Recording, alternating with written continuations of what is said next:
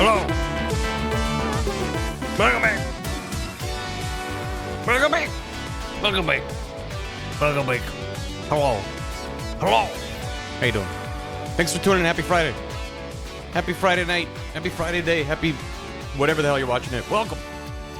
Welcome back to Ace Attorney 6, Barry 0. We're off to a good start. We finished the first case to great aplomb. That's the correct usage of that word. It's gonna keep going great, right? We're in case 2. We already have one of our main characters behind bars, so, you know, it's Ace Attorney. It's going good. It's going good. Hold on. Shoot to me. Why? The real high noon. Thank you. Crime of defense. It's true. Sounds like Ace Attorney. Yep. Let's get back into it. I've got a fresh cup of green tea, ready to soothe my throat. I'm doing good.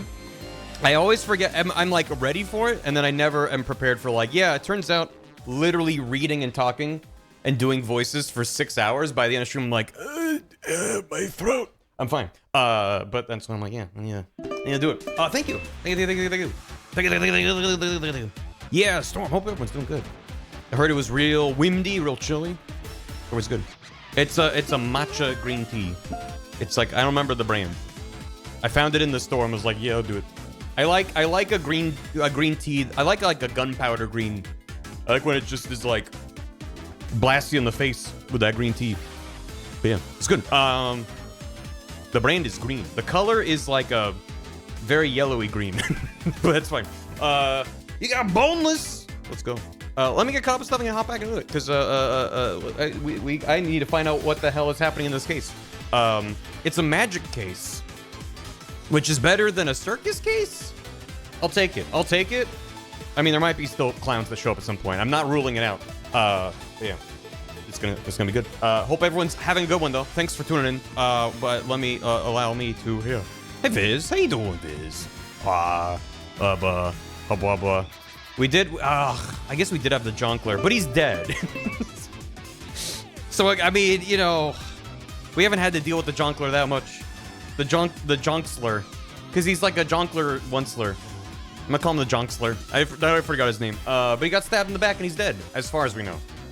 There's shenanigans afoot of the highest degree, so we'll find out. He died? Yeah. R.I.P. Yeah, Mr. Reus. Cars maybe fucked, but I got a weekend. Oh, sorry about car. Inviso Drive 07. Hope it's alright. Jonkler defeated Dark Souls text. Anyway,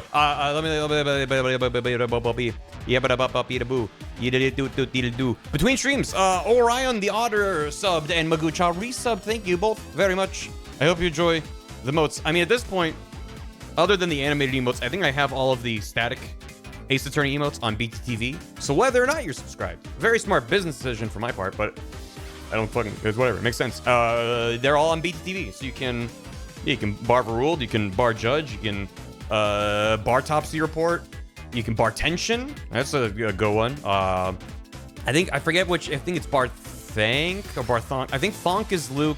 I think Thank is Maya. Yeah, anyway, there's a bunch of them.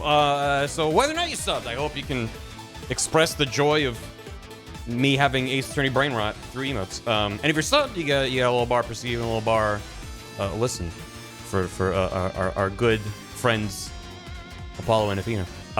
You can also I'll be doomed. It's good. Anyway, thank you. Over here, Senator Serba, thanks for the hammy. Gonna have to catch the VOD because I'm heading to Vegas for my birthday. Have a hammy, Maya Spin. Happy birthday, Senator Serba. Hope it's a good Vegas birthday. And I really appreciate the hammy. Lord Malvern, thanks for 7 months. It rained from my ceiling today, so I'm ready to sit back and get some of those comfy Ace Attorney vibes. That's because you installed like a really cool, like indoor rain effect. Right. Thank you for 7 months. I hope you figured that out. Thank you. Smashman, thanks for the 100 bits. Toby Fox is making music for Off. Yeah, I saw a tweet about it. Or sorry, I saw a skeet about it. Apparently, Fangamer and the creator of Off, Mortis Ghost, tried to reach out to ACC, the original composer, to use their music, but he was apprehensive about signing off and disappeared. Weird. Strange. Toby had mixed feelings about this thing. It's like breaking into someone's house and pasting your face in the family photo album.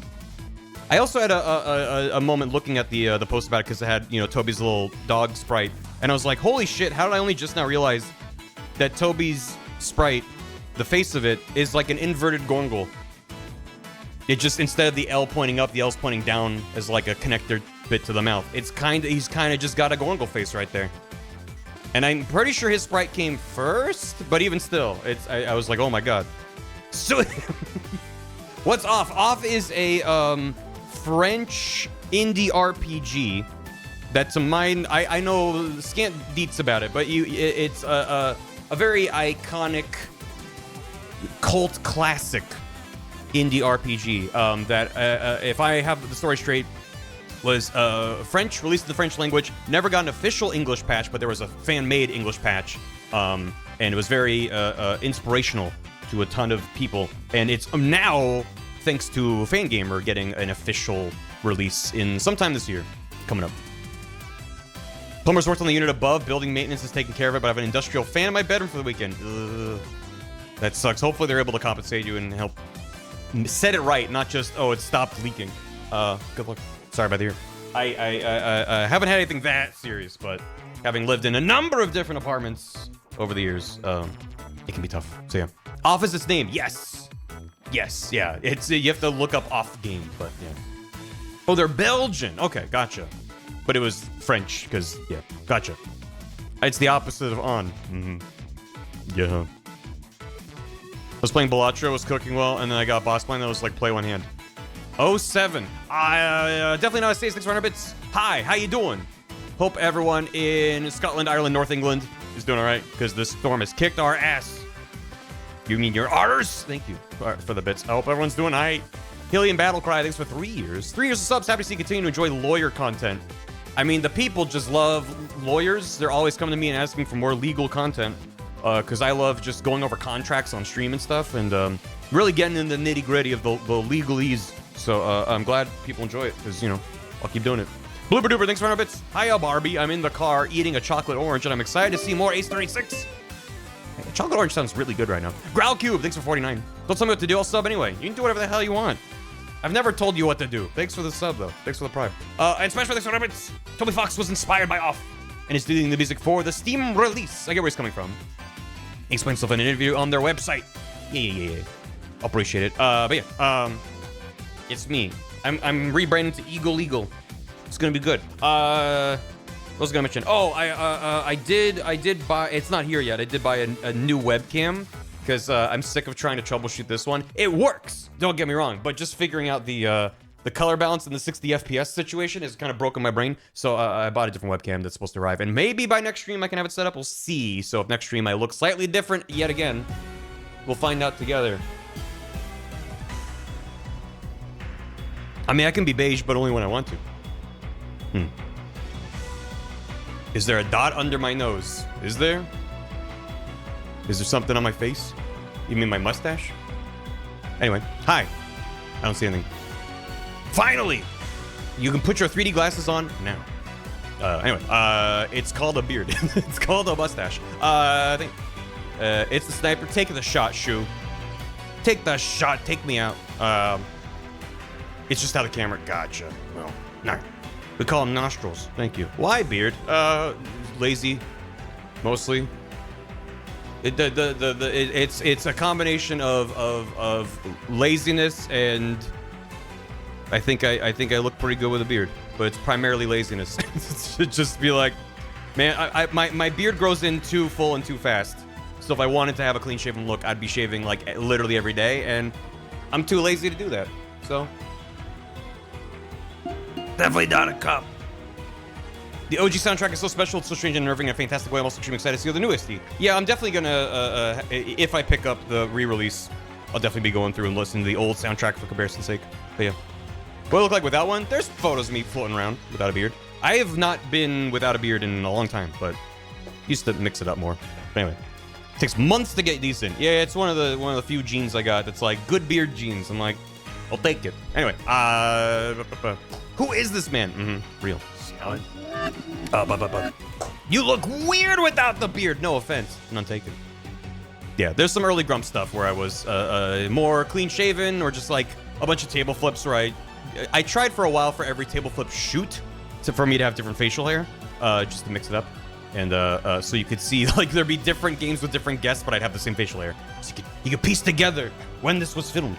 But yeah, anyway, first season of TNG, what I'm talking about. Anyway, let me get into the video game. Mr. Maxim, thanks for the 19 months. Appreciate it. This month's been awful. I needed a pick-me-up. Well, this game will pick you up and then set you right back down. But I hope the time that you're like, wee, is nice. Because, I don't know. It feels like every Ace 30 is just such a roller coaster. But I'm excited hopping back into it. So we had a magical mystery tour. Trucy. Well, first we had Phoenix. It went to the foreign nation of Kurain. Because I'm assuming due to retcons, the Kurain village and the Kurain channeling technique originates from a country, not just this group of people living in the mountains of Japanifornia. So the nation of Kurain seems to be where a lot of the Fae clan stuff comes from. Although so far they haven't gotten into the fact that it was like only the women of the Fae clan could do stuff, and that hasn't really come up yet. But we're early, and maybe they don't care about that point. But anyway, Phoenix is there and immediately got up to trouble. He's trying to meet up with Maya, and it's going great for him out there. They've effectively outlawed defense attorneys through a roundabout means, and it's good. It's going great. We got a guy off the hook, and the first non-guilty verdict in 23 years. So it's good. It's paradise, really. And then back in Japanifornia, Trucy had a magic show that went really well. It's a couple days before the actual opening, but they were doing a kind of early rehearsal open to the press, as well as Apollo and Athena were there, and a man was moided.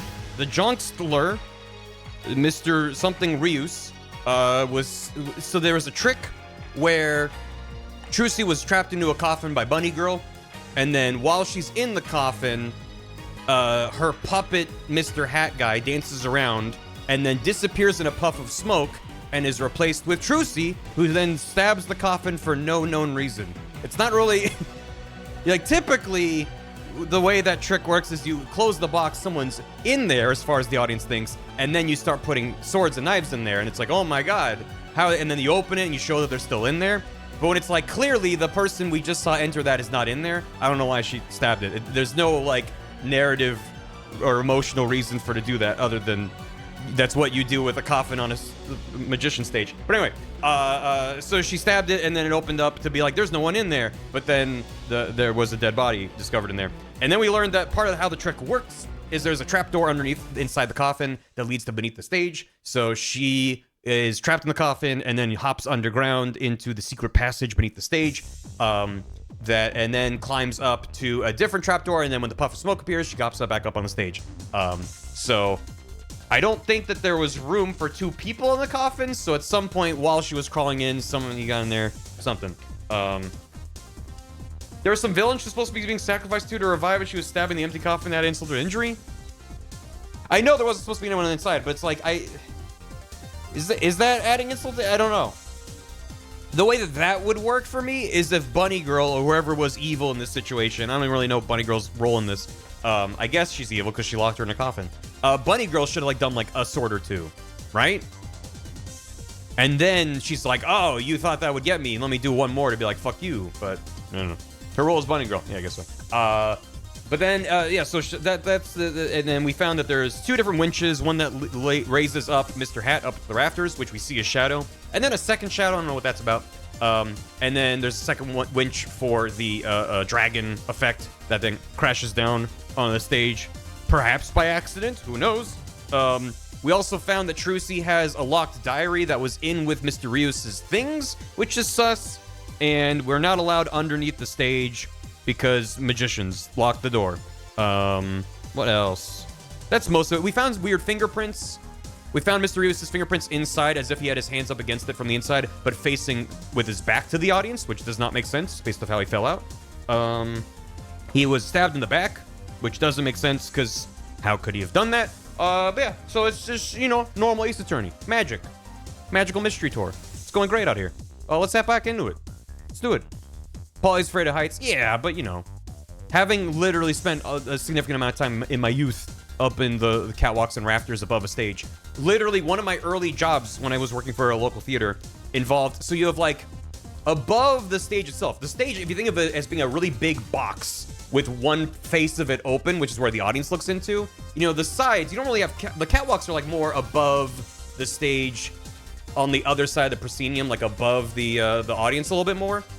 That was more like there's like a series of, I guess they're catwalks. In my mind, catwalk like crosses across, whereas this is like along the sides. But anyway, you go up along the sides, but at the very, very top, above where the audience can see, was like just a grid, not even a grid, rows of metal braces. I don't know what you would call them. And I had to go up there with a buddy of mine and sweep and mop up there. So you're literally just standing. I mean, you can't fall through, but they're like these, I don't know, like 5 inches or so, 6-inch wide things just sort of like going across this gap. And you're just up there mopping, and you're like, it's a straight drop down to the stage, like 50 feet straight down. And you're like, I'm 16 years old and I'm mopping, and this feels like I'm gonna die. It was good. Fun time. But that's how you get over a fear of heights. Except, like, I say that, except I still will have moments where I'm like in a precarious situation and be like, oh, Jesus. Like one I remember very, very vividly is, this is a tangent. I'm going to go back and play the game. I studied in college. I spent a semester studying abroad in China. I was based out of Shanghai. And I did a little bit of sightseeing while I was there, including there's a weird tower in Shanghai in the Pudong downtown area that's like this big bulbous Space Needle looking thing. And there's an observation deck. Vampire Survivors needs to stop going so hard. There's an observation deck that's a glass floor that loops around the outside of that big bowl. And you can walk out onto it, and it's enclosed. It's encased. You're not exposed to the elements, but it's, you know, just glass all the way in a loop around you, and then just nothing straight down. And yeah, fuck that. That was the first time in my life I've genuinely experienced like, oh, my body is refusing to step onto that glass. I did kind of like shuffle, but like you kind of just can't look down as you're stepping. You have to like face forward and then look down and be like, this sucks. It's bad. Glass Mountain Bridge next? Nah, I'm good. But to me, I don't. It's like there's like a fear of heights, which is like I'm not gonna step up onto a step stool or a step ladder. And then there's the fear of heights that's like your brain and your body is correctly conditioned to be concerned about this situation. It's not an irrational fear. It's not like a fear of like even something like a fear of balloons is like potentially a fear of like, oh, when they pop, it's startling. Like there's it's not like a fear of the color blue where you're like, oh, every time I see the color blue, for various reasons, I'm filled with fright. It's like, a fear of heights is like, yeah, that's bad. Like, this is a dangerous position, and our lizard monkey brain does not understand what glass is. So, like, it's fun. Anyway, it's good. Hi, thanks for 28 months later, Katie. How you doing? It's incredibly rational. Yeah, there's plenty of fears that are rational. It's not an irrational fear, but anyway. I digress, and then I digressed from my digression. We're gonna play a video game about a normal day in the theater. Depends on context. Edge of a cliff with a sheer drop, no problem. Edge of a building, some trepidation. Bridge over chasm, issues. For me, all three of those, I'd be like, a little bit. Did I watch the prologue? I did, actually. I did watch the prologue, and I kind of wish I didn't. Like, a lot of people mentioned, you should watch the prologue. The thing is, it gave me no new information. It feels like it just sort of spoiled future plot beats for me, because everything that was like, here's the state of the nation of Khura'in, was more than explained in case 1. None of it was necessary.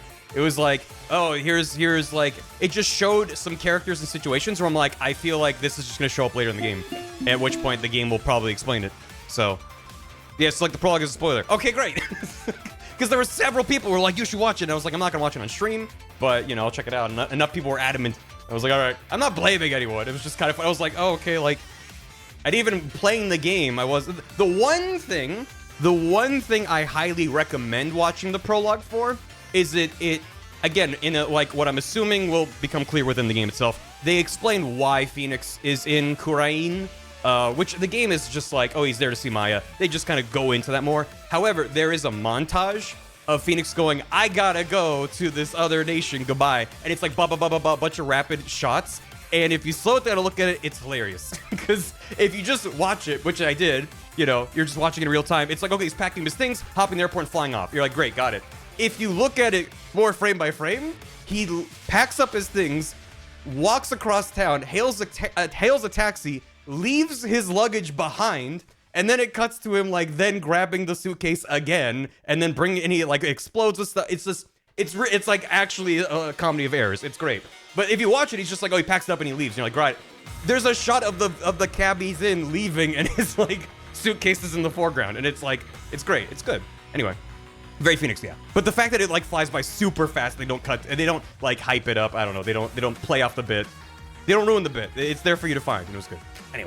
Anyway, can we see it? No. Just look up Ace Attorney Spirit of Justice Prologue. It's on Nintendo's channel from 8 years ago. If it's in the game, I'm gonna roll the dice and watch it and see if I get bopped from Capcom's usually pretty good, but for something that's like a full anime video produced for marketing, I'm like, I might get bopped for that, so.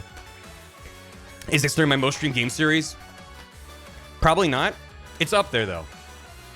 I still think number 1 is probably Monster Hunter World. I streamed a lot of Monster Hunter World when it came out. I mean, granted, at this point, maybe Ace Attorney has taken over because of how long these games are, but can you watch Pirate Video? No. The blooper saying made hilarious? Yeah. Only a month? Yeah. I hope it works on my computer. It'll work on my computer. Hopefully I can stream it. I'm thinking of testing the beta that's like in another couple weeks. Because if it doesn't run well on my computer, if I'm running OBS and stuff, I might pick it up on console. Because my computer is a beast, and it should be able to run anything for the foreseeable future on decent settings. But apparently Wilds is in a bumpy state right now, so... Yeah, I've heard mixed things, which is a bummer because Rise was designed for the Switch, so the PC version on my old PC was like, holy shit, this thing runs amazing, especially compared to the Switch. But, you know, who needs to optimize their games anymore? That's for future hardware to brute force its way out of. Yay! We're doing it live. We're figuring it out. Anyway. Yeah. Do I have one computer? I do. I did consider having a 2-computer setup and capturing the output, but I don't want to have 2 points of potential failure, so. It's not even canon, they only made it for advertising reasons. Then that's even more confusing. But then does that mean that the plot points that show up in the prologue don't pay off in the game? Then that's even weirder. I guess we'll see. They're working on, I did see they're talking about also releasing some kind of free, like, stress test playable thing, so we'll see. But worst case, I can pick it up on PS5 and just capture that and just be crunchy about it. How much for the old PC? You want it? It's yours. You want it? It's yours. It's literally sitting right next to me over there. And I'm just holding on to it to make sure this computer doesn't explode and blue screen in like a month. But after that, I'm like, I'm going to probably try to donate it or waste it or something. Because I thought about what I would use it for. Originally, I was like, I could use it as like a media tower by the PC and use that. But we don't have a lot of room around our TV at the new place. It's like the living room is actually a pretty decent size, just where we set up the TV and couch is just kind of like a little section in the corner where it doesn't matter. But yeah, I'm like, I don't know. Also, I still have a Stream Deck Sorry, not Stream Deck. Steam, not Steam Deck. I'm getting everything confused. Steam Link, which is the little box that helps you stream Steam games from a PC to your TV, and it works really well. So I don't really need for playing games, specifically PC games, unless it's a non-Steam PC game, in which case you can kind of make it work with the Steam Link. It's just a little bit janky. So anyway, can I yeet the PC to Europe? Yeah, I'm gonna go outside and shot put it. So get ready to catch it. Boom. Anyway, let's play a video game. Alan Bradis gifted a sub to Aqueous Evolution. Thank you very much. I appreciate it.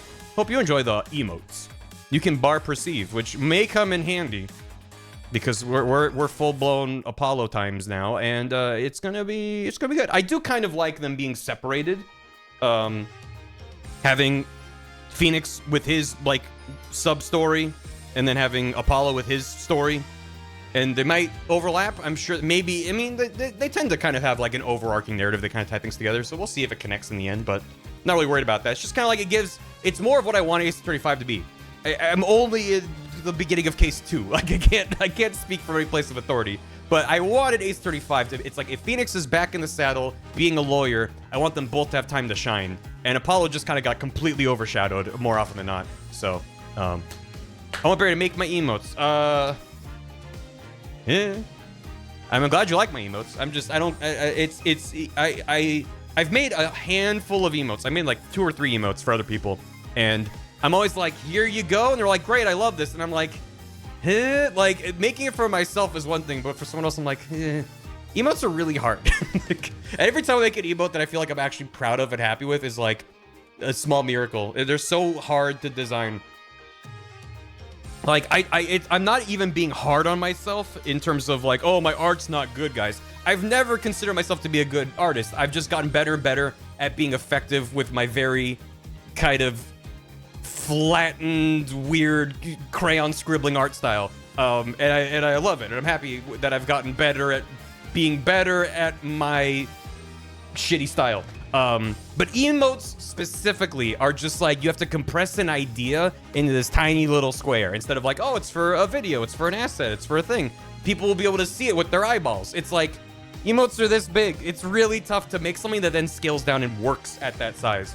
I have so many emotes that I've made, and friends emotes that I've looked at and stuff where they're like asking for feedback, and it's like, yeah, I get what you're going for, but like, it doesn't quite read when it's this big. And so, anyway, all that to say, yeah, I mean, also a lot of my most effective emotes I didn't design as an emote because I don't know what I'm doing.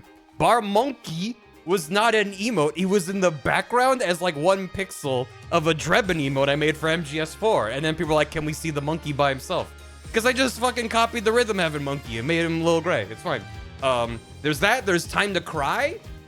Was not intended to be an emote. I drew that for an Omori comic I made based off of the like Watch How Hard I Can Cry and or Piss. And then people were like, can we have that as an emote? And I was like, sure. So it was a BTTV emote for a long time before I animated it, but, you know, it was just like, I was like, that's not going to scale well as an emote. It's so scrunchy, and there's too many conflicting Barvatar mushy bits, and it has no silhouette, but it works, so fuck me. I don't know. The only thing I've learned is I don't know what I'm doing. So anyway. All I have to say, let's play a game. Do-do-do. But load game, pull me back in. So we're in the middle of an investigation, and it's going well, and I thought we were maybe almost done with the investigation, but apparently not. Apparently not.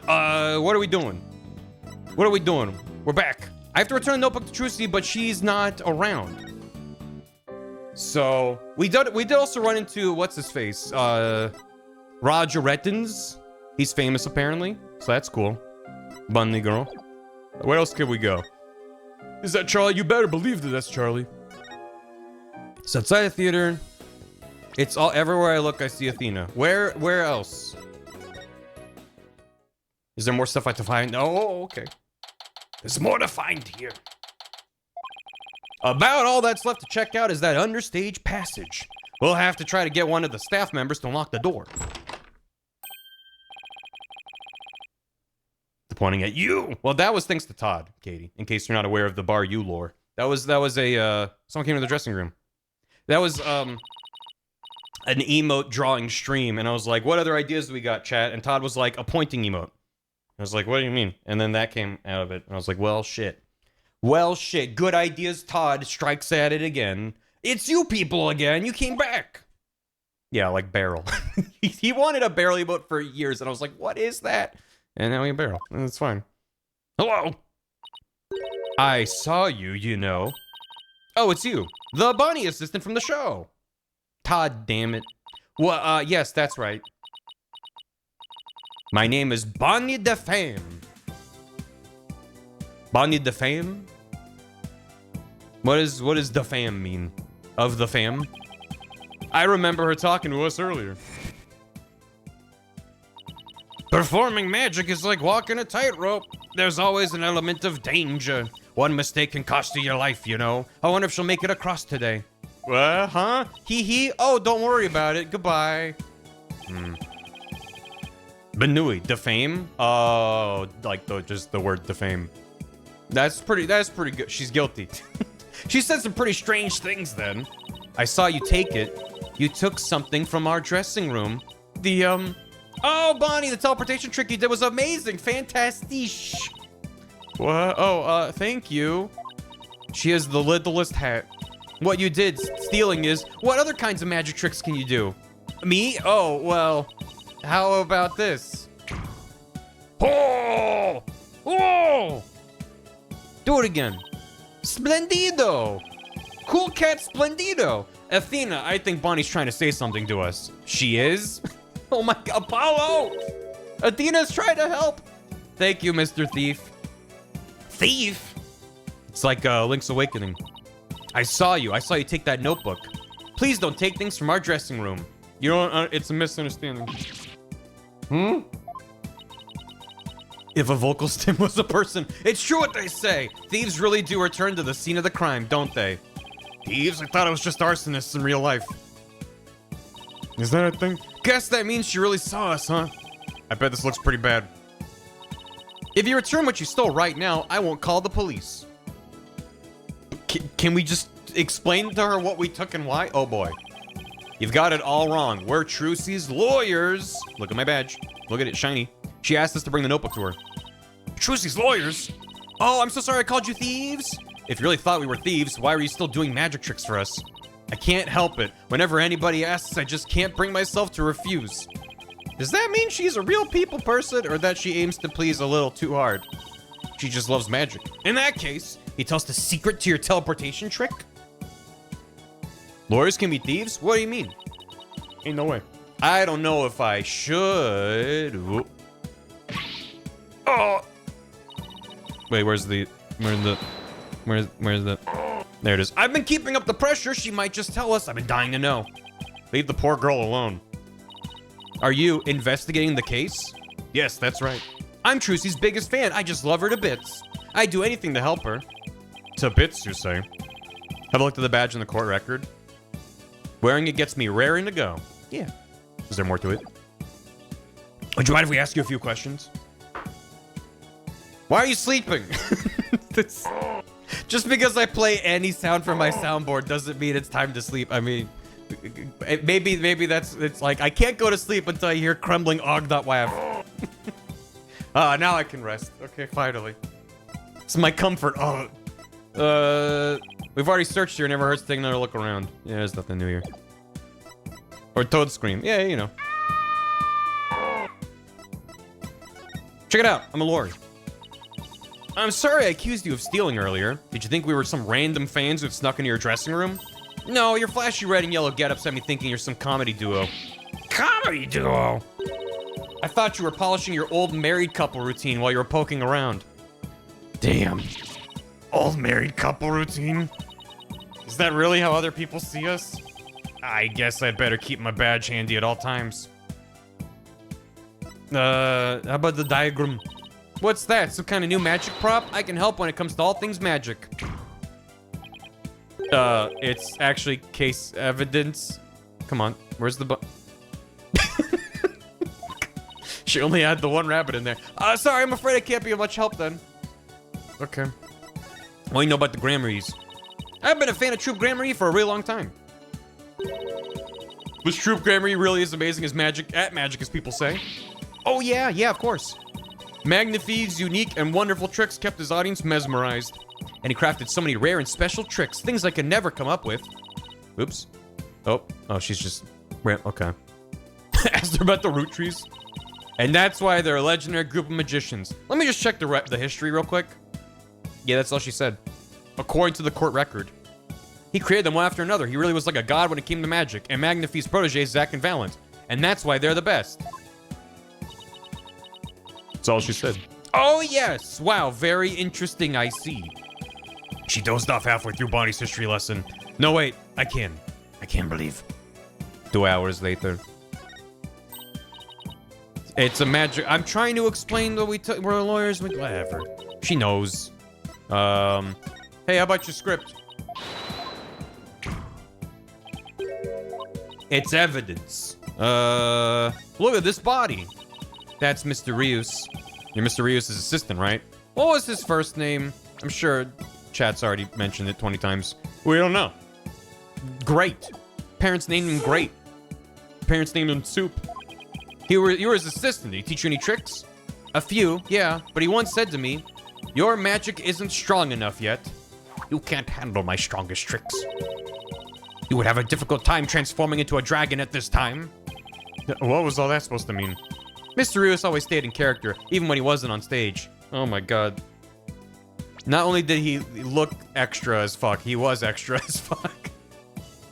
This is not a mask. This is my face. My face is the mask. All right, buddy. First name The, middle name Great. That's his parents. They were staying up late. It made it kind of difficult to talk with him sometimes. Back-to-back Jared Leto references. Sounds like he was a rather quirky guy. I agree.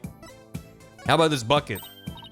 What's that? I wasn't this your job? It was in your... It was her script with her name on it. It was like, make sure the bucket's ready and this thing's covered in dust. Why is that not important? I guess that's for court later.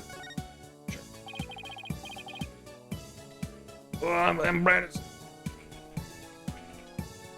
There you go. I'm not... Listen, you can make as many emotes as you want. I just can't promise I'll add them all. So as long as you're fine with that, I'm fine with that too. You're a magician, right, Bonnie? Mr. Bucket. Put your... Oh, it's Athena's face. Yeah. Thank you. She's very concerned. It's Athena's cringe face. It's good. That's right. My specialties are teleportation and this little trick right here. There he is.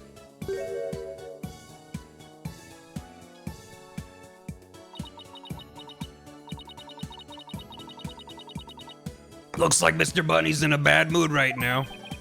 Or that she messed up. You said you're a big fan of Trucy's, right? Yes, I look up to her more than anyone else in the whole world.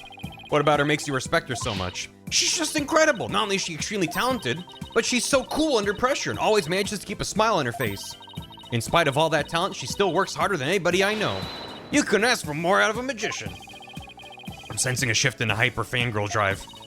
I love the unique way she does her tricks and how she charms the audience. I especially love her magic panties trick, which is both cute and comical. First time I saw her do that trick, I was so impressed. I've gone to her shows to see her perform so many times, I lost count. Yep. And that's why I think Trucy is top class. A first-rate magician. I see. I think we have a pretty good idea of how much you adore her now. Oh, was I talking too much? I'm so sorry. I better be careful about when and how I ask her about Trucy. That's why I'll do anything at all to help Trucy. Oh, Mr. Lawyer, you just have to prove her innocence. Don't worry, I plan to do just that. I wish Trucy could see that she has people like Bonnie in her corner rooting for her.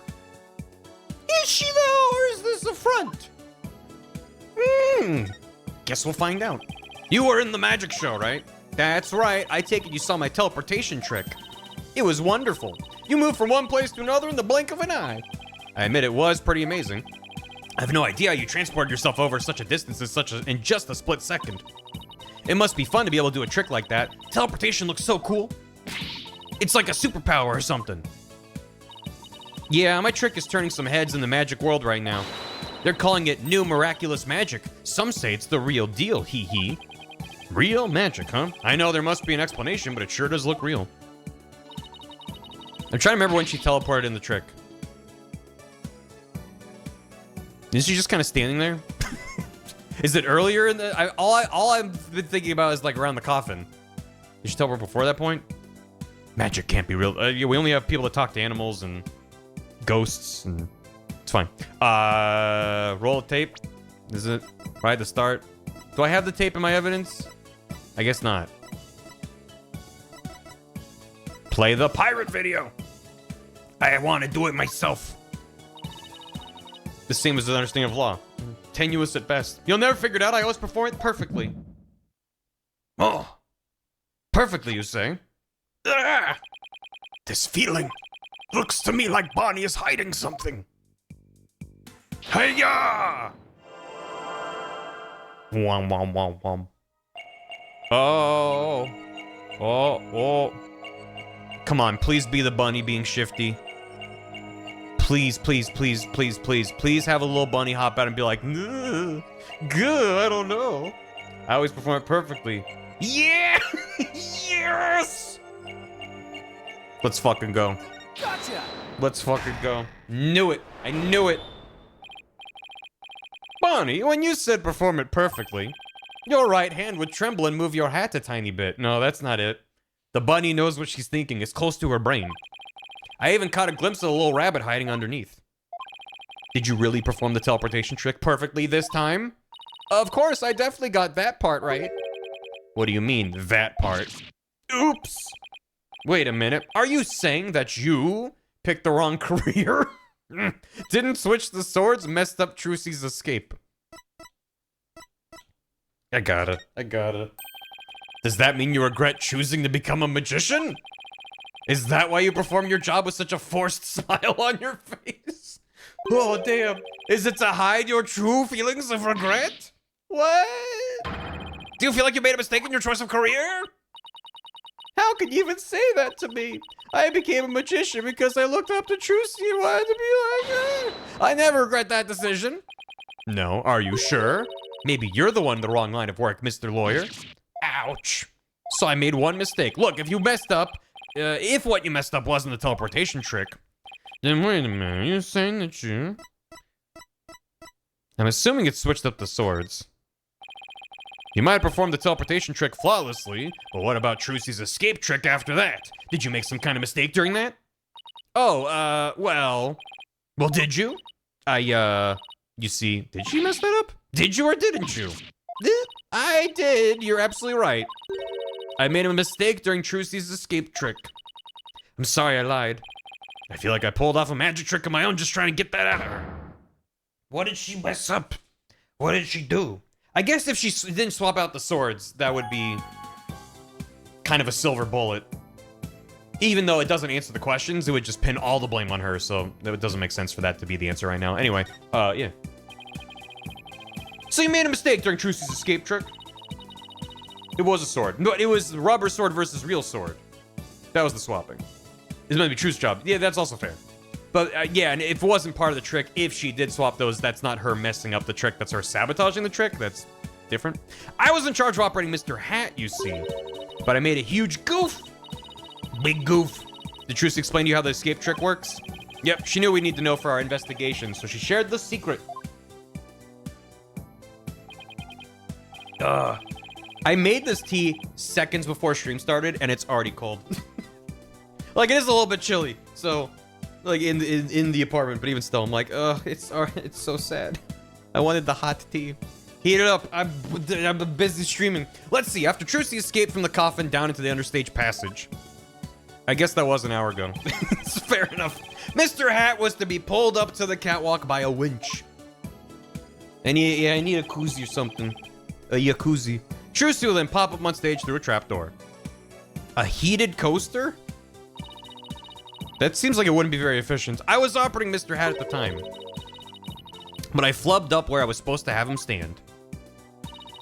I was supposed to make Mr. Hat stand to the left of the coffin. Uh-huh. But I messed up and had him stand to the right by accident. Uh-huh. That matches up with what we saw during the show. Wait, stage left or stage? She must be house left and house right. But then that doesn't that mean... Yeah, Trucy would have ended up popping up on the side opposite to Mr. Hat. Yes, she would have if she hadn't done some quick thinking on her feet. She managed to pop up on the right-hand side of the coffin for me. How? Why? How? Huh? So the audience never knew a mistake had been made. Way to go, Trucy. That raises way more questions than it answers. But my mistake caused her so much trouble. I think I better ask Trucy about this later. By the way, I'd like to investigate the understage passage. Will that be all right? Oh, by all means. Anything to help prove Trucy's innocence. I'll unlock it for you. Now that I have time to clean up the fucking evidence. There you are. Got a minute? Oh, Mr. Rettens. Yes, of course. Not you, Bunny. The lawyers. They're the ones I want to see. You have business with us? I hear you two are from the same agency as Trucy. That true? Yeah, that's right. This is for you, then. Hang loose, baby. A contract? Between Take-Two TV, the first party, and Trucy, the second party. If, through the fault of the second party, the show must be canceled in part or in full, the second party will pay $3 million as compensation? Well, we found ourselves some motivation here. $3 million? Yep, that's more like it. That shocked reaction, that dopey expression. You make a great comedian. Really? I know, I'll put you on my show. We'll get one of those cartoon anvils to fall on your head. Wait a minute. Is this for one of those hidden camera prank shows? You wish. That's an official contract. See for yourselves. You're the lawyers, after all. You should know one when you see one, right? Why did Trucy sign this? He's right. It's all signed and everything. You better make sure your agency pays what Trucy owes me in full. You kidding me? The Wright Anything agency doesn't have that kind of money. And I guess you're gonna have to go fishing for some. I can see it now. Craziest catch, legend of the seasick lawyers. Yeah. Fishing? No thanks. I can't even swim. Objection. What kind of ridiculous, low-down, unfair, one-sided contract is this? Hey, now, there's nothing ridiculous here. It's all perfectly legit. It's got her signature on it, see? Arg. My boys have got to see the stupid look on your faces. It's priceless. And post. Haha, I'm getting responses already. It's gonna go viral. No, how could he? Bye-bye reputation.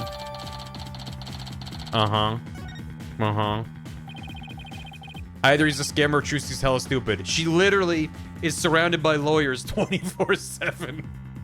How in the hell? You ain't seen nothing yet, baby. I'm gonna drive Troop Gramarye and everybody associated with it into the ground. Serves you right for getting involved with the Gramaryes. What's this grudge you have against the Gramaryes anyway? Well, what are you talking about? The stress is making you paranoid, champ. Come on, Bonnie, we have more filming to do.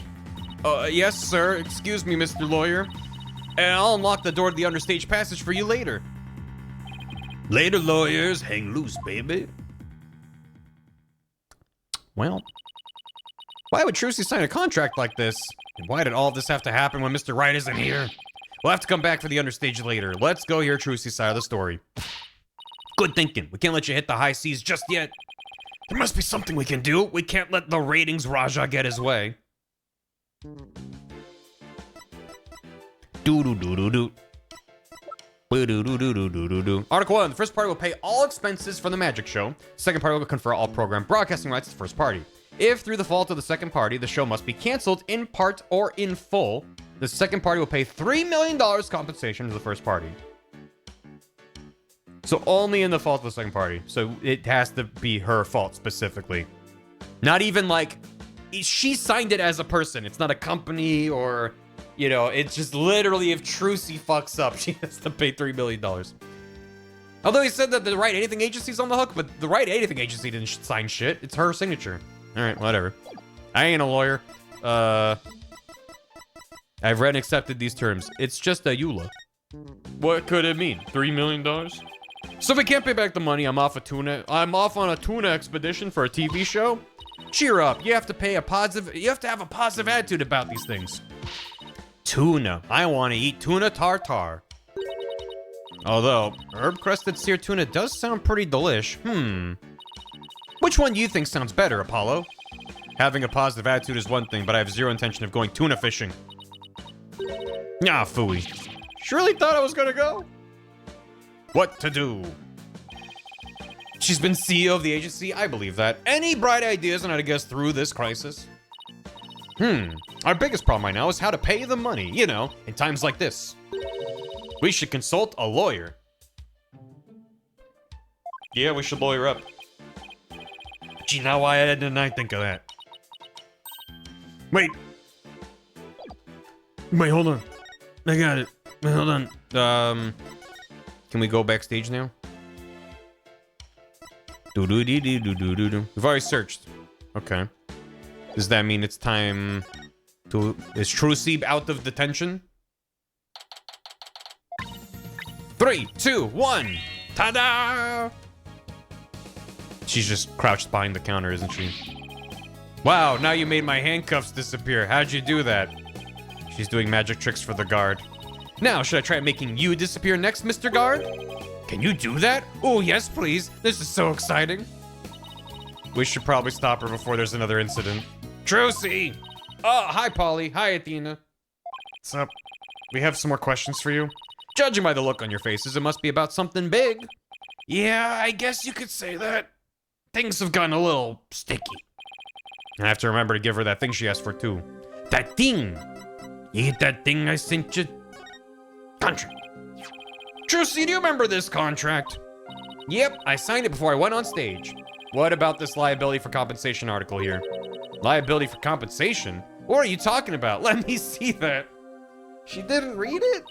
Trucy? $3 million? Just as I suspected, she didn't know about that part. I've never seen this article, and I read the whole contract from top to bottom. Atta girl. Yeah, I didn't think you'd miss such a big thing. But there's your signature, so what's going on? Maybe there was some kind of trick involved? You know, like when I signed it. In other words, you think there might be some foul play afoot, and I'm willing to bet that the ratings Raja's the one behind it. She did read it. She was duped. Bonnie told us about the mistake she made on stage. Oh, you mean with where Mr. Hat had been placed? Even I was at a loss about what to do for a second there. So how did you fix the problem? Well, I was down in the understage passage when I found out. How? I had to work my butt off to fix it, let me tell you. After I escaped from the coffin and went down to the understage passage, I got a signal from Bonnie saying she made a mistake with Mr. Hat's positioning. Sure. No joke, I was freaking out. After all, I had to be back up on stage in a few short minutes. Minutes? Looked like seconds. Magical girl Trucy Wright was faced with an unprecedented crisis beneath the stage. Would this spell the end for Trucy and Gramarye Land? And what happened? Athena's totally hooked. I was supposed to get back up to the stage through trapdoor number 1 on the left. There's always a second trapdoor. Using a platform that can be raised and lowered called a stage lift. There was a stage lift ready and waiting in the lowered position under trapdoor 1. But Mr. Hat had been placed on the right above trapdoor 2 by mistake. There was already another stage lift under trapdoor 2, but it was in the raised position since we hadn't planned on using it. Okay, so how'd you get back up onto the stage? Why, through brute strength. I couldn't lower stage lift 2 by myself, so I pushed it back and out of the way. Then I moved the lowered stage lift number 1 into place under trapdoor number 2. Herg-gurg, this thing is heavy. Uh-huh. What does that say on the wall there? Ake it day 2, you wait and see? There's something suspicious on the wall by the ladder there. I guess we won't worry about it. The cake is a lie. I wish I could have moved it with magic. Unfortunately, my magic is useless under the stage. The understage is a dark abyss that drains magicians of all their powers. I can see why it's called the Abyss. I never knew it could take so much out of you. Whoa, gamer reference. That's just how it goes in the real world. Illusions are created by the blood, sweat, and tears of those behind the scenes. Wow, I learned so much just now. Trucy, have you told anybody else about all this? Nope, nobody. It sounds like some critical information. I better make a note of it. Trucy's statement. I wonder what we'll see when we get under the stage. Did you know that I'm an attorney, Trucy? Here you go. You're letting me have it? What's come over you all of a sudden? If it'll take her mind off things for a bit, why not let her have a little fun with it? Oh, I see how it is. Throwing down the gauntlet, are you, Polly? Fine then. In that case, why don't I make the money vanish from your wallet? Ha ha, my money will disappear on its own when I take you out for a treat after this trial. Ramen at El Dunes, cake, anything you want. That's it? No sarcastic barb at the end? Are you sure you're feeling all right? Did I say something wrong? He cares! You saying you want me to conjure up a copy or two of this? No, forged evidence isn't gonna help us in court. It'll be fine. With my magic, I'll make sure the audience can't see the strings attached. It's not the audience, but the discerning eyes of the law I'm worried about. No matter where I perform, I always put this poster up in my dressing room. As long as it's up on the wall, I feel like I won't make any mistakes. Like a superstition, huh? I know the feeling. Still, it didn't stop such an awful thing from happening today. Hope my granddaddy doesn't show up at my bedside to scold me tonight. Me too, Trucy. Me too. Here you go, Trucy. Here's your notebook back. Great, thank you very much. So what's written in there anyway? Looks like it's full of secrets or something. That's because it is. It was originally my granddaddy Magnify's notebook. He used it like a diary and as a place to jot down ideas for new magic tricks. Some of which only members of Troop Grammar have ever laid eyes on. Wow, this notebook is a really big deal then. That's why it's always kept under lock and key. I bet a magician would do just about anything to get their hands on that notebook. And we found it mixed in with Mr. Rios's belongings. Could he really have been trying to steal it? The Troop Grammar Creed is also written inside. A true entertainer always keeps a smile on their face. That creed was passed down to me from my daddy as his daddy passed it down to him. It's true that Trucy always keeps a smile on her face. I guess it's due in part to her family creed. Updated Grammar report. Trucy, I want to talk to you about where we found this notebook. We found this notebook mixed in with Rios's belongings. What? Do you think he might have been trying to steal it? No way, I can't believe it. The great Mr. Rios would never do any such thing. Would it be so far-fetched if he was after Troop Grammar's secret tricks? Makes for a pretty compelling motive. Do you know why Rios left the troop? No, I don't remember what they said. He was injured during a show 13 years ago and left Troop Grammar. So he was injured and left, and then is making his return with this special. So, probably some motives there as well. In any case, we better focus on doing something about this contract for now. Trucy signed it in her dressing room, right? Then we better do a little more investigating there. I'm so sorry to put the two of you through all this. Don't worry, we'll get to the bottom of this. There's gotta be some kind of mistake. If you need me to, I'm willing to take drastic measures. With my magic. No. There's no need. The intro of her theme always makes me think of the pirate song from 5. It's like got the bum bum bum bum bum bum bum. You're not planning on pulling some magical money out of there, are you? Nope. My magic panties are much better making them disappear, making things disappear than up here. Do I want to know what she's planning to make disappear? Apollo, we have to do something, anything to fix this. I agree. Let's check out the dressing room again for starters. All right, and we should finally check out that understage passage too. The abyss? Then you'll have to go through the backstage area. Be careful down there. Come on. Can we see the pirate video? No.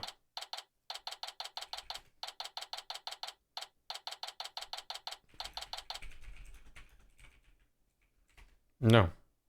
No, you're not allowed to. You're not allowed to see it. Shit. Fuck. Hold on. Shit. They found the crunchiest version of it on YouTube. That's Athena's version. Fuck. Hold on. Where's the? Yeah. Jesus, why does it sound so bad? They film it off their phone? The video's good, but then the audio's terrible. Oh my god. Every version on YouTube is terrible quality. Wait, hold on. Maybe that, hold on, wait, hold on, wait, hold on, wait,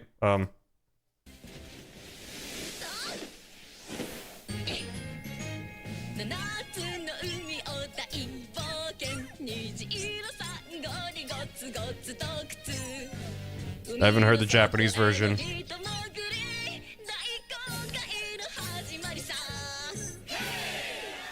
Hooray! Okay, anyway. Never ask me for anything ever again. It's April 27th, and we're in the thing. We're gonna talk about where we were with the why did this resize? Hold on, get that over there. Aha! Okay, this is where Trucy signed that contract. Right. And there must have been some kind of trick that was used when she signed it. The question is, what kind of trick and how it was done? Make me a sandwich? Yeah. Poof, you're a sandwich. It's some kind of object or tool is used. There still may be a trace of it somewhere. Like with the pen or the paper. Well, it's time to find the secret of that trick. Off gets, let's do it. What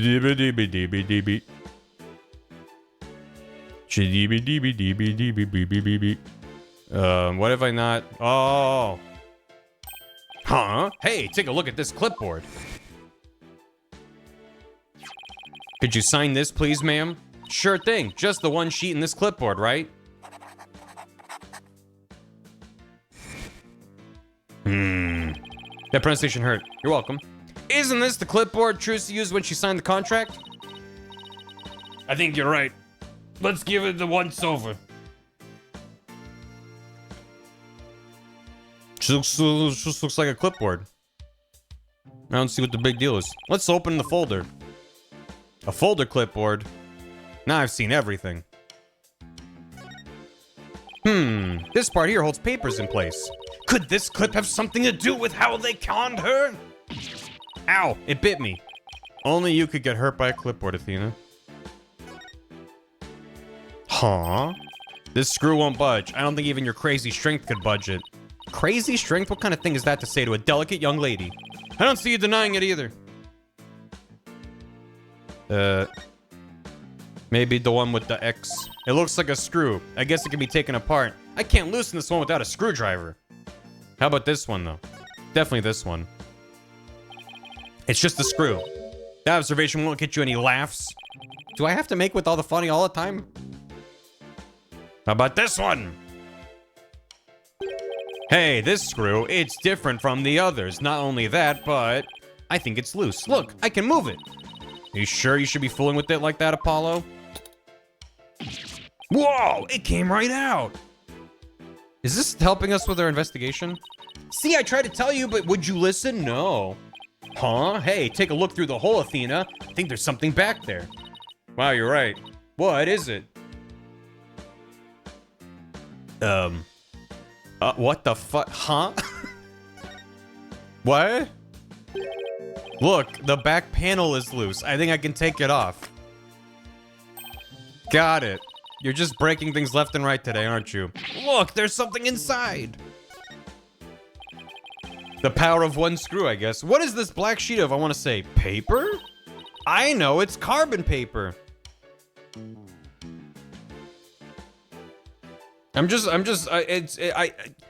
feel like neither Apollo or Athena should know about carbon paper. Should be like, huh?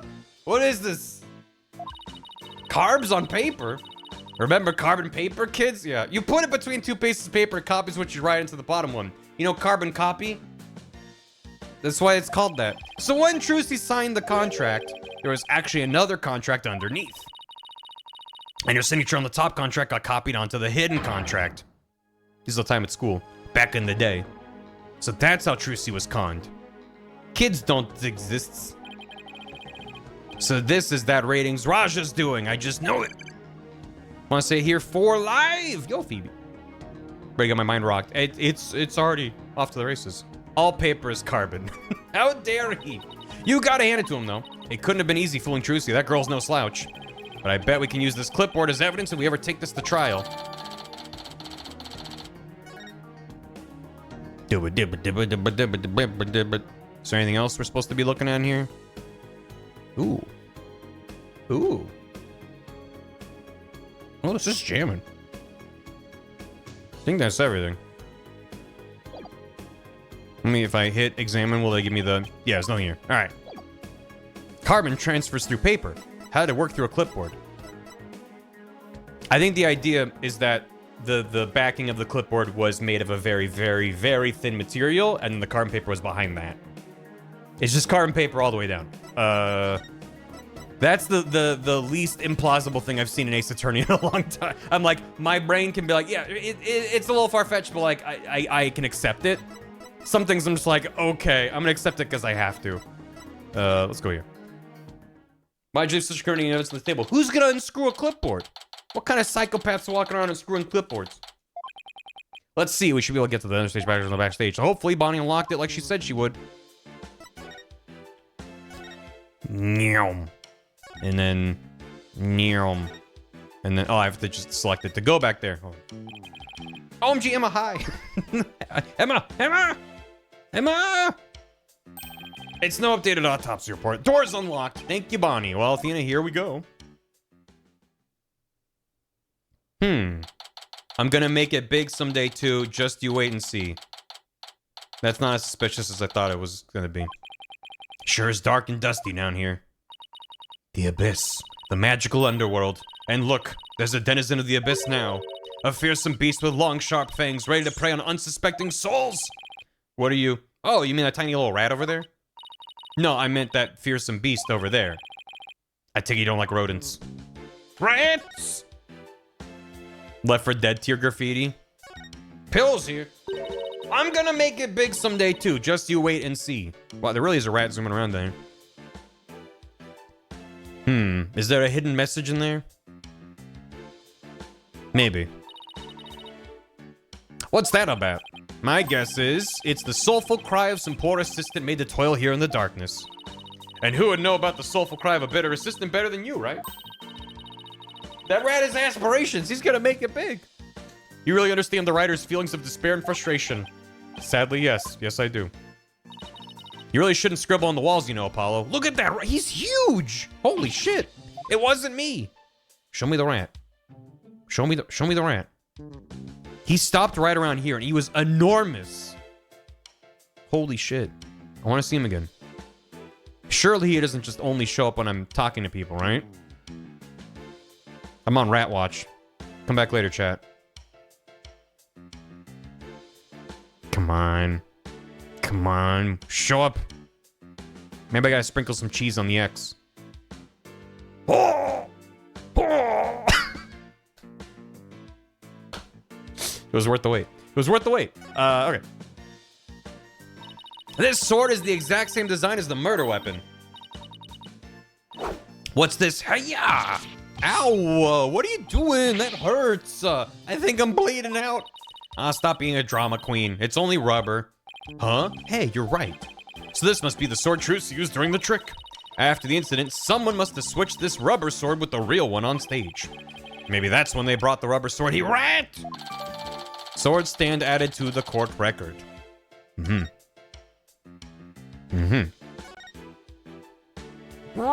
Look at all these props. Hey, there's something in this hat. A dove, cards, a juice box, and some snacks. Looks like somebody planned to have a little treat in the middle of the show. Magicians are people too? Question mark, question mark? It's a stage lift for getting up to the stage. It looks like this crank lowers the platform.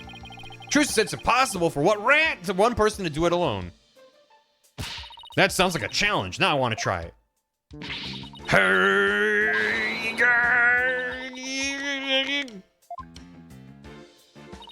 Duff. Yeah, it's probably just broken. Or you could just take people at their word. If I'm reading this room right, this must be the stage lift Trucy moved during the show. Originally, it was there where stage lift 1 is now. If this thing has freely rotating casters, that would be a nightmare to move. Rat! This would be a nightmare to move by yourself, or even with 2 people. That is terrible. Also, the way the casters are aligned, as if it moved forward and back, is a little sus. It's a stage lift for getting up to the stage. Trucy moved this one here. I guess it used to be where that yellow tape is. How in the world did she manage to move this huge thing? It couldn't have been easy for her. She's pretty petite. But I bet it'd be easy for you. Just what are you implying? That's it, chump. You're looking up microaggressions later. I think those are just aggressions, but yeah, that's still a good line. The rat's the one moving them. Mm-hmm. I believe the rat is strong. This ladder goes up to the ceiling. I guess it leads up to one of the trapdoors on stage. The coffin. Trucy must have used the ladder when she escaped from the coffin. Why don't you climb up there and see if I'm correct? It's not so high, you'll be fine, right? Why me? You'd make a young lady wearing a skirt climb a ladder? Rat! Fine, I'm going.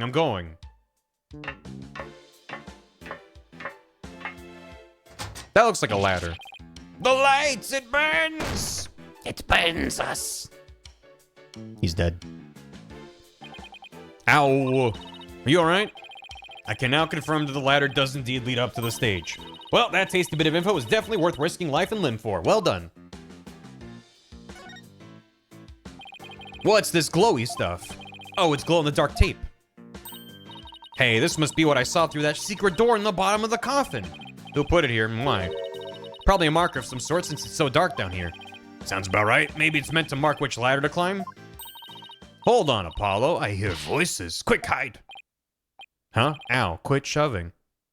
Yeah, there are 2 ladders. Hurry up and get down there. Yeah, ow, my arm doesn't bend that way. Oh, God. What the heck, Athena? Shush, look. Rat! It's so much work pretending to be cute and sweet. Yeah, yeah, all right. Don't just same girl. It's just I'm bemoaning how on the nose this dialogue is. Fine. Isn't that Bonnie? Hey, Bunny, wait for me. And the ratings, Raja. Why do we have to hide, Athena? Because I heard something funny. There was something off in their voices. All right. Athena's super sensitive hearing. That's important. Those lawyers are poking around trying to stir up trouble. Should I be worried? Relax. I didn't say anything to the police, and I won't say anything to them either. You better not, or you're gonna get it. Pow, right in the kisser. Chat. Whatever you're about to say, just keep it to yourself. What the? Is it just me, Rat? Or does Bonnie seem kind of different from before? Apollo, shush. I'm sick and tired of this whole investigation. All I want is Trucy's head on a platter. Leave everything to me, babe. Don't forget the power of mass media. TV can accomplish anything. I'll make sure Trucy gets much worse than a guilty verdict. I can't wait to see that girl crying and begging for mercy. One of these days, Alice. Bang, zoom! Straight to the down underneath the stage. Rat! You really hate Trucy, don't you, Bunny? I hate her. I loathe her. I can't stand that Trucy, Wright. Just because she's a little good at magic, she thinks she's all that. So this is exactly what that sniveling brat deserves. She's like 16 years old. Calm the fuck down. What the heck? If you mess this up, you're gonna really be sorry, you hear me? I'll crush you flat. Like a cockroach under my foot. Oh, you cute little thing. Holy shit, this animation. You're so adorable, Rat, when you're throwing a fit. Ow, ow, my foot. Can't you take a joke? That's you, chat. Come on, grab my things, we're leaving. Oh, lead the hippity hopping way, my little bud. There you go, there.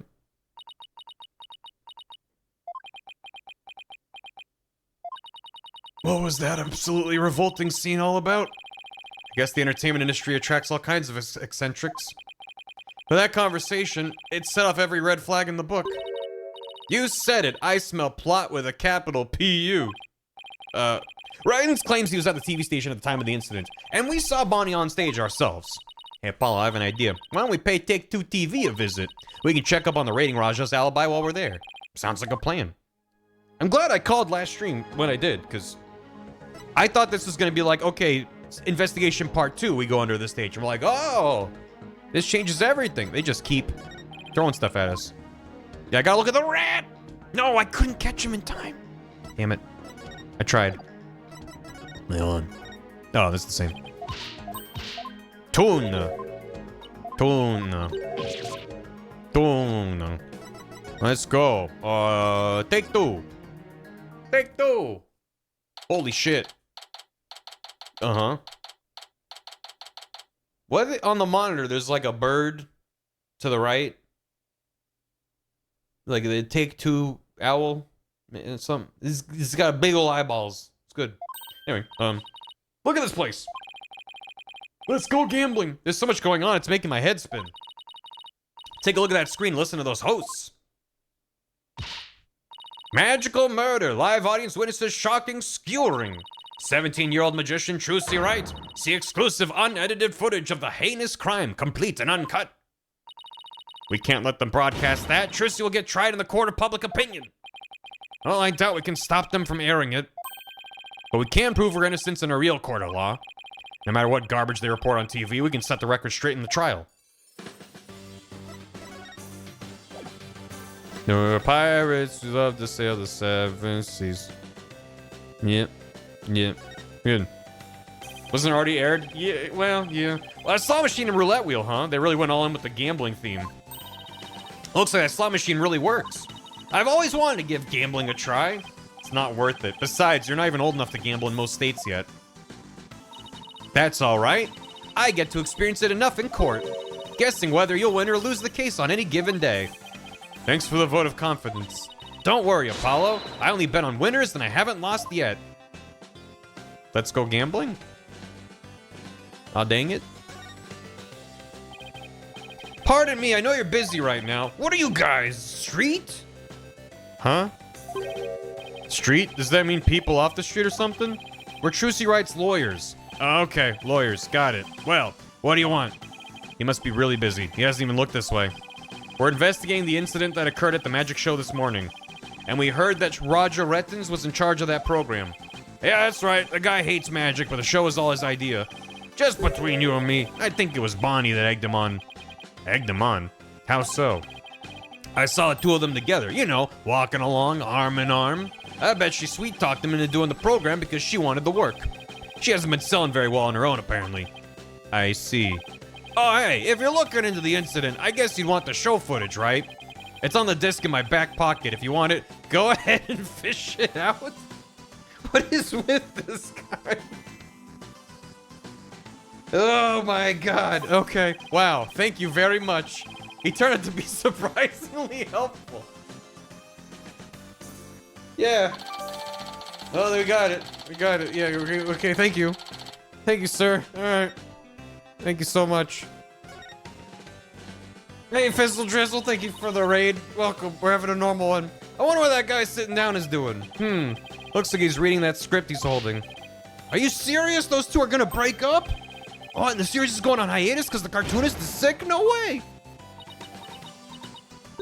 I think he's reading a comic book he's hiding in his script. If you're gonna goof off on set, that's a pretty bold way to do it. Nah, man, he's got it. He's got it all figured out. Have a good night, Luke. Go ahead and help yourself. Hams. Excuse me. We're looking into the incident that happened at the magic show this morning.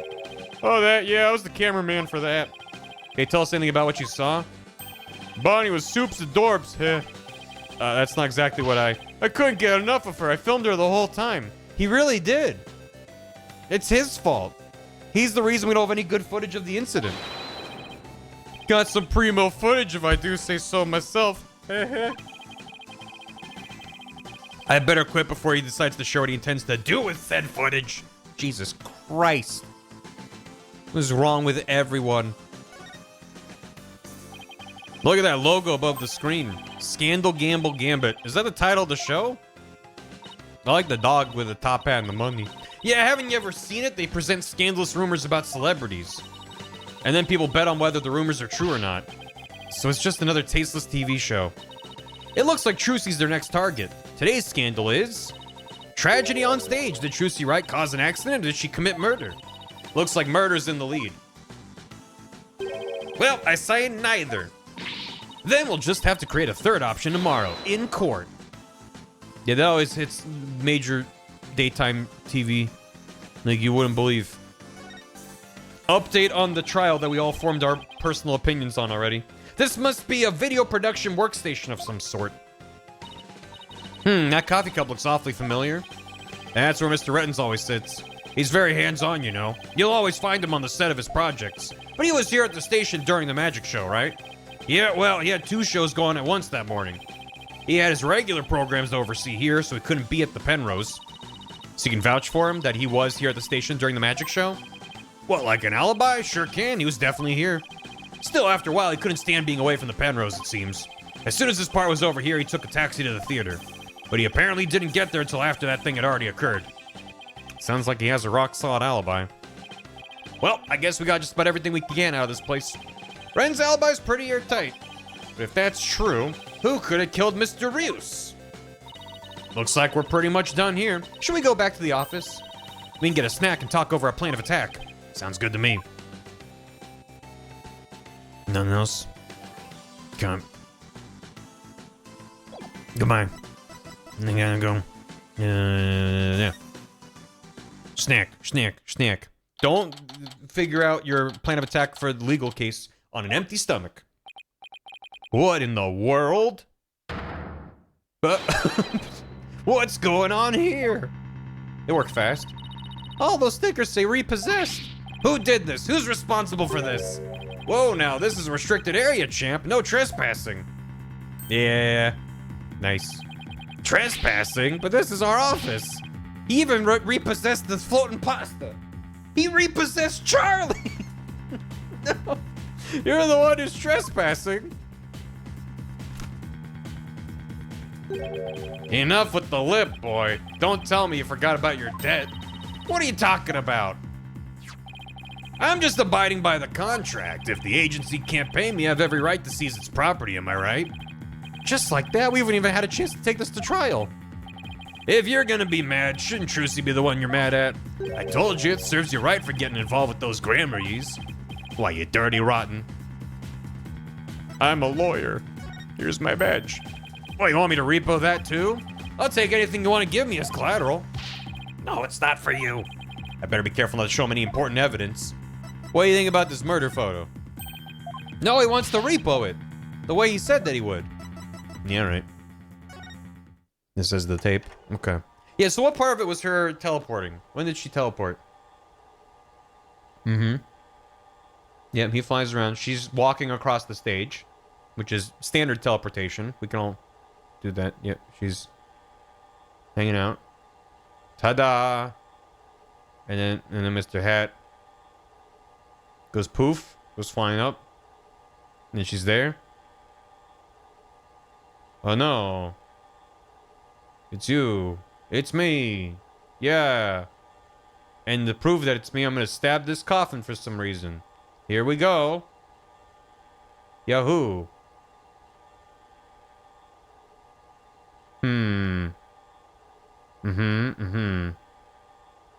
Ta-da. So when did Bonnie teleport? Was it before they were oh, yep. Zoom. Alright. He was in the enemy cutscene. The one where everything was magical? Is that in the court record? When there was a real ass dragon? It's amazingly unhelpful. It's really phenomenal how unhelpful it is. Hello. What are you doing with all of our stuff? Sell it, of course, every last bit of it. That's why I'm seizing everything. And I'll take this little office of yours too. You think you can just waltz in here and do whatever you want? Indeed I do, unless you write whatever warehouse joker's got 3 million ready. Jonglers? Don't you dare. Too soon. Too soon. A man died today, or yesterday, or whatever.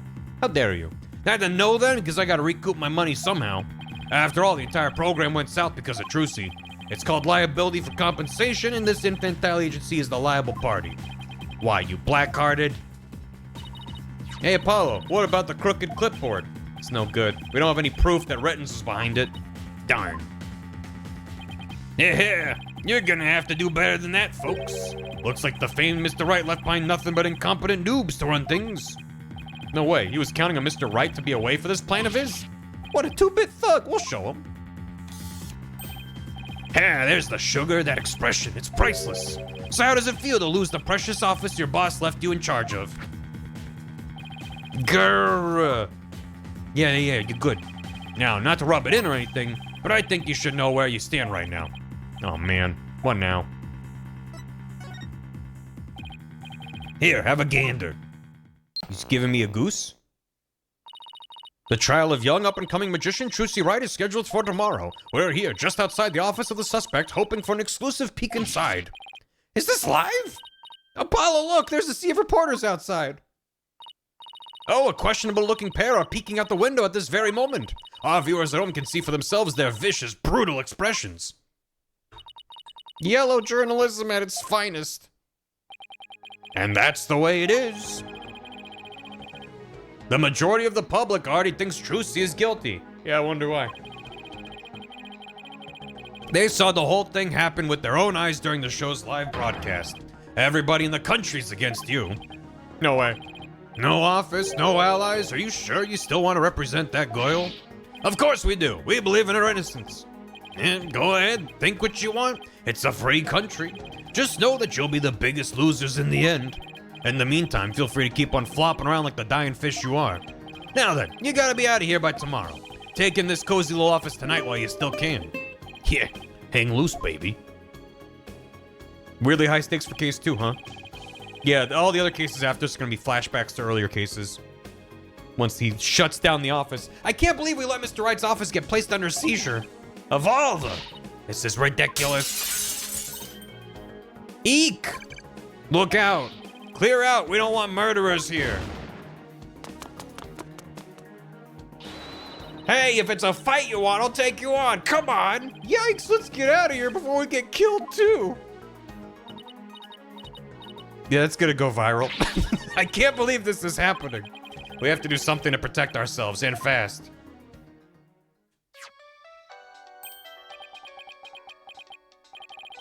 It's Mr. Wright.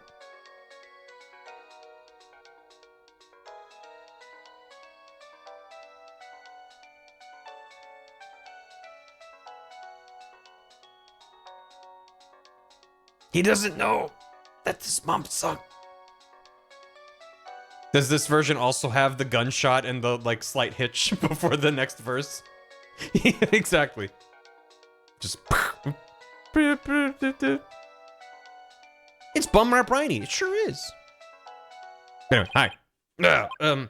Apollo, I got your messages. How is she? Is Trucy okay? She's not crying, is she? Does she have a lawyer? Mr. Wright, it's all a giant mess. Poor Trucy and the office, our office. Apollo? Okay. We better both take a deep breath.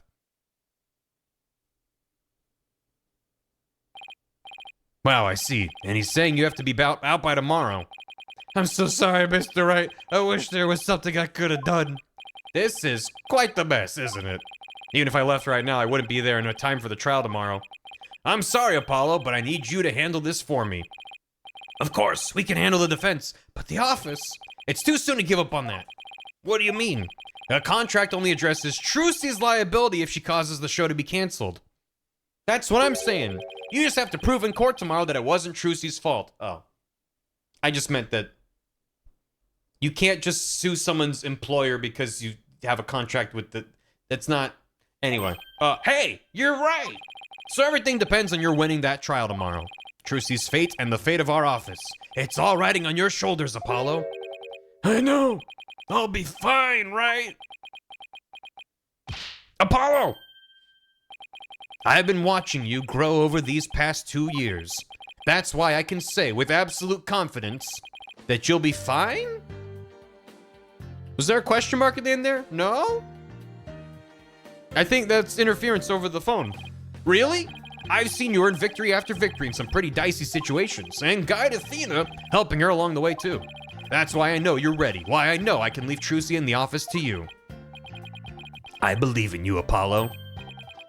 Thank you, Mr. Wright. Good luck tomorrow. Thank you, I'm fine. Everything will be fine. You can call me anytime if you feel you need to, but I'll be fine on my own, right? Yeah, I think so too. I can do this. That's the spirit of justice. Give it your best out there, Apollo. Beep. And then Phoenix throws his phone across the room. Fuck! What is it, Apollo? What are you smiling about? Who, me? It's nothing. Mr. Wright believes in me. I can't let him down. We have to win this trial, Athena. I couldn't agree more, and I'll do everything in my power to help. Can't hear the discord of my voice over the phone. Our opponent tomorrow, Prosecutor Sadmadi, was it? Huh? Why now, of all times? Still, I don't care who it is. I can't afford to let my guard down for anyone.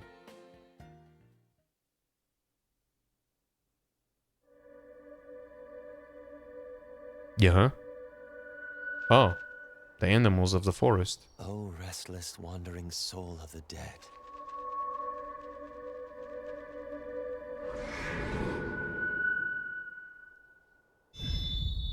Prosecutor Sadmati. Oh. Sorry to disturb you, but I figured I should tell you. The lead attorney's been decided. It's Apollo Justice. Apollo Justice. Mm-hmm. To be continued. All right, chat. See you next time. See you later. I did watch the prologue. And I kind of wish I didn't, because then I would have been like, who is this mysterious man? They show him in the prologue. Yeah, let's go. I read that as Erica Linebeck, and I was like, Linebeck? From Phantom Hourglass? 9:15 a.m., April 28th. Lobby number 3. See you later. Emma said his name. Yeah, Sadmadi. I'm fine. I'm Apollo Justice, and I'm fine. Is Apollo okay? He's been muttering to himself all morning. He's been like that since yesterday. Guess the pressure of today's trial is getting to him. Or Spirit Tracks. Poor Polly. He's really tearing himself up over all this. Get together, Apollo! Athena! Oh, why did you get here? Try to relax a little bit, will you? You're getting yourself way too worked up. Yeah, but I'm alright. I'm fine. You know, I did a little digging on this Nayuta Sadmadi guy. He's apparently not your run-of-the-mill prosecutor. Oh yeah? What'd you find out? Well, they say he wields an incredible power to accurately read a trial's karma and its ultimate fate. Uh-huh. What's that supposed to mean? I don't have all the details, but apparently he can foresee how the arguments will go and even lead his opposition. So the defense basically ends up going in whatever direction he has in his head. This is gonna be a cakewalk if that's true. Emma did say she talked to him first, though. Here's hoping that went well. In any case, it sounds like he's gonna keep us on our toes. Ah, so he cheats. That's why I know you're ready, why I know I can leave Trucy in the office to you. I believe in you, Apollo. This is what I sound like when I'm giving advice. A kindly old man. He's putting his faith in me. I can't let him down now. He might have to sell his little pocket watch thing he's got going on. It's cool. So dapper. I'm fine. Thanks for the hydrate. There he goes again. It's almost like he's chanting a prayer. I'm fine. I'm Apollo Justice. I'm fine. He's just got a chain wallet. A chain wallet in his breast pocket. If you say so, Apollo. The trial will start momentarily. Is the defense ready? Yes, we're fine. Trucy's fate and the fate of the agency rest on this trial. This is it, Justice. If ever there was a time to shine, it's now. Dude, man, your name is Apollo. Gonna lose. Oh, he got me. 9:30 a.m. courtroom number 6.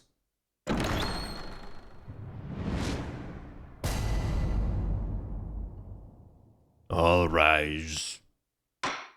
All rise for the Honorable Judge. Court is now in session for the trial of Trucy Wright. The defense is ready, Your Honor. It's always wild when you're like, I've been playing this game for hours and I haven't seen Apollo's face yet. Like, there he is! Hooray! Judge. And the prosecution? I love the floating cloth thing and his his digital artist glove for drawing on his Wacom. You got that smudge guard on there.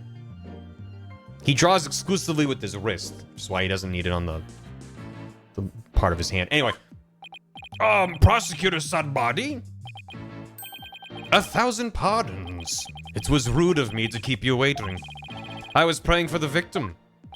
Oh, praying? Yes, I see. He only draws, he never erases. He sees the art perfectly before he starts a single sketch. You're a Koreanist monk, correct, Prosecutor? Yes, that's correct. I am but a lowly monk from the kingdom of Kurain. I beg in advance for the forgiveness and kind patience of everyone here in this court. I am unfamiliar with the proceedings of this country and may make many blunders. Seems like such a gentle-mannered soul, doesn't he? I wonder if Emma had a chance to talk with him about Trucy. Now then, Prosecutor Sadmadi, your opening statement, if you would. Certainly. In the name of the Holy Mother, I vow to guide the victim's soul to a land of eternal peace known as the Twilight Realm. Now, let the last rites of the victim begin. It's Sadmadi. He's really been making a name for himself, apparently, but... That nickname, Last Rites Prosecutor, I wonder how that'll come into play today.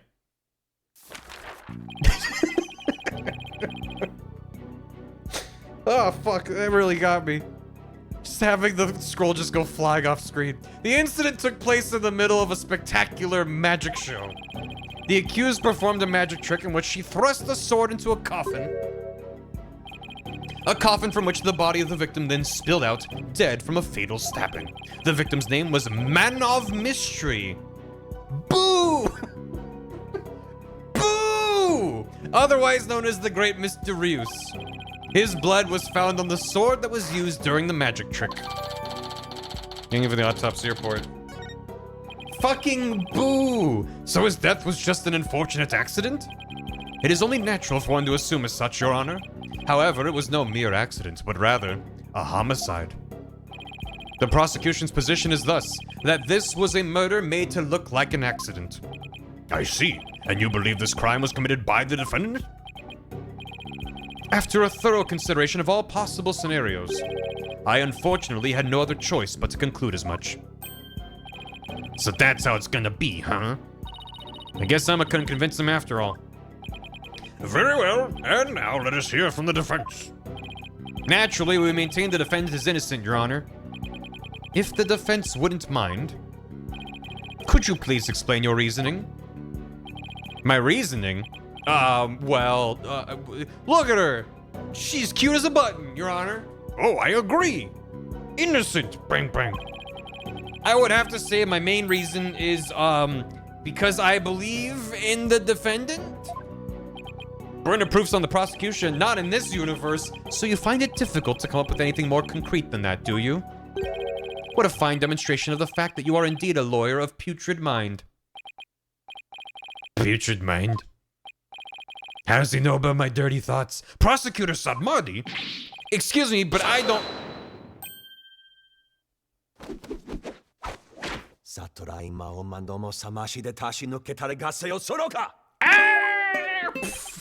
Apollo explodes. If you don't mind my asking, Prosecutor, what was that you were just chanting? A sutra of the Holy Mother that guides those of tainted soul towards enlightenment.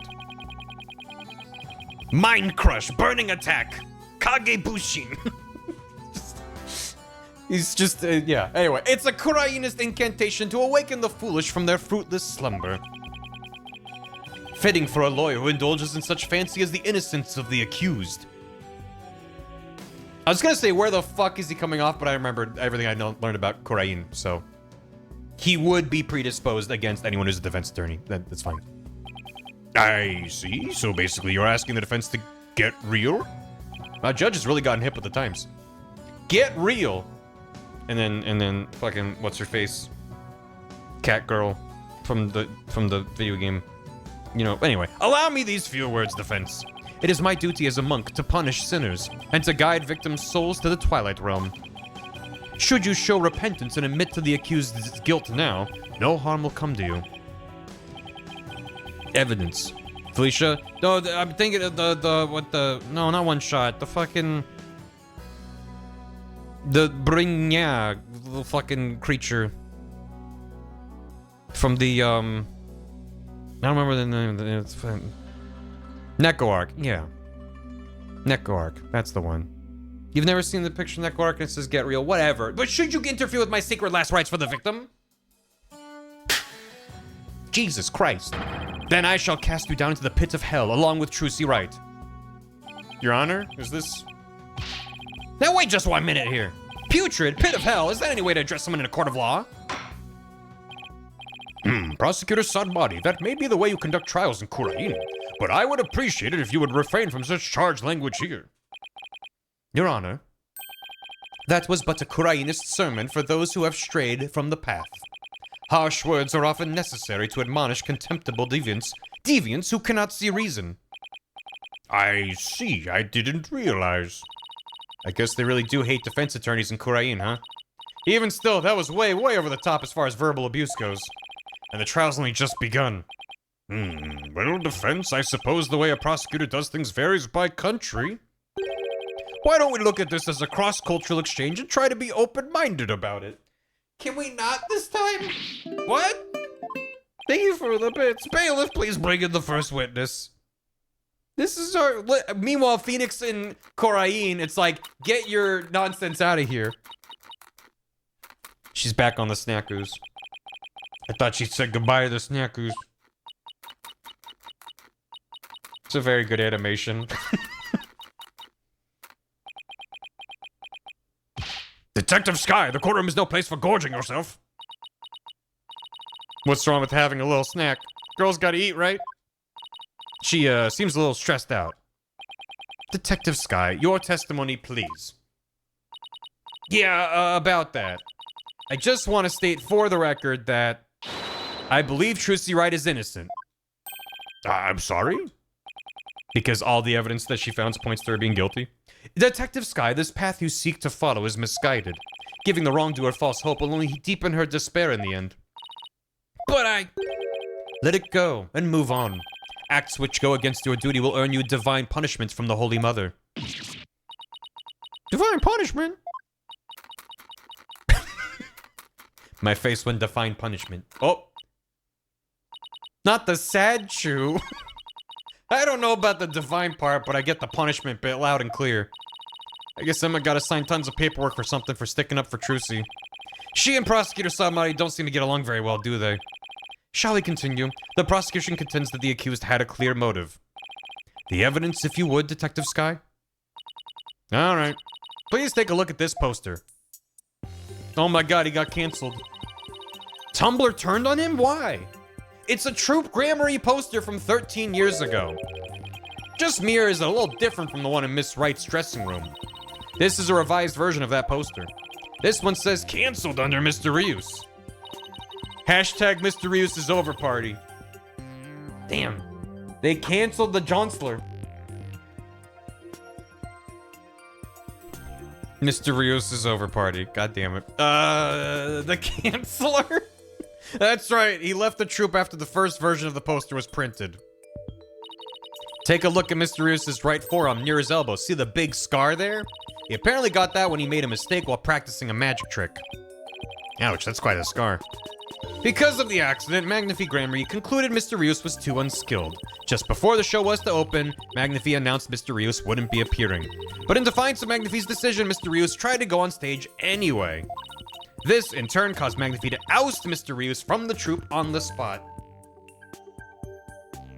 I get Rios' frustration, but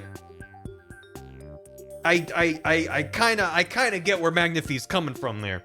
If it happened the way Emma tells it.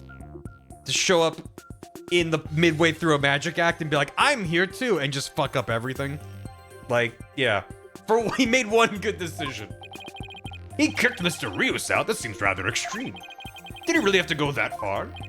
When it came to magic, Troop Grammar, he was so passionate. Or should I say, extreme about it that it caused problems for them from time to time. Yes, they even caused this court a mountain of trouble with their extreme antics. And now the troop's successor has committed a murder.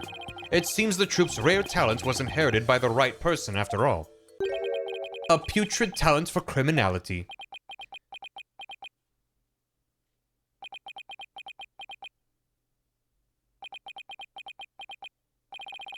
You sound rather extreme yourself, prosecutor. Criminals with impure souls do not deserve sympathy, Your Honor. As I was saying, after his expulsion, Mr. Rios apparently went on to hold a grudge against the troop. He would tell those close to him, I will get my revenge on Troop Grammary someday. Revenge? That certainly sounds antagonistic. He was cancelled. And then his chance for revenge finally came. If you would be so kind, Detective Sky. I guess I don't have a choice, do I? Mm-hmm. He's very personal attack of a prosecutor. Mm-hmm. The victim planned to get his revenge on Troop Grammary during Trucy's magic show. Mr. Riz was going to first steal the notebook from the defendant, and he then intended to reveal the secrets behind their magic tricks during the show. During the dress rehearsal? Why not wait till, whatever. I guess it was being live broadcast, so actually that makes sense. That was the victim's plan for revenge, and while he did in fact steal the notebook, the defendant murdered him before he had a chance to reveal the secrets. Why did you say that, Emma? Trucy's innocent, but also she murdered him. Why couldn't you just phrase it as he died before he had a chance to reveal the secrets? Okay, all right. By the time the accused had discovered the notebook's theft, it was too late. Her only option was to kill Mr. Rios and make it look like an accident. Objection!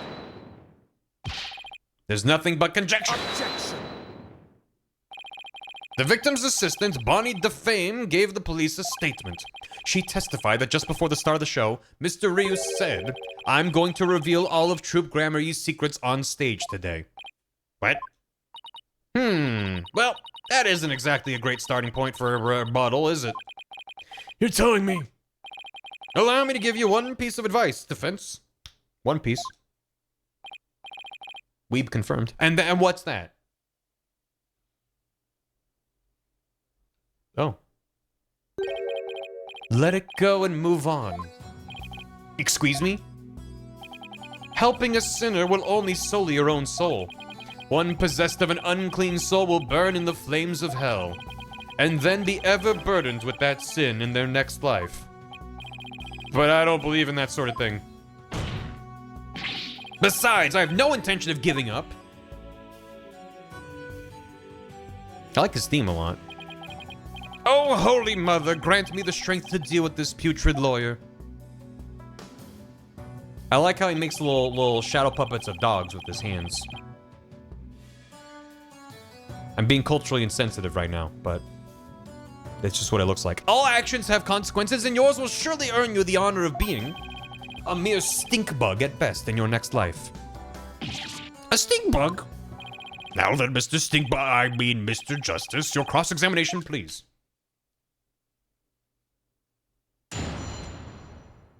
Schlug? The defendant's motive. I only have 5 attorney's badges, and then I'm disbarred. A victim planned to get his revenge on Troop Grammy during the magic show. Hold it! Mods, kill him. Revenge after all this time? It's been 13 years. Why now? I know, right? I thought that was pretty sketchy myself. I mean, wouldn't he have done it a long time ago if he was gonna do it? After all. Detective Sky, self-indulgent outbursts such as those will earn you divine punishment in the form of a salary evaluation. Not salary evaluation noises. Not for Emma. Eep.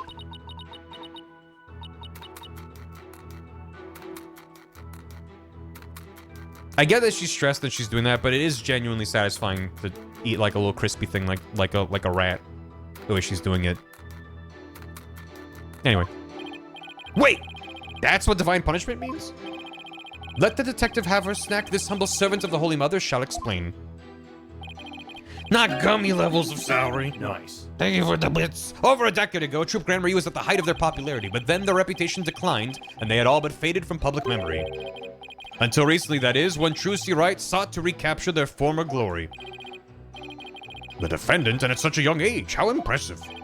Yes, the accused's skill at magic is undeniably impressive.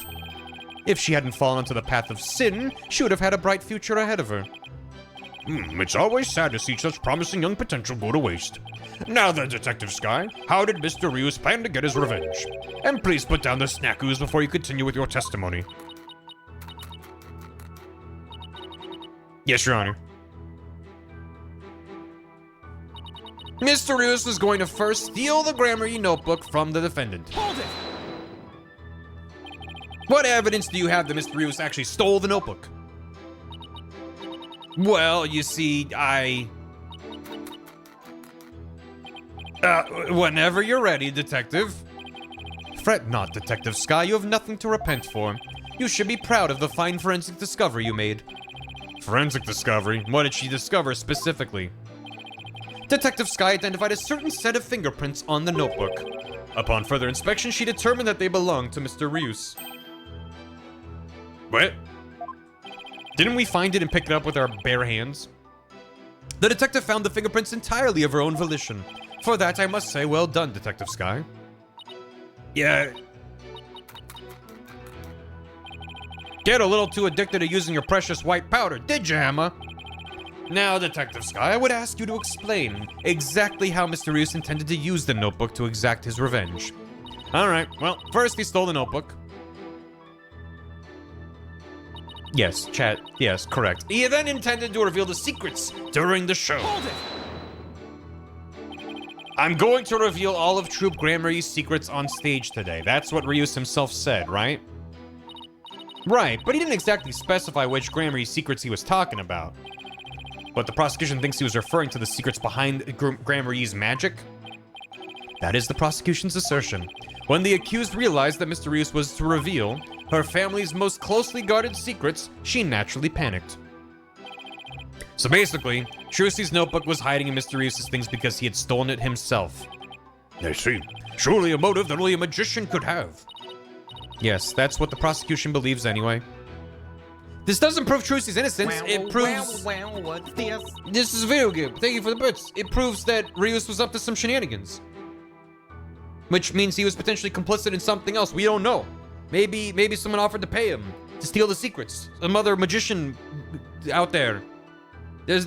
None of this points to Trucy so far. That was the victim's plan for revenge, and while he did in fact steal the notebook... Hold it! Do you really believe what you're saying, Detective Sky? Do you really think Miss Wright killed Mr. Ryus to stop him from getting his revenge?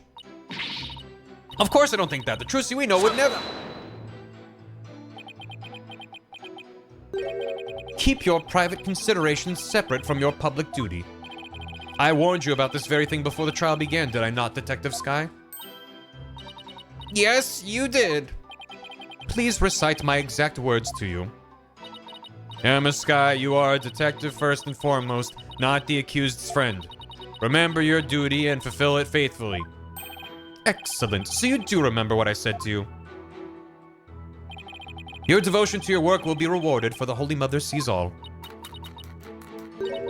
This Holy Mother is no scientific concept I've ever heard of. Those two really don't get along. Well, science and religion go together about as well as oil and water. As I was saying, the defendant murdered him before he had a chance to reveal the secrets.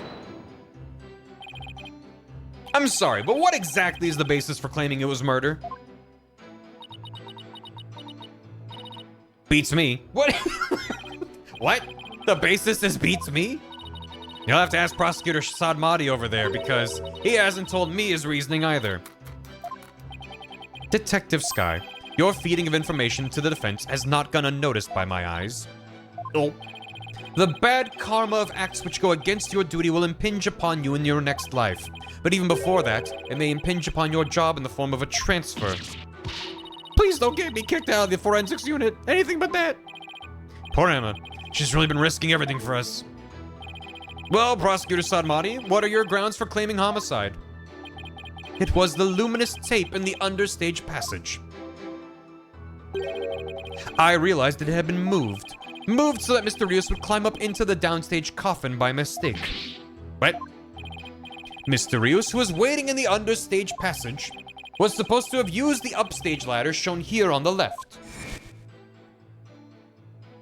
Right, yeah, yeah. He was to climb up into the coffin that had been set up in the backstage area. After being turned into a stuffed dragon during Act 1, Mysterious was supposed to come back to life and emerge from that coffin. In Act 2? That's a pretty shit magic trick. Oh, he appeared in a thing that was backstage the entire time. Wow, how could he have done it? If the coffin was on stage the whole time, whatever. This magic trick sucks. But the luminous tape had been moved to mark the downstage ladder. So the victim climbed up into the coffin on the stage itself by mistake. The very same coffin the accused thrust her sword into. And you have proof that it was my client who moved the tape? But of course, Detective Sky. Oh, that's right. I identified the defendant's fingerprints on the luminous tape. But why? He actually had proof. Well, defense, are you finally ready to let it all go and move on? Absolutely not. Detective, please add the information about the prints on the tape to your testimony. The defendant's prints were on the tape. I guess she must have moved it during the show. Hold it! What made you think to check the luminous tape for prints? Well, I bet it was Detective's intuition. I dusted not just the tape, but just about everywhere for fingerprints. Oh. I dusted pretty much every single surface in the theater. I mean, it was so nice to be able to dust for prints without anybody getting mad at me. It's great that you're enthusiastic, Emma, but there is such a thing as too enthusiastic. The tape was moved to guide Mr. Rios into the coffin that was downstage. If that's true, it does sound like a murder rather than an accident. It certainly doesn't help that Trucy's prints are on the tape. I wish I knew what sound would even be appropriate to make in this situation. I know what sound is appropriate to make in this situation. The victim planned to get his revenge in Troop Grand during Trucy's magic show. He's going to do for stealing, from his defendant. Why is chat falling asleep?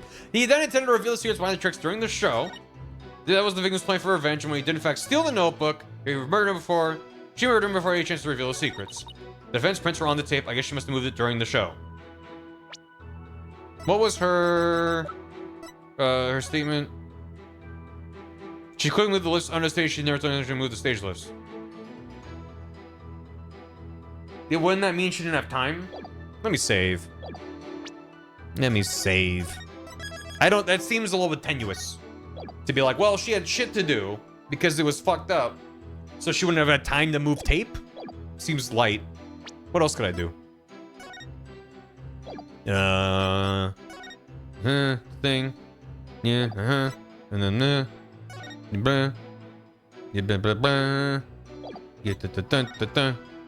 the color side panel, stop panel. Unknown. No prints were found. Wait. She wore gloves during the show. Fucking god damn it. Alright. Yeah. Objection! There we go. I was like, I have like a theory, but that doesn't seem like what the game would want. Oh, right, she was wearing gloves. There's a flaw in your testimony. Oh, really? Yeah, really? No way. That's for the old heads in the crowd. The prosecution's claim that Miss Wright moved the understage tape during the show in order to guide the victim into the coffin downstage. But it doesn't make sense that she would leave prints on the tape at that time. It doesn't. Owls. Please consider the fingerprinting results of the main coffin, which shows that not one of my client's fingerprints was found on or in it. That's true. We didn't find any of her prints on that coffin.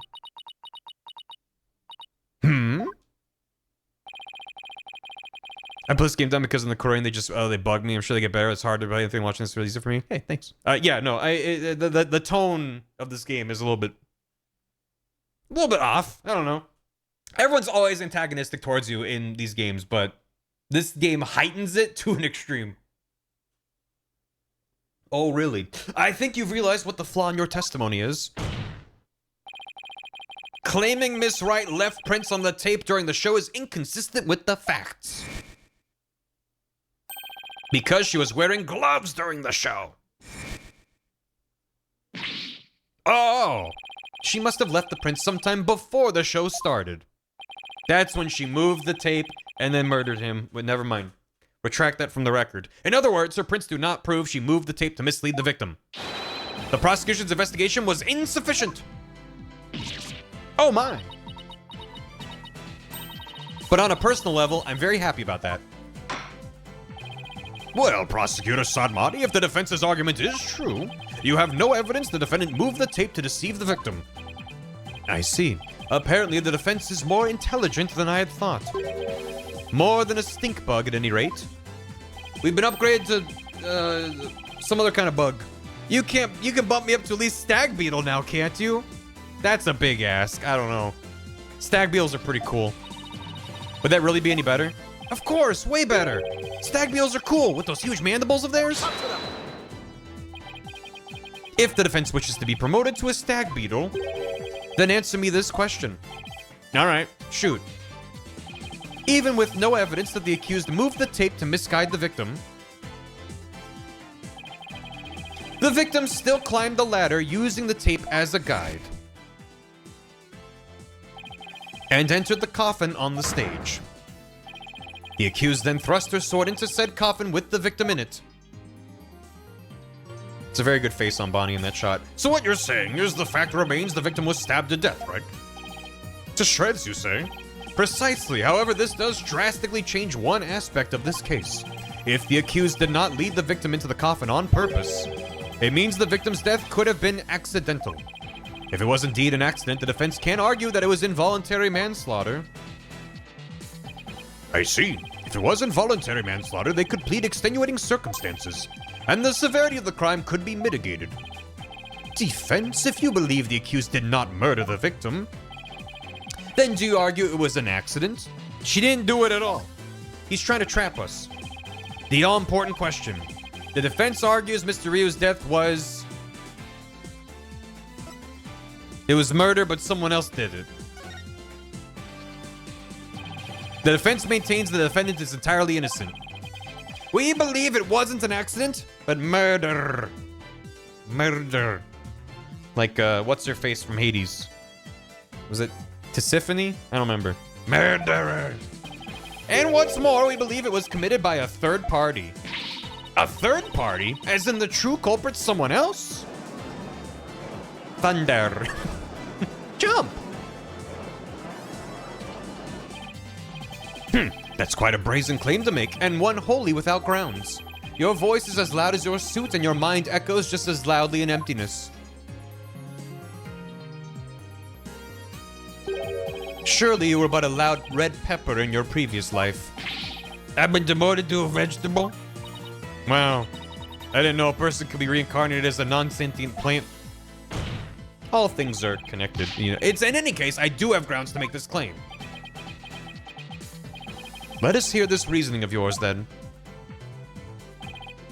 All right, but before I give it, there's one question we need to address. If the victim was killed by some third party, then the sword the defendant thrust into the coffin wasn't the cause of death. If that's the case, then how did we wind up with a dead body inside the coffin? A very good question. Now let's hear your opinion, Mr. Justice. How did the victim's body wind up inside the coffin? Well, you know, I might just need to think about this for a moment. He was killed in the coffin. It was magic! The defense would like to contend that it was magic. I've seen that kind of trick before. Money appearing in an empty box, for example. I see.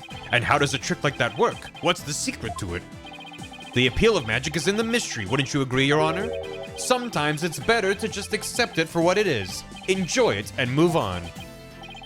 The real mystery here is how you pass the bar exam, Mr. Justice.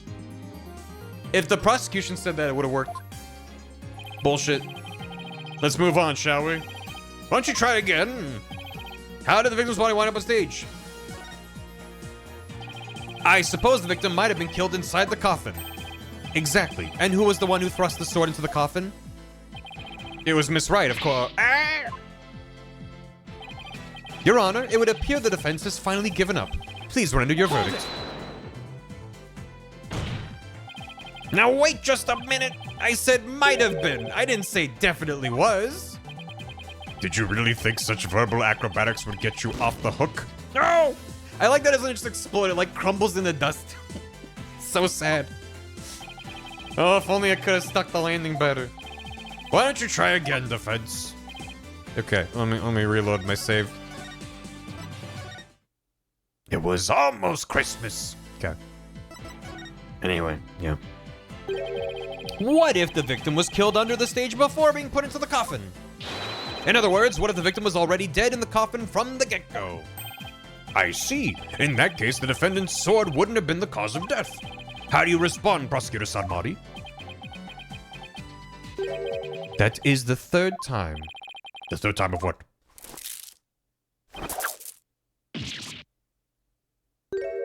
Get beads. What the heck is this? He's gonna explode your brain, Apollo. Take it off, take it off, take it off, take it off. No! Ah, my head! What do you think you're doing? Even the merciful Holy Mother loses patience if she's struck 3 times. Since you never learn, you needed to be punished. Why don't you let me worry about what I need and don't need? It is what you deserve for interfering with my sacred last rites for the victim. You are a brainless lawyer chasing phantoms. You know nothing. Let this humble servant of the Holy Mother give you an edifying sermon. A sermon? No. There is a passage in the sacred scriptures of Koreanism. A cornered frog will swallow even a snake. That's a hungry frog. Huh? A cornered lawyer has unexpectedly struck back hard against the prosecution. Did I get it right? No, for I am not done with my sermon. And yet, the frog still dies, its belly bitten and torn from within. Just great. And in this case, you are that frog, defense. What exactly is your point anyway?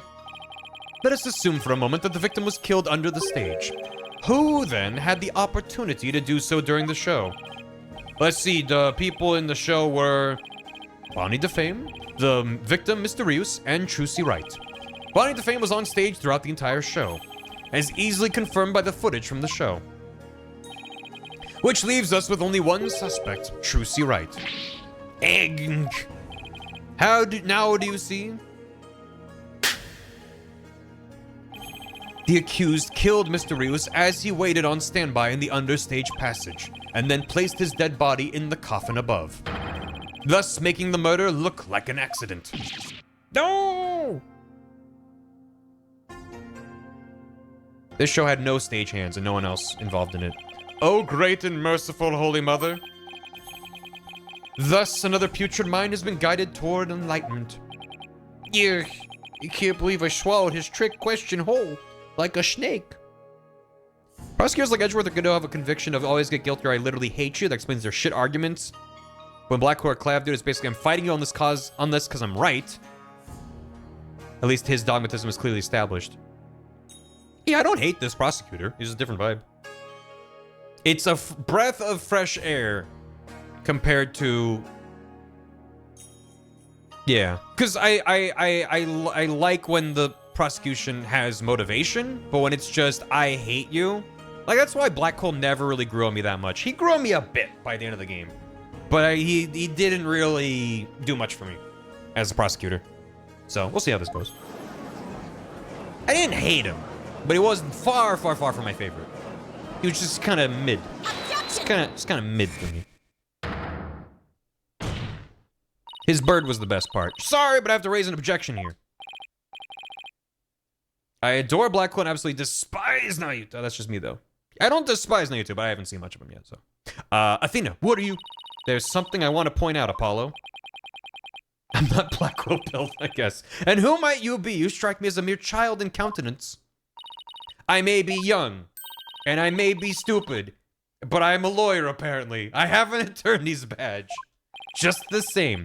And you would contribute to this discussion in that capacity? I most certainly would.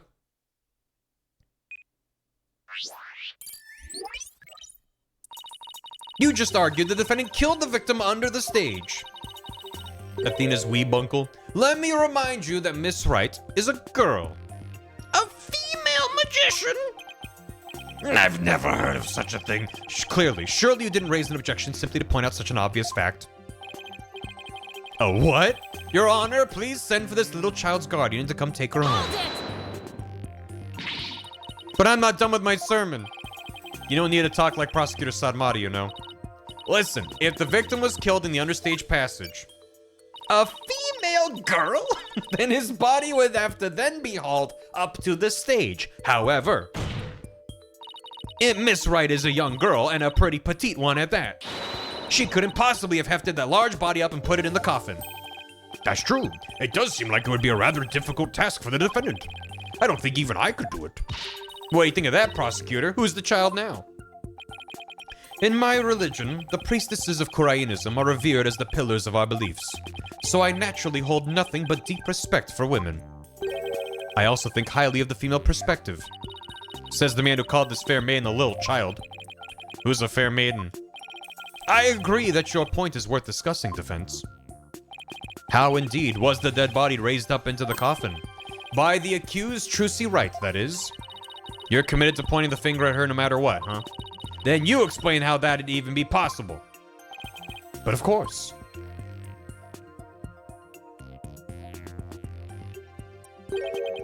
There was a way for even a small creature like her to raise the victim's body up. Huh? Wait, you really can't explain it?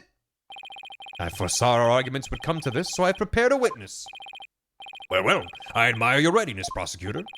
It is really not that difficult when one can read the ultimate outcome of any trial. He couldn't have really predicted that things would turn out like this, could he? It's pretty hard to believe. Excuse me, but may I step down now? Yes, I suppose you may. One moment, Detective Sky. I'm sorry for, the way I handled all this. You did a fine job, Detective. Your testimony was invaluable. It was? Yes, you served well as a detective and did not allow your personal feelings to interfere. You overcame the conflicted emotions you felt and performed your duty admirably.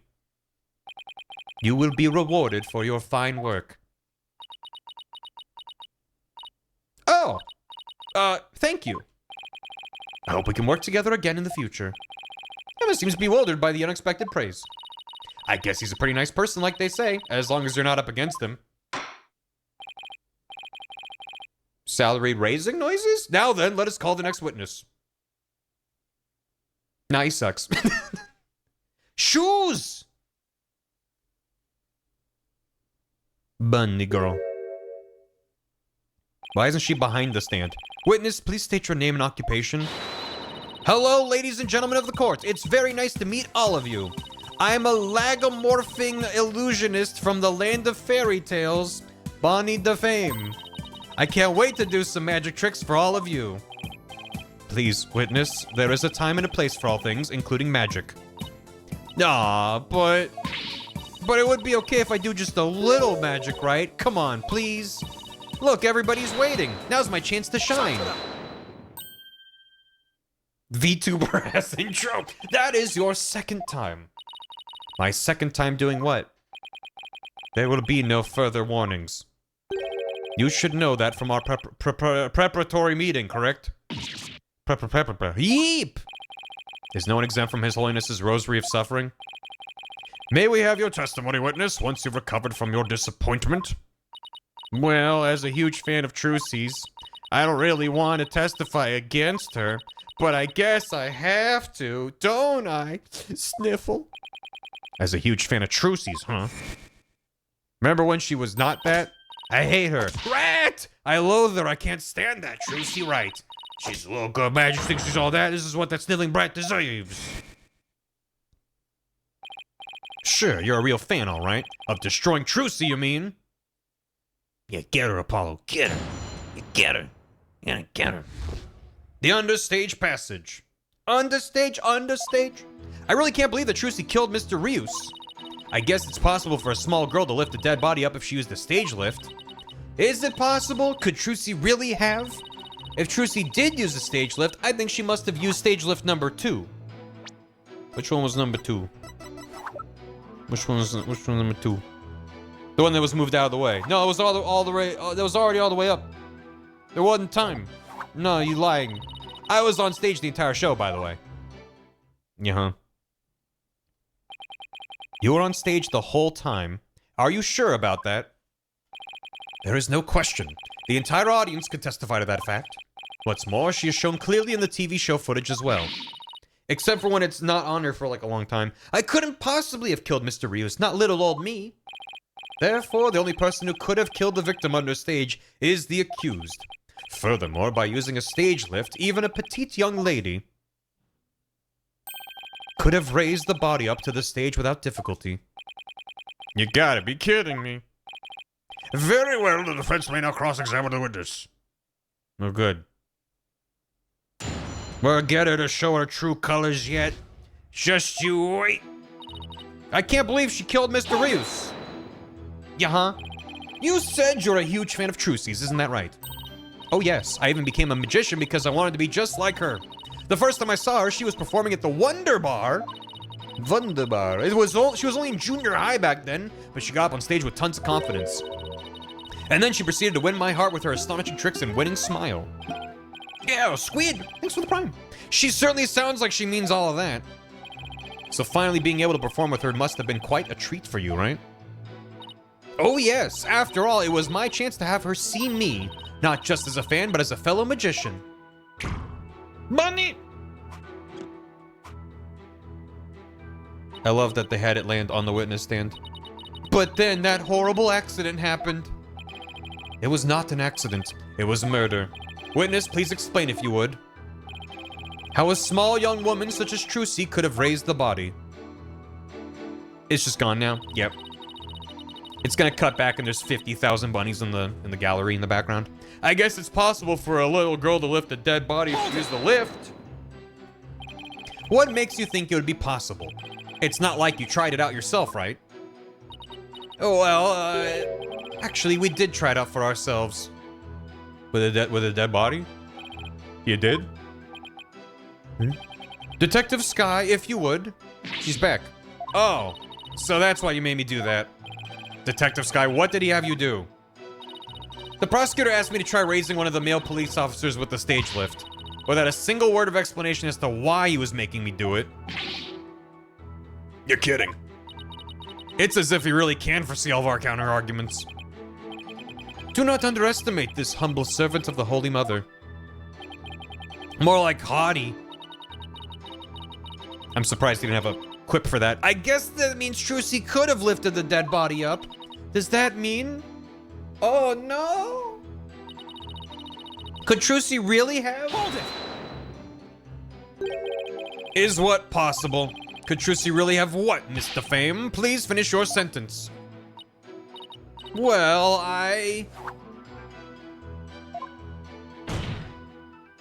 Don't try to beat around the bush. Come right out and say it. Why not tell this court what you really believe? What I really believe? Of course I don't believe Trucy could ever commit murder. Such an amazing, wonderful magician would never do such a thing. But taking all the facts into account, what else can I think? I know of at least 3 other unflattering things you really think about Trucy. How can you attack this girl when she is obviously speaking with reserve? There is such a thing as reading between the lines, Mr. Justice. Yeah, court loves that. Court loves vagary and reading between the lines. It's sad how the youth of today lack the ability to do such a basic thing. Looking at me like that isn't gonna help me stick my foot in my mouth less, Your Honor. Witness, please describe what the accused might have used to lift the dead body. All right. It's on the record, it doesn't matter. No, we read between the lines in court all the time. If Trucy did use a stage lift, she must have used stage number 2. Hold it! Stage lift number 2? Number 2? You mean the stage lift shown here, right on the left? That's right. With a stage lift, I think even a small girl could easily lift a dead body up to the stage. Didn't they make the point not only that she had to move it and stuff, and it was already all the way up, but that you need 2 people to turn the crank? And Athena couldn't turn the crank by herself? There's like multiple things wrong with this. And so that makes her the murderer, in your opinion? Of course not. I believe in Trucy. Like I said, I'm a huge fan of hers. Oh, brother, how long is she gonna keep this act up? Defense, what position was stage lift 2 in after the show? Let's see. If I recall, it was in the fully raised position. Bah! And the reason why it was fully raised is because the accused used it to lift the victim's body. Wouldn't you agree? Feel free to slowly mull it over while you roast over the flames of hell. You evil red pepper. So now I'm also evil. I was on stage for the entire show, by the way. Hold it! Were you? Oh, were you? You didn't have a single spare moment to slip down the understage passageway? Eh? Don't tell me you suspect me now. I'm just trying to do my job by fully examining your alibi. Depending on how solid it is, I might have to suspect you, yes. You gotta be kidding me. Don't spit on my head and tell me it's raining, lawyer boy. I'm right here in the footage, or are you too much of an idiot to see? Huh? Mr. Fame, are you feeling all right? You seem suddenly different. Oh, oops, where did that come from, right? Oh my, I seem to have snapped there for a second, didn't I? Lamau, look at the bunny. Ooh, bunny. Whoa, there he goes. Okay, now that there's two bunnies in the courtroom, now we're doomed. It's gonna look like the exploded courtroom after Ace Attorney 5. We need a new courtroom now. Seal it up. You didn't just snap, you broke character. In any case, I was on stage the whole time performing magic. I mean, you saw me in the footage, right? My dazzling and flawless performance? Flawless? That's odd, considering what you told me. You said that you'd made a mistake with where you positioned Mr. Hat. Mr. Fame, to what is the defense referring? Well, I made a little mistake on stage. I was in charge of operating Mr. Hat, you see. According to the script, I was supposed to place him to the left of the coffin. But I flubbed it up and made him stand to the right of the coffin instead. Oh, and because of that mistake, Trucy had to move the stage lifts around. I feel really bad about messing Trucy up like that with my goof. Tee-hee. Can we get that out of the court record or something? Or are we just gonna... Darn it, I don't see any inconsistencies in her testimony. Hee. Now, do you know who the real killer is? Come on, Gramps, don't just sit there. Hand down your ruling pronto. Do it quick before you keel over up there. I beg your pardon. Oops.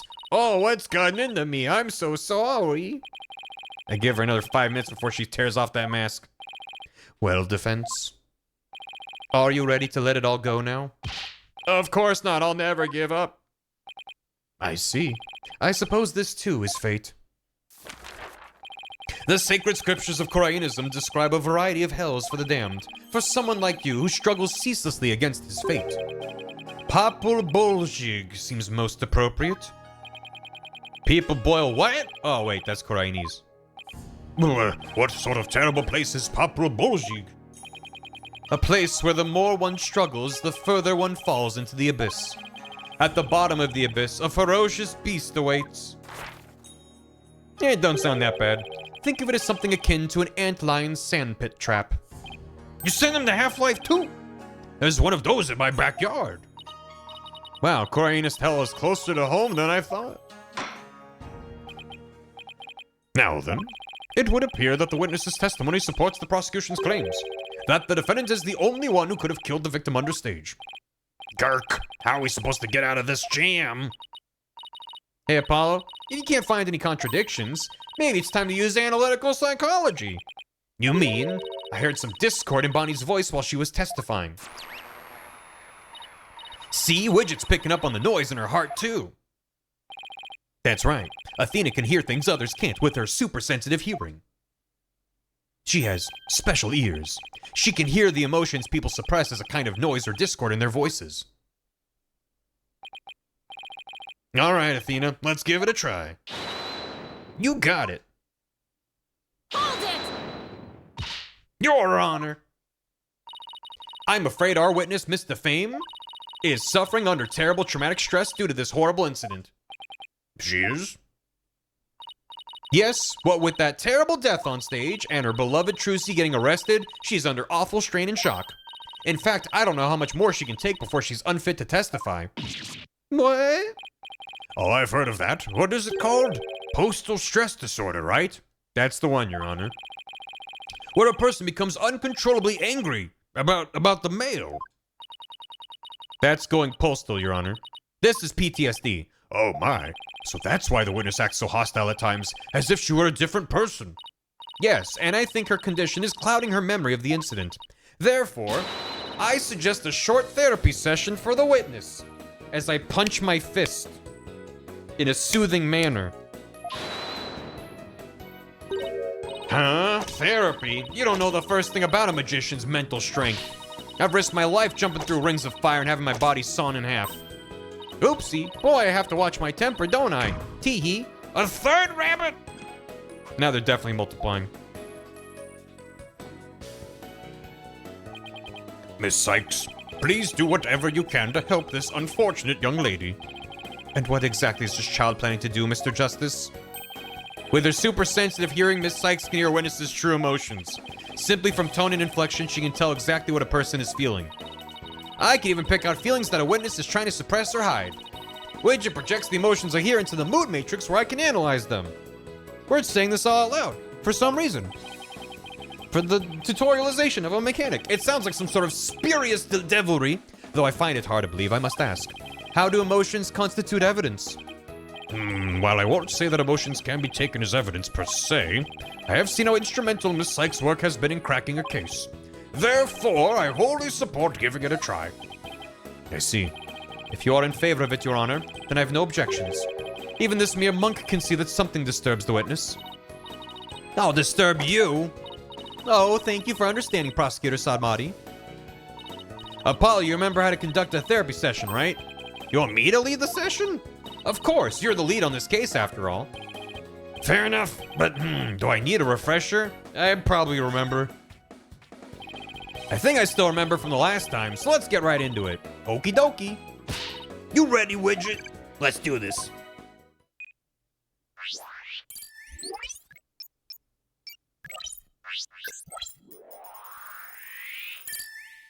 Download the Matrix. Put it in. Whoa! Trucy's the one who killed Mr. Rius. Oh no! Brr. Even she can move the body with that lift. That's so upsetting to think about. I was on stage at the time, with no emotion, which is normal. But that terrible mistake. She was upset, but mostly surprised. She was surprised? Should she be surprised when, she messed up? Oh. My stupid flub caused Trucy so much trouble. I feel so bad about, okay, well. Yeah. Okay, so I look for inconsistencies between her testimony and her emotions, right? That's right. Like if she says, I was so happy when the sad markers lit up. Or if sad marker doesn't react even though she says she was feeling down. When you find an unexpected emotion, go ahead and pinpoint it. Alright, I'll give it a try. I feel so bad about it. Smile, smile, smile.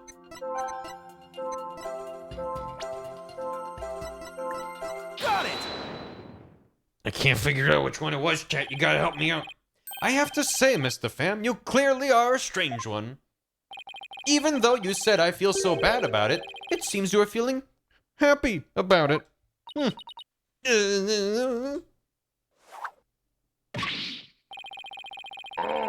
I think I can guess why you were feeling happy. It must be because it was Trucy's big debut. Yeah, that's probably. I don't think I'm gonna take damage, but chat, stop falling asleep when I hit any button. Yeah, that's why you're happy. I think you were happy because it was Miss Wright's big debut. You're a big fan of hers after all, right? You kidding me, forehead boy? Why in the world would I be happy about her debut? What did you just say, Mr. Pham? I thought you said you were Trucy Wright's biggest fan. Well, Yes, of course, I was happy for her. Ho, ho, ho. Her act is starting to get pretty sloppy. Alright, if that wasn't it, maybe it was something else. I can guess why you were happy. It was because you made a mistake. I think you're happy because of your own mistake. Maybe you don't have confidence in yourself, so your mistake gives you a reason to quit. Me lack confidence? What a bunch of hooey. I got confidence oozing out of every pore. If I could bottle it, I'd be rich. Right, well, it certainly wouldn't be off of my money. Look, let me try one more time. you were happy because you messed her up. You messed her up big time. I think you're happy because you messed her up. I'm right, aren't I? You gotta be kidding me. Why would I be happy I messed Trucy up? I'm a big fan of hers. Because we saw you. I hate her. Rat! I loathe her. I can't stand that Trucy Wright. Just because she's a little good at magic, she thinks she's all that. This is exactly what that sniveling brat deserves. She deserves it. Well, we saw how you said you hated Trucy, how you were glad she was in trouble, and even how it was what she deserved. It looks like I hit the bunny on the head, so to speak. Yeah. Half of the noise. Apollo, the noise level dropped. Now if we could get it down to 0%. Well, Mr. Fame, are you ready to confess how you really feel? I like the lead synth on that in the background there. Why do you mean? Well, I'm Bonnie, the sweet, cute little bunny. I'm a rookie magician working hard to be just like my idol Trucy. That's the character I'm supposed to be. Keep that up, Mr. Fame, and you're gonna have a mental breakdown. Just let yourself be who you really are. Who I really am? The two sides of you are fighting each other and doing you psychic harm. I can hear them, two distinct voices battling inside you. There are two bunnies inside of you, and both are eating a piece of lettuce. Shut your pie hole, you know nothing, know-it-all. I mean, you mustn't say things like that or I might get flustered. Mr. Fame, how long do you insist on maintaining this wolf in sheep's clothing act? We can't end this therapy session till you get real with us. Set the wild beast inside you free. Ouch. Grr. Grr.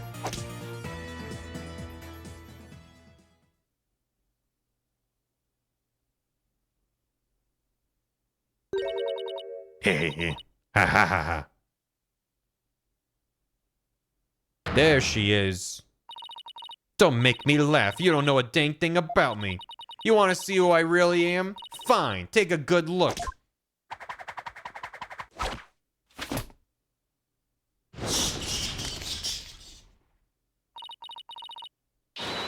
Key, key, key, key. Key, key, key, key, key. What in the world? Sheep's clothing? You've got it all wrong. It's a rabbit suit I've got on. And I'm not a wolf. I'm a blood-sucking vampire. A bat with fangs and wings. Key, key, key, key, key. God, that bat umbrella would go so hard in Animal Crossing. This is all I can think about. Tiny hit. Eek! I think we just opened Pandora's box. Kiki, I'm finally done with that goody two-shoes cottontail act. I feel free as a bat. Oh my god. Bat and rabbit. It's like the same thing. Defense! Your therapy session is taking a turn for the worse from the looks of it. There's a perfectly good explanation for this? Isn't there, Miss Sykes? Methinks I created a monster. We blew it. Hey you, lobster boy. Who, me? He's got lobster claws. I'm glad Trucy's in trouble. I think she's getting her just desserts. Well, guess what? You're right. Kiki. Does this mean you admit to wishing the defendant harm? Well, the bat's out of the bag now. That mistake of mine was a work of art. Thanks to my goof, poor little Trucy had to do all that hard physical labor. When you say hard physical labor, what are you referring to? Because of Mr. Hat's new position, Trucy had to move both those huge stage lifts. They must have been so heavy. What a riot. Kiki.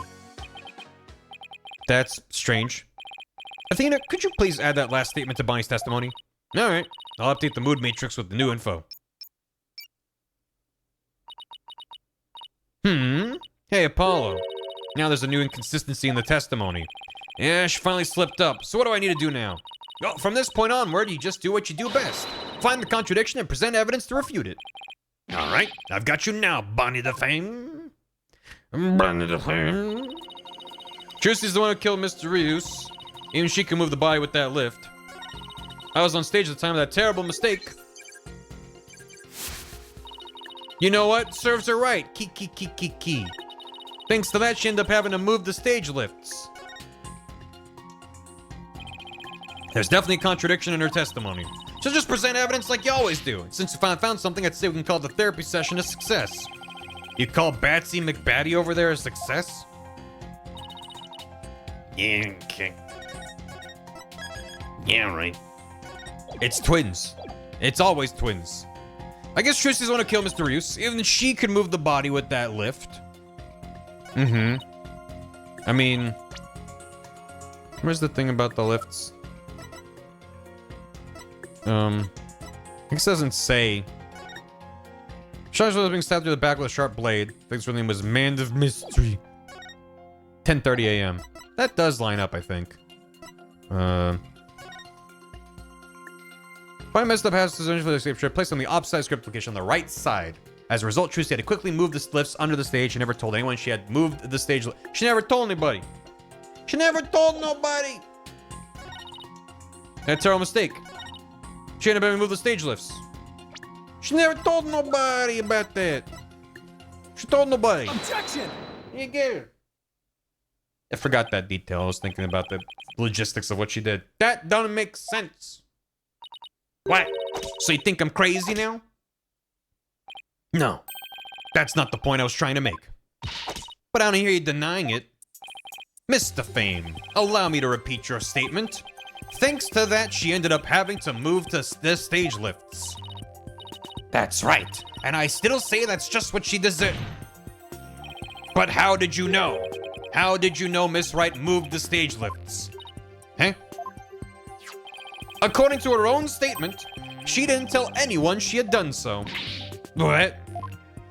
So how could you possibly have known what she had done unless you saw her? You saw Miss Wright moving the lifts in the understage passage, didn't you? Key. Updated thing before report. With the big old bat ears. Uh-huh. Yeah, alright. Bye-bye. God, the bats are so fucking cute. You did it, Apollo! Noise levels are at 0%. But Mr. Justice, wouldn't that mean? Yes, Your Honor. Mr. Fame herself was under the stage where the victim was killed. And I hardly need to tell the court what that means. You are one artful liar, Mr. Fame, and one spectacular suspect. God, I hope it's twins. Or like a hologram. Why, you shiny red lobster boy. You're saying I killed Mr. Rius? I'm saying that's a possibility. What's more, I say you had a solid motive to frame my clients for the murder as well. Objection. Oh, Red Lobster. Mine apologies for raining on the defense's merry revelry. But you seem to have forgotten one very important point. Oh, really? Yeah, really. The TV footage. As you can clearly see, Mr. Fame was on the stage the whole time. The entire audience can bear witness to that fact, including you. Oh, yeah. You have just taken a long and senseless journey only to return to the starting line. Yeah, that's how races work. The witness could not have been in the understage passage, which means the only one who left could have killed the victim. The only one left who could have killed the victim is the accused. J'accuse. Guess the party's over. Yeah. But Mr. Fame knew something she couldn't have known unless she was under the stage. How do you explain that, Prosecutor Sadmati? It's quite simple. The accused must have told Mr. Fame about it, but then forgot. Yeah, open those useless eyes of yours and take a good look at the footage. If Mr. Fame really was in the understage passage, it would mean she was on stage and understage at the same time. It means she was in two places at once. That does seem to be the only explanation that makes any sense. It may be an explanation, but I'm not so sure about the make sense part. Then we'll just have to make it make sense. Your Honor, the witness was both on stage and understage at the same time. This is the defense's assertion.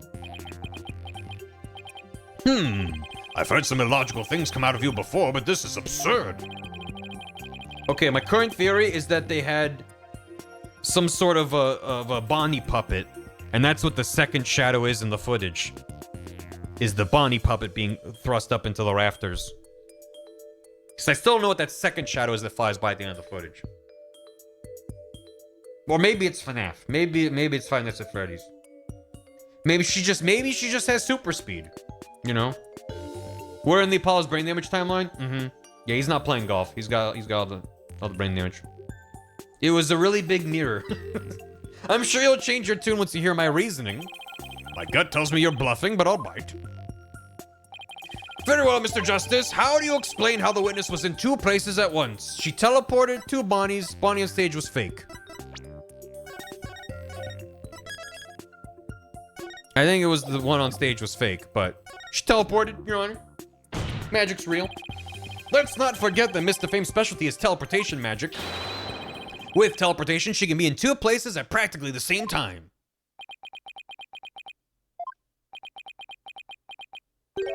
So you believe that teleportation actually exists? Well, you know what magicians always say about their magic. It's all real, no tricks or gimmicks involved. Well, I have listened patiently to your reasoning, and the only thing dispelled is the false air of competency you tried to project. Haha, I see what you did there. Good one, Your Honor. Ho, ho, ho. You might be surprised to hear this, but I used to be known as the jokester judge. He was the jokester? It was him? This whole time? We've been chasing our own tails, and the jokester was here the whole time. The jonkler judge. He was right before us. At least I avoided a penalty with some well-placed brown-nosing. Don't call him the jorker. Then try again. Well, very well, Mr. Justice. How do you explain it? There were twos of them. Please be wrong. Please be wrong. Please be wrong. There were two Bonnies, Your Honor. If that were the case, it would all make sense, wouldn't it? There were. Two of them? This is getting out of hand. I suspected you had a few screws loose, but now I see some are missing altogether. How do you know about the missing screw? I'm mashing the button. What do you mean? Is there a toolkit in this courtroom, Your Honor? I suppose two, no, 3 screws to the head should right in his putrid brain. Very well, bailiff, could you... No, wait, please listen to my argument. Very well, I suppose it wouldn't hurt to at least give it a listen. As was argued, is this the right answer? As was argued earlier, Mr. Fame is shown the footage the whole time. But at the same time, she was also watching Miss Wright in the understage passage. The only possible explanation is that there are two Bonnies. Shit. That almost sounds like it makes sense. What do you think, Prosecutor Sadbadi? This humble servant of the Holy Mother is of the opinion that we should lose no time in replacing the defense's many lost screws. But Apollo, it goes against reality itself to say that one person's actually two. But we don't have to be bound by reality. After all, we're talking about magic here. So if the Bonnie to Fame in the footage is the real Bonnie, then the Bonnie here on the witness stand, the one who must have been understage, this Bonnie to Fame is our second Bonnie. Ah, shit. Yeah, balls. She is? Say we call the one in front of us Bonnie number 2. I believe I have just the piece of evidence to prove that a Miss Bonnie 2 exists. They fucking prestiged us. Then please submit your evidence, Mr. Justice. What proves the existence of a Bonnie number 2? I don't know, man. I don't want to be here today. I regretted everything. Probably I'm an attorney. Mysterious transformers of dragon, Trucy's hat trick, Bonnie's over this trick, Trucy's escape trick, which was yeah, that seems fine. This seems fine. But yeah, thing. Unknown prince and Bonnie's prince? Maybe? Not that. Maybe. That doesn't point to anything, does it? Tracy signed the thing. No stage just covers Bonnie's mistake. Is that how Bonnie communicated? No, never mind. It's like she didn't know. Is that how Bonnie communicated to Trucy under the stage? Because she has twin telepathy. So she conveyed to her twin underneath the stage that she messed up the side that Mr. Hat was on. And then that was why. Two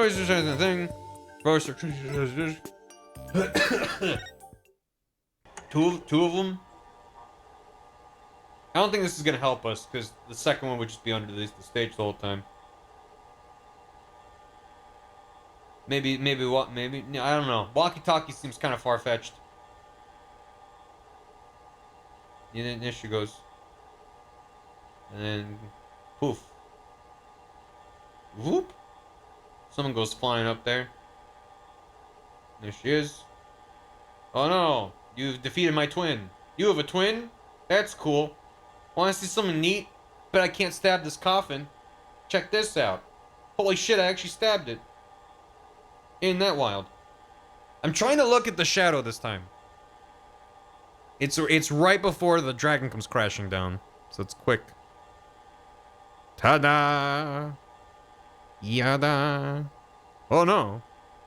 Oh dear. Oh, you. Oops. And then, oh. Yeah, it's such a blurry shadow. Can't really make out a silhouette on it. Anyway, what proves a Bonnie 2?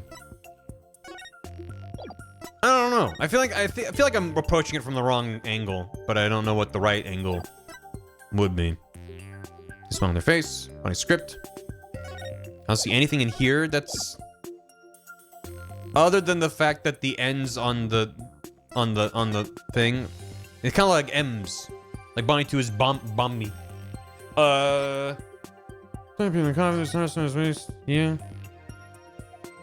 Sure. That's the only thing I really feel like I have. So I'm gonna try it. Take that! Watch this. During our investigation, we found a set of unknown prints. Okay. This seems extremely flimsy, but okay. On the coffin on the stage. These prints were most likely left during the course of the show.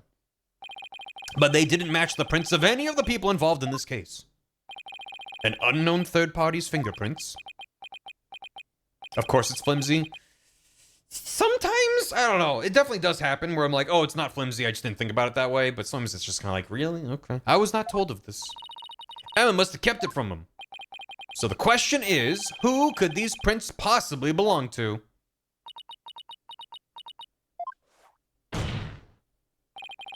Mr. Fam, or should I say Bonnie number 2? These are your fingerprints, aren't they? Talk to them. Enough of this foolishness. One person cannot possibly be 2. Those fingerprints could have been left not only during the show, but at any time. Objection! I love the fucking cloth around him. It's not like you to lose your cool like that, Prosecutor Sadmati. It's Lupin. You get a little Sonic doing a Lupin there. I'm sure you know that. Exactly when the fingerprints were made is not the main issue. What do you mean by that, Mr. Justice? The issue is, who do these prints belong to? Thanks for the raid, Maria. How y'all doing? They're certainly not Bonnie's. But what if they belong to the person standing right in front of us? You mean Bonnie number 2 is the second Bonnie? Is that what you're implying? Some support beans. It's going great. I'm mad and confused. So what else is new? It's preposterous to suggest that those prints belong to the witness. I say they must belong to some other unknown individual. Prosecutor Samani, can you really look at her and still say that? What are you looking at? Take a picture, it'll last longer. How could this be? If we check our prints, I'm sure they'll match the unknown set. Well, Bonnie, the prints that don't belong to the real you belong to you, don't they, Bonnie number 2?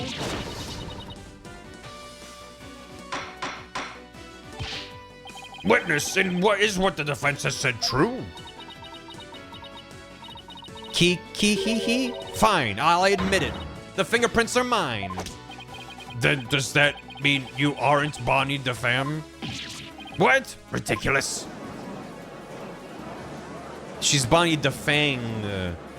Different guy. Are there really 2 Bonnies? This is getting out of hand. Nope, there's only one Bonnie. That's because I have 2 sets of fingerprints. I'm Betty. Okay, yeah. Alright. Betty the Fame. Rouge the Bat. What? I love coming back and the rabbit girl is a clone. Yep. Ladies and gentlemen of the court, it's time for a wondrous magic show. Gasp in amazement as this lagomorphing illusionist performs her teleportation magic. Watch closely, it's showtime.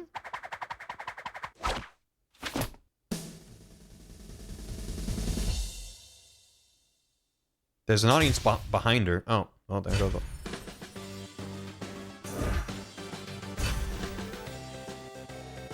How'd she get over there? Well, and now she's over there? How'd she do it? Now she's all the way over there. Well, and she's gone again. Oh my god damn it. I'm mad about it, actually.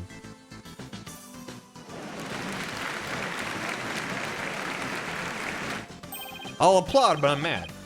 What an amazing trick. The witness is suddenly split into two people.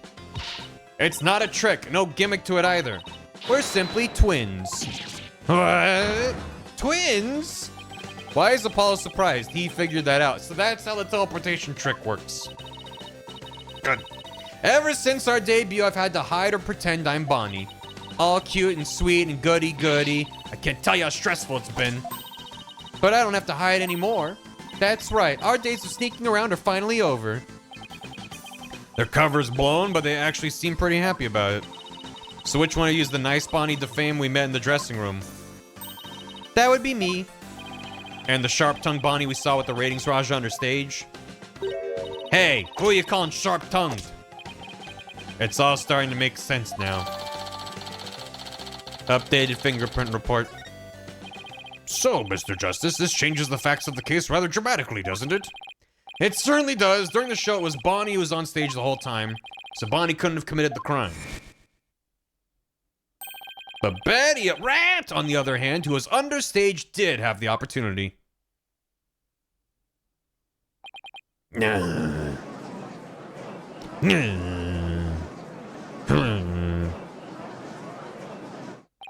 Well, so we now have two suspects. Wait just a minute there, Lobster Boy. I didn't do it. That's right. Betty might have a foul mouth, but she'd never kill anybody. Hey, who's got a foul mouth here? Oh, well, speak up, huh? Hold it! Leave her alone. Please save your sibling squabbling for later. Betty, you must have been in the understage passage during the show. Otherwise, you wouldn't have known about the stage lifts being moved. I'm seeing 4 Bonnies. I'm seeing, I fucked it up. What exactly are you doing down there? Fine, I'll testify. Anything to get you off my back. Prosecutor Sudbody, Betty DeFame is ready to testify. What do you say? Good joke. Betty, you lied to this humble servant of the Holy Mother. Hey, what else could I do? I couldn't blow our cover and ruin our magic act. Hee. Besides, am I gonna go to your Twilight Hell or whatever for being a liar? You will indeed. However, it won't be after your death. Rather, I shall give you a taste of your punishment on this mortal coil in interrogation hell. Eek. Now then, Betty DeFame, please explain to this court what exactly you were doing under the stage.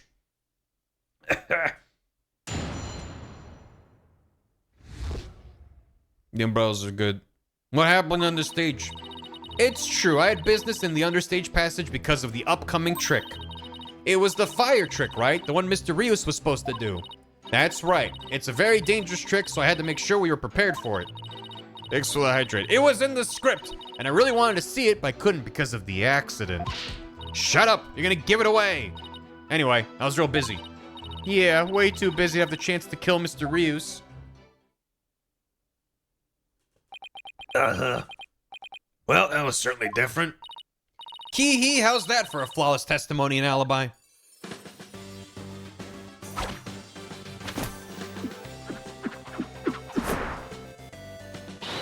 Our magic is real. It's not a trick or a gimmick. Oh my, she's floating. Yes, correct. Your Honor. You can see she's being held up from below. You were supposed to pretend you didn't see that. It's a little something called etiquette. But I can't help it. Whenever I see a contradiction or inconsistency, I just have to point it out. Now then, the defense may begin its cross-examination. All right. It's a double cross-examination. Monster Hunter double cross. What happened? It's true I had business in the understage passage because of the upcoming trick. Hold it! If you were in the understage passage, which, need I remind you, was the crime scene, then you most certainly should be counted as a potential suspect. But I don't have any motive to kill Mr. Rius. But you, by your own admission, hate Miss Wright. When she was arrested as a suspect, you said it was what she deserved. They do tricks in really obvious ways and you're expected not to call it out because you're polite. Yeah, you get kicked out and booed if you're like, she's just standing there. So you believe the witness killed a man simply due to her dislike of Trucy Wright? I mean, maybe. As a motive, is that not improbable at best? We don't know the whole story. We're just saying that she could have been a suspect. What if her hatred caused her to bear a strong sense of malice against my client? Look, Trucy just made me mad, that's all. I mean, even though she's younger than me, she's got so much skill and popularity. And she's cute besides. She makes me so mad I wish she would drop dead. Betty, don't talk like that. Shut your yap. So is it just simple jealousy? Say, Betty, that next trick you were getting ready for? It was the fire trick, the one Mr. Rios was supposed to do. Hold it! Bonnie, we're trying to get Betty's testimony right now, so... Oh, right. I'm sorry. You can step down if you'd like. I'm worried about Betty, though. She can lose her temper and say awful things sometimes. Hey, what are you, my mother? Don't forget, I'm the older sister. You got that. Meep! I got it. I guess I'd worry about Mount Betty constantly blowing her top if I were Bonnie, too. So, Betty, you were down on the stage getting ready for the fire trick, were you? Almost said fire truck. That would have been a good magic trick. That's right, it's a very dangerous trick, so I had to make sure we were prepared for it. But you didn't do your preparations, Betty. Why not, Betty? Hold on, Betty. And you were taking every necessary precaution, is that right? Of course, every precaution. After all, it's a very dangerous trick that uses real fire. I mean, we had to be ready in case the curtain caught fire or something, right? By the time people realized it wasn't a part of the act, it might be too late, huh? If by people you mean Athena Sykes, then yes. Wow, a fire trick. That sounds really impressive. Hee hee, your beard would go up in smoke, old man. I bet people mistake you for a cue ball or something without it. A cue ball? Betty, don't be rude to the judge. Hee hee. Betty, you know that fire trick? It was in the script, and I really wanted to see it, but I couldn't because of the accident. Hold it! I see the fire trick was a part of the script. It seems Mr. Rios was scheduled to perform it later in the show.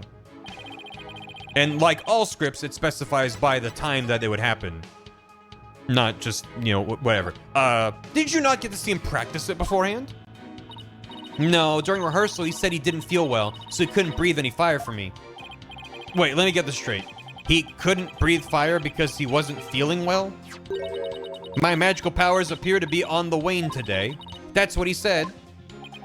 So it was just a part of his usual The Great Mr. Rios shtick. It's really too bad I didn't get to see the trick because of the incident. Which was completely unexpected, of course. Hey! Side eye, side eye. Shut up! You're gonna give it away! I was real busy. Hold it! So what exactly do you mean by you're gonna give it away?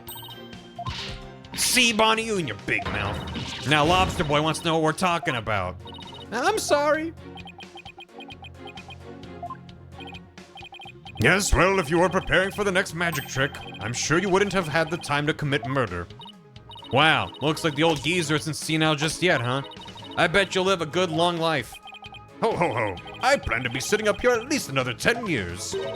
10 more years? I don't know about that. What did we discuss about inner monologues, Athena? Well, more power to you, I guess. In any case, I was so busy I didn't have the time to off anybody. Yeah, way too busy to have the chance to kill Mr. Rios. Hold it! He will outlive us all. Are you just trying to cover for Betty? No, of course not. I believe in my sister. I know she'd never murder anyone. But you think my client would? No, I believe in Trucy too. I know she'd never murder anyone either. Well, we just ran out of suspects in that case. Yes, but... See? You should have just kept your mouth shut, dummy. You're just making a fool of yourself. Just be nice and quiet like a good little bunny. Got it? All right. I guess I'm no help. Oh boy. It's impossible to get anything out of Bonnie with Betty right there. So Betty was too busy getting ready for the next trick to have time for murder, huh? There must be some way to prove that that wasn't the case. Yep. Yeah, the question is, do I throw the script at her or the bucket? I'm gonna throw a bucket at her. In the court of law, which is a legal term, meaning to literally throw a bucket at someone. Gotta make sure you're prepared for it. Were you though? Objection! But were you though? I hate to break this to you, Betty, but there's a big flaw in your testimony. As big as the one in that floating trick you did earlier. Oh, harsh words. Well, let me tell you something, forehead boy. No one's ever figured out how we do our teleportation trick. No one except me, you mean? Well, we have even better tricks up our sleeves. Huh? We do? I told you to keep it zipped. Now, don't fight, you two. Mr. Justice, what's this about a flaw in the testimony? The script has this to say about the fire trick. This will be dangerous. Make sure the fire bucket is ready. However, we found the fire bucket lying empty backstage except for a layer of dust.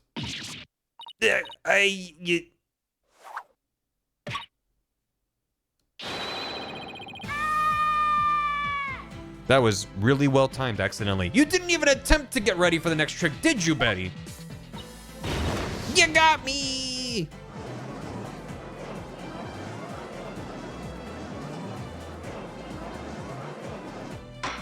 I love how he's never pointing directly at them. It's off to the side a little bit. Betty, you will explain yourself. There's nothing to explain. Come on, Betty. We can't hide it any longer. We might as well tell them. Shut up. You can barely take care of yourself. Don't try and tell me what to do. Well, if neither of you will explain, I guess I'll have to. The reason Betty didn't prepare for the fire trick is because she knew. She knew. She knew all the time all along. I'm so sorry to hear this, sis. Genuinely, there's nothing I can say. I hope you're okay. Do whatever you need to help yourself feel better. Less than 3 to you. She was slacking. Bobby DeFlay? You were supposed to prepare for the next trick, but you were slacking off, weren't you? Okay, whatever you say. You should be ashamed of yourself, neglecting your duties like that. Oh, I'm very sorry. It'll never happen again, honest. Yes, I got a sorry out of her. That isn't gonna do us any good, Apollo. All we got out of that was an apology. Oh, good point. I'm very sorry, Your Honor. It looks like I made a mistake. No, it looks like your brain is the one slacking off. You should be ashamed of yourself. Yipes! One of them is fake. There you go. Your Honor, please let me try again. The reason she didn't prepare for the fire is because she's afraid of fire. It's because you're afraid of fire, right? Are you kidding? What kind of magician is afraid of fire? I should burn your hair off right now for that. Start with the stupid lobster antenna. I'm afraid the loss of one's hair is too great a penalty for anyone to pay, Mr. Fame. I hope you can be satisfied with this penalty for Mr. Justice instead. Now I really want to know how His Honor and his hair parted ways. Your Honor, let me try again. Yeah, it's loaded up. Loaded up.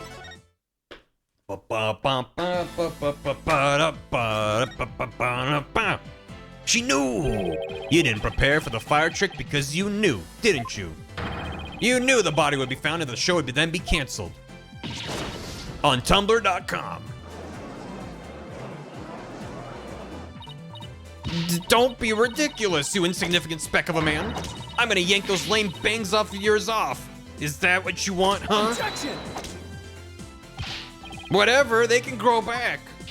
Now stop stalling and tell us the truth already. Yeah, I can't reveal my secrets, I'm a magician. Objection! You have been chasing the shadow of an illusory culprit, defense. And having chanced upon a convenient target, you have let yourself get carried away. Exactly. Where's your proof, huh? Was there a hydrate? Cheers. And yet, I concede the witness's taste for false words has also been proven. I advise you confine your deceitful trickery to your magic act, witness. Deceitful trickery? There's a lot of objections being thrown around. As your court-appointed therapist, I'd like to add something here, Betty. You finally let yourself be who you really are. But if you continue to hide behind lies, you'll just be imprisoning your heart all over again. All these questions mean you're trying to put me in prison for real. It's all behind bars either way. Does that mean you're admitting your guilt? Of course not. I can't believe you people. Every one of you thinks I did something I didn't do. You... Lobster Boy, Cue Ball Geezer, Headcase Brat, Cerberus Monk. Cerberus Monk? Like how he doesn't respond the way everyone else does. Cue Ball Geezer? Headcase Brat? Really? Betty, calm down. Come on now. Deep breaths, deep breaths. Look, I'm not the murderer, I tell you. Then how did you know the show would be called off before the fire trick? I told you, we can't reveal our secrets. We're under contract. They signed an NDA. What's she talking about? What you talking about, Betty? But be that as it may, you're obviously a suspect in this case. Objection.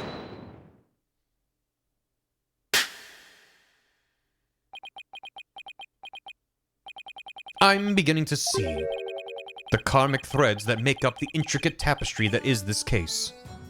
I thought you can see all the threads from the start of the case. Not partway through, whatever. Okay? Allow me to summarize your assertions, defense. First, that the victim was killed in the understage passage. And second, the witness and the accused are the only two who could have done it. Yep, exactly.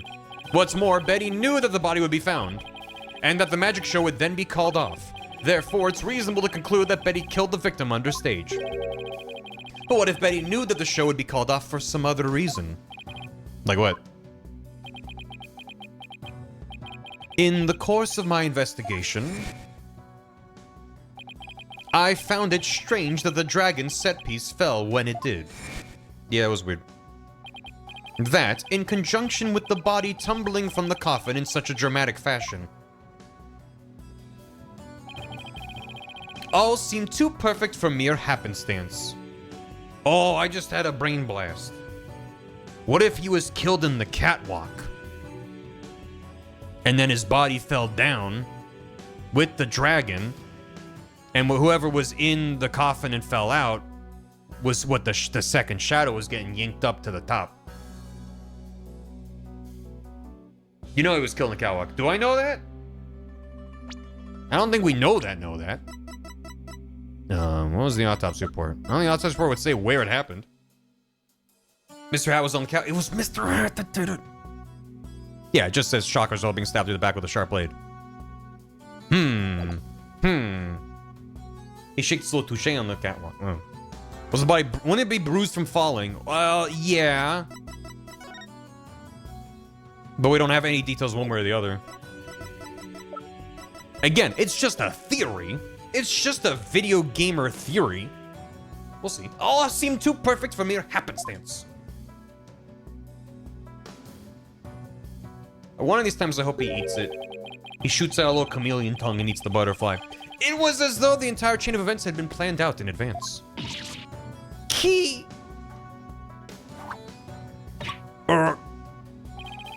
Planned out? After deciding to take this case, I scrupulously studied everything I could about the mass media in this country. Scrupulous, were you? I read the newspaper, old news reports, I even browsed tabloid magazines. How very industrious of you, and scrupulous. I'm impressed. During this process, I learned about a strange practice favored by the TV world. A practice called the hidden camera prank. Betty and Bonnie, you knew about this, did you not? About the dead body appearing, the set piece falling, the show being suspended. You two were informed of this plan by Take-Two TV in advance, correct? Was there supposed to be a fake dead body, but then it turned out to be a real dead body or something? He scrooped so hard. Is that true? Betty, please, let's tell them now. I can't hold it in anymore. Dang it, fine, you got us. Everything the prosecutor said is true. The TV station paid us to cooperate with them on this plan.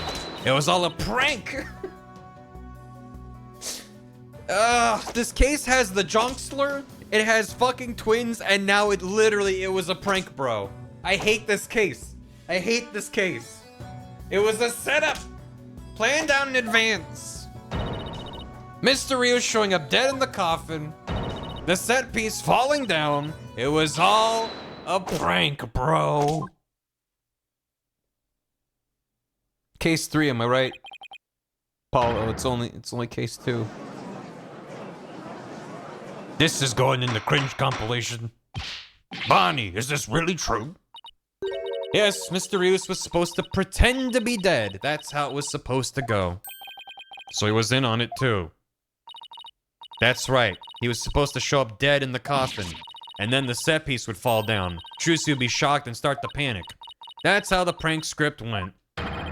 What the heck kind of prank is that? A prank that gets you paid $3 million due to a faked contract? But we never thought he'd actually wind up dead. Yeah, that was the only thing that was different from the script. Poor Mr. Rios. I'm so completely lost right now. Well, Betty and Bonnie, it certainly sounds like you have some explaining to do. All right. I guess desperate times call for desperate measures. Hee, just this once, we'll share how it was done with you. So listen carefully, you'll never hear this kind of thing anywhere else. Money. Bad. After our teleportation trick, I went down under stage. When Mr. Rios' body appeared from the coffin on stage, it was time for Betty to do her job in the understage passage. That's right. I used the remote control for the winch connected to the dragon set piece and made it fall down. Now there's 3 bunnies. I think that makes 4 bunnies by my count. So yeah, we're doomed. And just before the dragon fell, I called Trucy to the backstage so she wouldn't get hurt. After that, the plan was for Mr. Rios to come back to life in front of a panicked Trucy. He was supposed to laugh and fly up and away. That's how it was scripted anyway. But for some reason, he really did turn up dead, so he kind of just stayed on the ground. But something flew away. What kind of sick joke is that? Sounds like a terribly mean-spirited prank to me. The poor defendant was trying to do her magic show. I guess so. I'm sorry, Trucy. Yeah, whatever. It was all the ratings Raja idea anyway. Yeah, it sounds like just the kind of thing a guy like him would come up with. This is the prank plane script we got from the ratings Raja. We brought it with us to court for some reason. Cool. Let me take a look at that. You made us break our contract. Now we won't get paid. But where does this all leave us? I don't know. His body will appear in the supposedly empty coffin, which should cause a big ruckus. After capturing a bit of Trucy's reaction on film, Mr. Rios will come back to life, laughing and flying up in the air, causing the round of supplies. Yeah, surprise. Yeah. That also explains why they were zoomed in on her face so intensely, and we didn't get the body at all. So that means that the Raja wasn't in on it either? Maybe? Because he would have given the indication to focus on her face, knowing that it was going to be a prank. But then if it was, I don't know. Who killed the victim and when? Yes, exactly. Those are the key questions. If Mr. Rios was only pretending to be dead in the coffin as part of the prank, then when he was under stage, there would still be life within him. And if that is the case, then Betty, who is also under stage, may be excluded from our list of suspects. Maybe. Witness, was the victim alive up until he entered the coffin? Oh, well. Now that we've spilled the beans, might as well show you this video. You got a video? Okay. Greetings, viewers. It is I, the great Jonksler. Yeah, there he is. We are currently in the middle of Trucy's escape trick. Having snuck through the understage passage undetected, I am now hiding backstage. You're part of the show. Any stagehands would have been like, all right, yeah, there he goes. Okay, sure. Preparing to play a little prank on Trucy. I'm about to hide in the coffin, which Trucy will stab with her rubber sword. And when the coffin opens, ho, I will be in it acting as though I've met my maker. Can you imagine the look on Trucy's face then? I can hardly wait. He's about to hide in the coffin. Yeah, okay, yeah. It would seem the threads of karmic destiny have led us to the truth. Have they, though? We still don't know who stabbed him. The victim passed through the understage where Betty DeFame was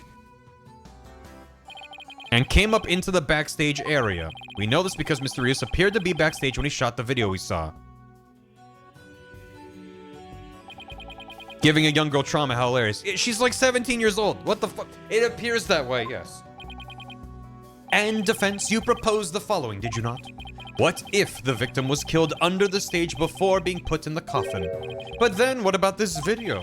This footage was taken just before Mr. Rios entered the coffin. Yeah. Oh, so does that mean? Yes, it is horrible but true. The tragedy did indeed play out right there on the stage. Hiya! Yeah, the Bonnie face is very good. Went into the coffin where Mr. Rios was hiding. Trucy Wright thrust her blade. What if there's a second Mr. Rios? Can't rule it out. See? Told you so. So are you saying the incident was a tragic accident that happened during a prank? It would be an accident if the accused had no knowledge of the prank beforehand. Everything points to that being the case, my dude. So let us ask the accused herself, Miss Wright. Did you have prior knowledge of the prank? What? Tell him, Trucy. You didn't know anything about it, right? Of course I didn't. I didn't know a single thing about it.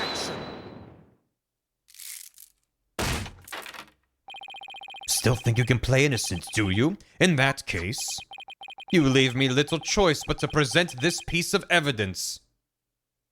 Bonnie, get the video camera after Mr. Rios comes tumbling out. Signed, Trucy Wright. What? I mean, okay. All right. It looks like some sort of note.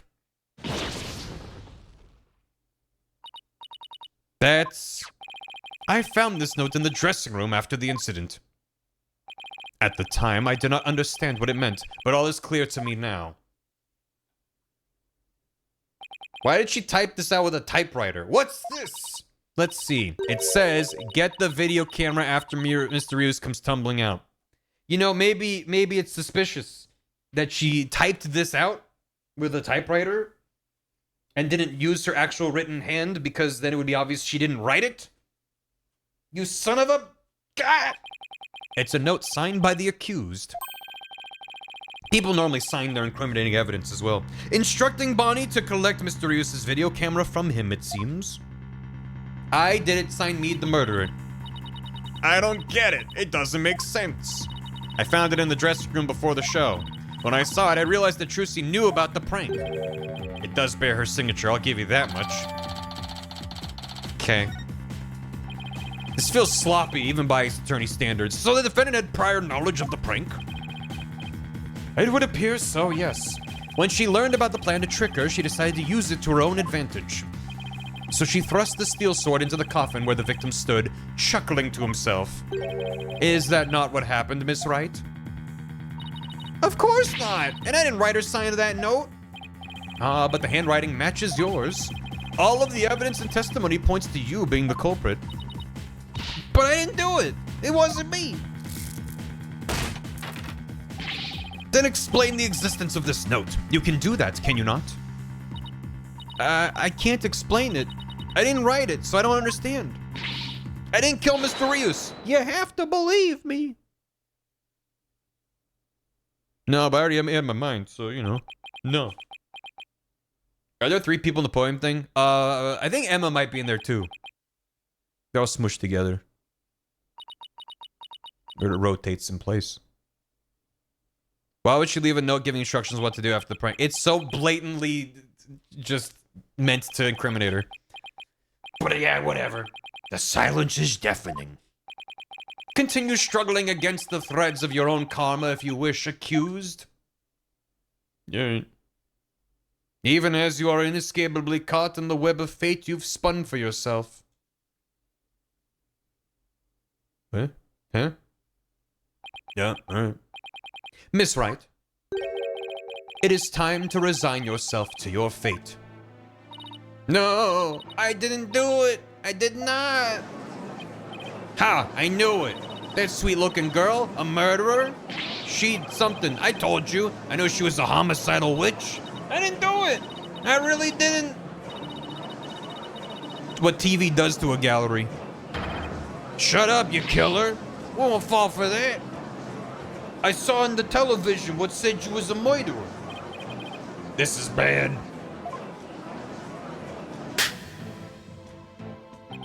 Your Honor, I suggest we put an end to this tragedy now. Give your official ruling and let us offer the victim's soul the last rites it deserves. Very well. I suppose I have no other choice. This court hereby finds the defendant, Trucy Wright.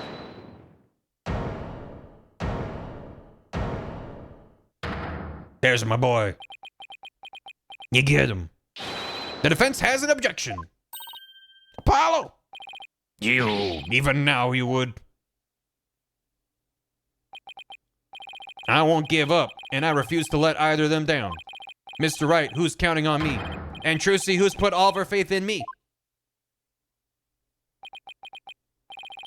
Mr. Justice, the fact that you have raised an objection means that you have evidence with which to refute the prosecution's claims, correct? Yes, of course, Your Honor. Do we really have anything, Apollo? Actually, we do. There's one piece of evidence, that we can present here. Very well, Mr. Justice, you may proceed. As we saw in the show footage, there's no question the defendant thrust the sword into the coffin. The defense doesn't dispute this point. But let us not forget that this was a magic show filled with tricks and illusions. We can't take everything we see at face value. So you're saying some sleight of hand was somehow involved? Yes, the defense contends the sword the defendant used was not the cause of death. Now what was it Trucy told me she did just before she thrust the sword in the coffin? Very well. Let us see your evidence then, Mr. Justice. But remember, you interrupted my verdict to make this claim. Whoa! You will be severely penalized if I find you are bluffing. That's fine, Your Honor. This shows it's possible the sword Miss Wright used was not the cause of death. I thought we were just gonna go for the clipboard, so I was not prepared for this. This shows it's possible the sword was not the cause of death. Well, you know, what was she doing before? I don't know why that's important either. Yeah, there was that. It's fine. Yeah, ability. You missed the thing. Quickly move the lifts. What do they want? What do they want? Contains the rubber sword that she swapped in for the trick. Isn't that? I'm genuinely kind of confused what they're looking for. Well, yeah, his fingerprints had him facing the wrong way, but that doesn't really change anything. Because their argument is more or less that he could have like twisted around and gone stabbed in the back. So it hasn't really come up yet. But he was facing the wrong way. Think crazy. Do I have to think crazy? Let's see.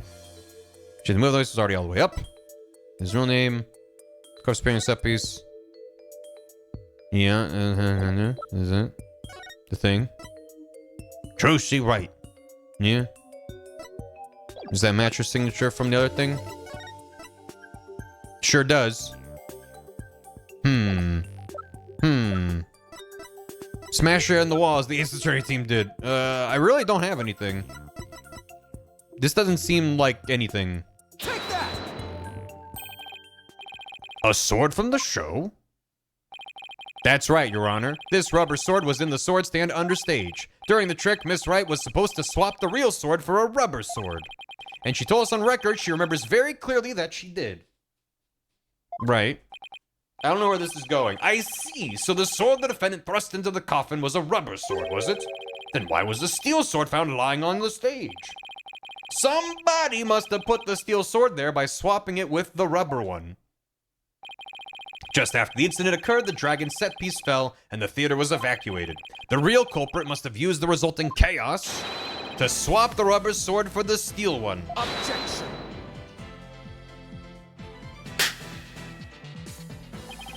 Do you not know when to give up, Stinkbug? No, we've been demoted.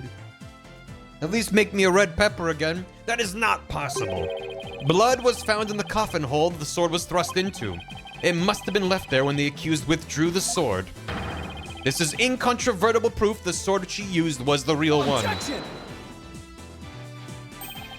But that blood could be the result of someone tampering with the crime scene after the fact. Yeah. That's the thing is, it seems like we should just present the carbon copy thing to be like, this proves that someone was manipulating her signature at the very least. Like, why are we doing this? After the set piece fell and the audience was cleared out of the theater, there was plenty of time for somebody to plant that blood there. Objection. If the sword the accused used was a rubber one, then when exactly do you propose the victim was killed, given that Mr. Rios was alive when he entered that coffin? Objection. Finding the answer to that question is precisely why we need to continue this trial. Maybe it really was Mr. Hat. No, he was up in the rafter. No, wait. Maybe it was Mr. Hat. Hear me out. He was pretending to be dead.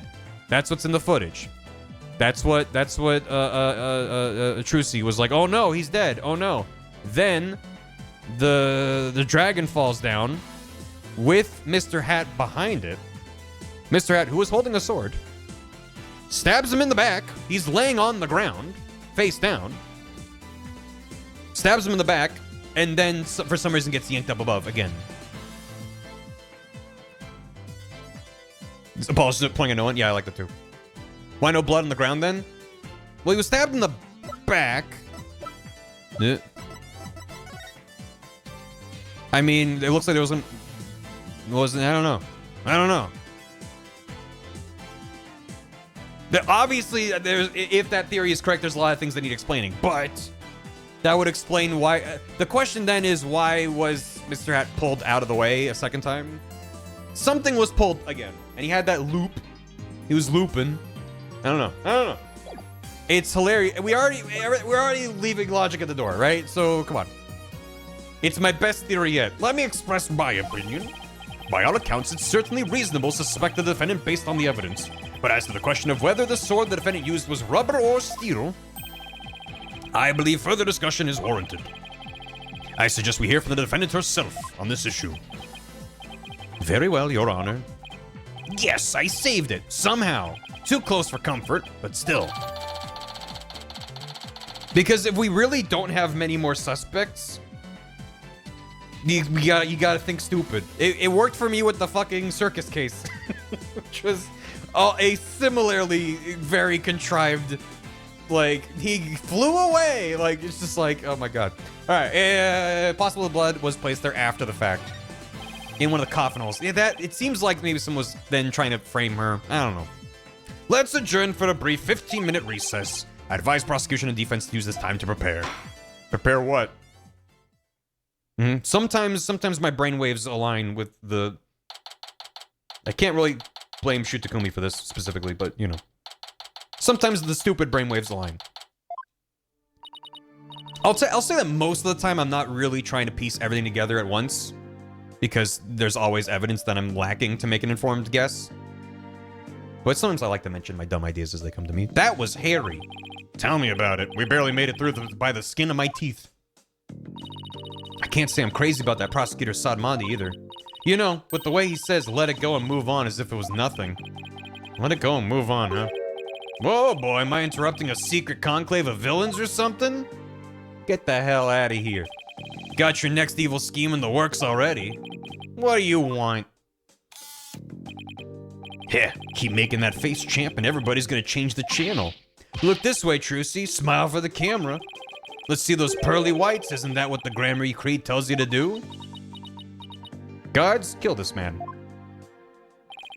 How does it feel, Trucy? Everybody online can't stop talking about you. They're calling you a real witch out there. Could this be the end of Troop Grammar? Go away, you creep! Kick him. Roundhouse kick him. Athena. The guards will look the other way. What's this? Something just charged in a frame.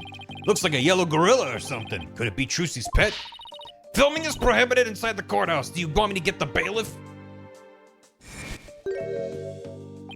Huh? Filming? What are you talking about? I don't even have a camera on me. Huh? What happened to the camera? It just disappeared right before our very eyes. Heh. I'll be enjoying the rest of the Trucy show from the gallery. I put out a call for Trucy's fans to come and support her earlier, by the way. Bet I'll get some great footage out of them. This is gonna be good. Hang loose, baby. Thank you. Has any other creates in the secret book? I mean, she mentioned it was in the secret book, but is that the only place it's ever been written? I didn't take. I mean, clearly that's important because it was added to the court record. But when she mentioned that, I didn't think of that as like it's a secret that's only in the book and never anywhere else. But yeah, he called in some of Trucy's fans, but for what purpose? Apollo? That thing Mr. Rettins just did? That was some high-level sleight of hand. Why would he know how to do something like that?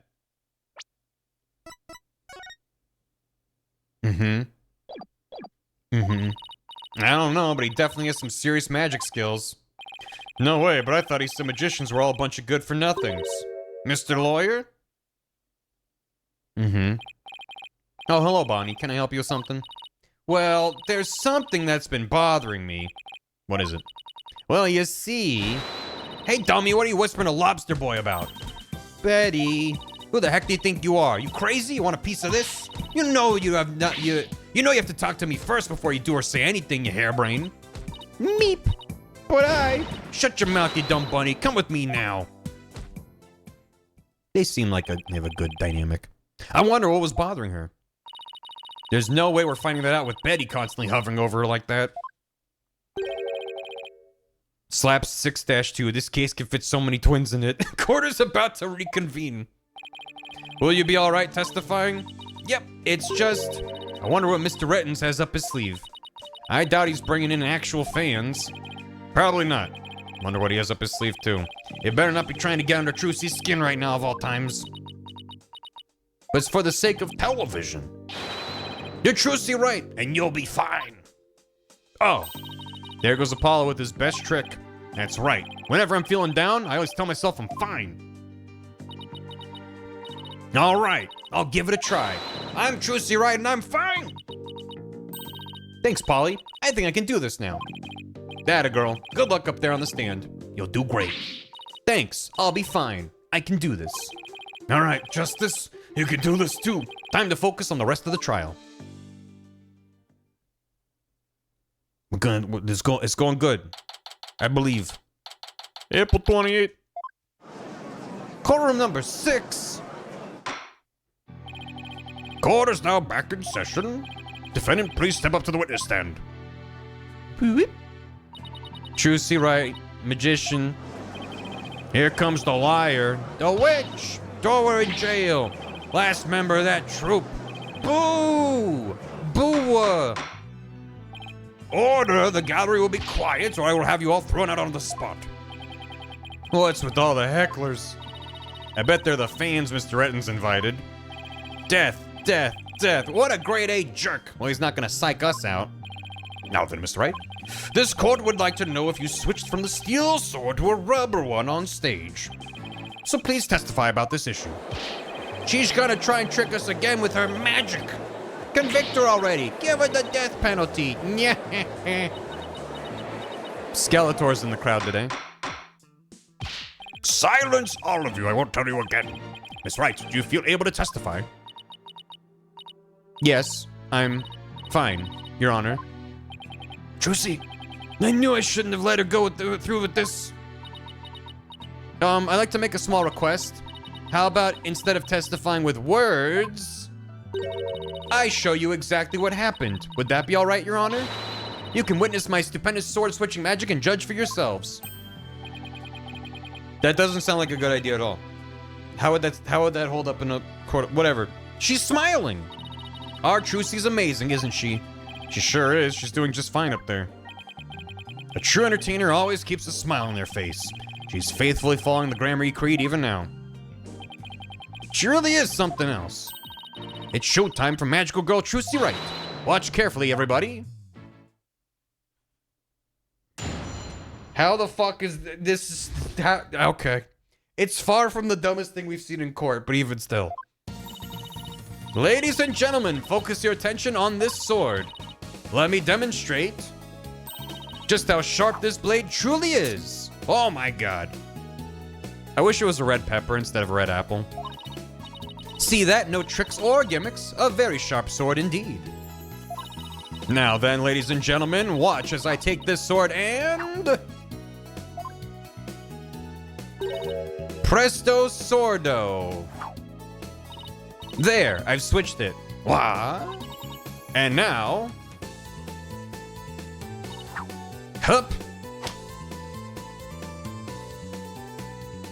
She's good. As you can see, the blade is not steel, but rubber. She's good. Ryus falls from the ceiling, and hup, dead body. Bravo, Miss Wright.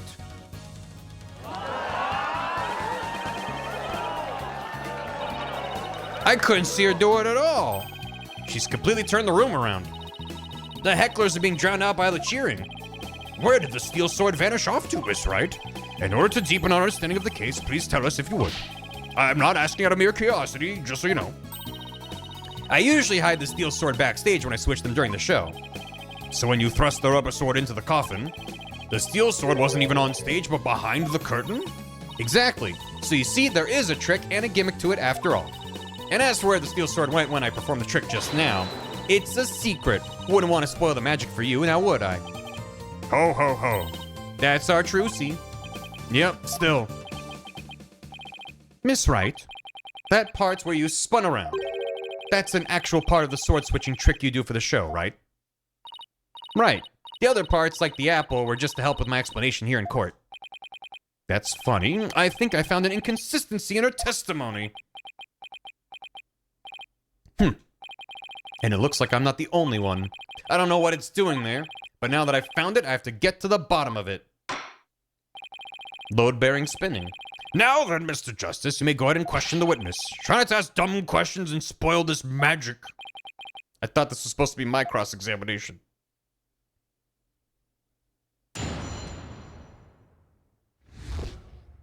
The stupendous sword switch. Ladies and gentlemen, focus your attention on this sword. Hold it! Please be careful, Miss Wright. Don't worry, I've practiced this trick 1,000 times. Is she running behind the witness stand to answer questions, then going back to her? Yeah, that's right, Apollo. You have to give Trucy some credit. She knows what she's doing. I know. It still makes me nervous every time. But that's what magic's all about. A truly great magician can make her audience experience all kinds of thrills and chills. I guess you're right. I better try not to interrupt her too much while she's doing the trick. I don't want to distract her or break her concentration. And now, ladies and gentlemen, back to the exciting world of magic. Allow me to demonstrate just how sharp this blade truly is. Hold it! What? Huh? Miss Wright, please don't swing that big dangerous thing around. Somebody could get hurt. Apollo, please don't shout when I'm swinging said blade around. Somebody could get hurt. Oh, haha. Yeah, sorry about that. I couldn't help myself. You should know better than to talk to me when I'm on stage. Mr. Justice, I'll see you in my chambers after court is adjourned. Uh-oh. I don't suppose somebody could make me disappear before that happens. Let's just watch quietly, shall we, Apollo? And now, back to the show. Quietly. Quietly, not gonna interrupt. See that? No tricks or gimmicks, a very sharp sword indeed. Hold it! What do you mean? So it's definitely a real sword, right? Now, Apollo. I just keep thinking of the stupid my brother and me bit about cursing a real sword. Now, Apollo. I know you're excited, but you have to control yourself. Yeah, can she curse a real Mr. Justice, if you needlessly interrupt this wonderful magic show again, I will be forced to bring my very real gavel down on your head. A real... The judge seems to be completely taken in by Trucy's magic. Yeah, it's like she's cast a magic spell over him. Ew, real... I'm glad a lot of people... Oofa doofa. I better not interrupt her anymore. There's no telling what the judge might do to me. Miss Wright, please ignore any further outbursts from Mr. Justice and proceed with your spectacular trick. All right, here I go then. I won't interrupt this time. Now then, ladies and gentlemen, watch as I take this sword and... Hold it! I have just one thing real quick. Oops, I did it again. I've had it up to here, Apollo. Can't you listen quietly like a big boy? Sorry about that. I got a little too worked up. Apollo. Now, boys and girls, watch carefully and please don't kick the seat in front of you. I will now take this sword and... I've switched it. Hold it! What the fuck? What? So you switched swords when you spun around just now. That's right. It's the same way I do the trick in the actual magic show too. But I'm also doing a lot of extra things that I don't do during the show right now, though. The key point is the sword switching. If only we could prove she did it during the actual show too. Right. Prove she switched them during the show. What's the matter, Apollo? You look troubled. Oh, it's nothing. Uh-oh, this is quite the pickle. How should I go about handling this? Did she not switch swords? Miss Wright, please continue with your trick. You've all just witnessed me switching the swords. And now, hup. Hold it! Watch out! What do you think you're doing, Apollo? But you're putting yourself in danger. I couldn't stand by and not say something. Mr. Justice, you're putting your head in danger of meeting my gavel. Apollo, you better apologize before you become the case's next victim. I'm very sorry, everyone. How did it come to this? All right, boys and girls, if you want to ask for an encore, wait until the end, okay? Now, my sword was sharp as steel just moments ago, but... How are you doing that? Hold it! Wow, that's incredible! When in the world did you switch them? She told them. I explained it once already. Could you show it to me again? Sure. But remember, a magician doesn't usually share her secrets. So this is a very special exception. And I'm very grateful to your generosity. Believe me. Better take a good hard look at the instant she switches the swords. Even though she explained how she does it, I still can't see her do it. Blows me away no matter how many times I watch. Yeah, me too. But, what is it, Apollo? Did you notice anything about the way Trucy moves during the trick? You mean like her movements? I don't get it. What's the real story, Trucy? I gotta watch again. Very sharp sword. Okay, sword and...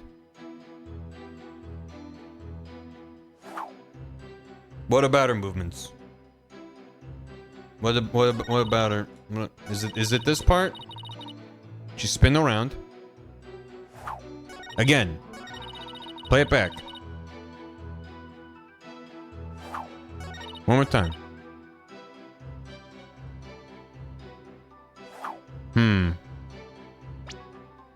And then with the footage of the thing. How does she do it during the thing? No, we gotta figure out her tricks. We gotta figure out her tricks. What's she doing when she's spinning around? Beep beep beep beep beep beep. Beep beep beep beep beep. Beep beep beep beep. And then wow. There you go. And then she's there. And then they talk for a little bit. I wish I could skip this forward. Nah. And then when she do the spin. She doesn't really do a spin, does she? She kind of like spins it around and stuff, and then she throws it away. No spin, huh? A Wonder Woman? Mm-hmm.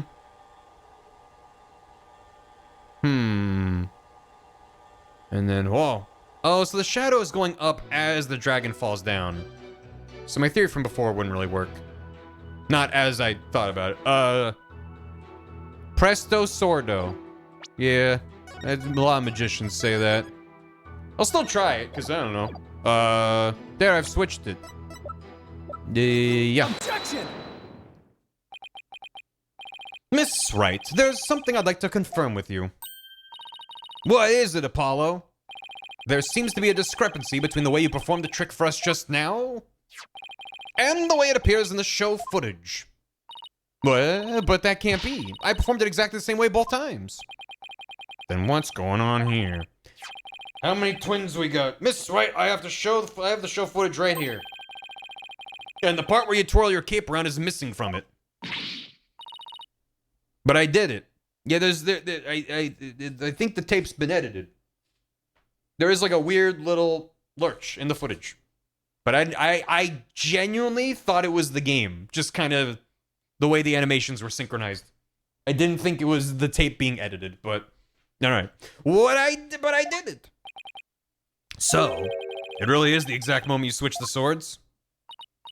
Yes, that's right. I knew it.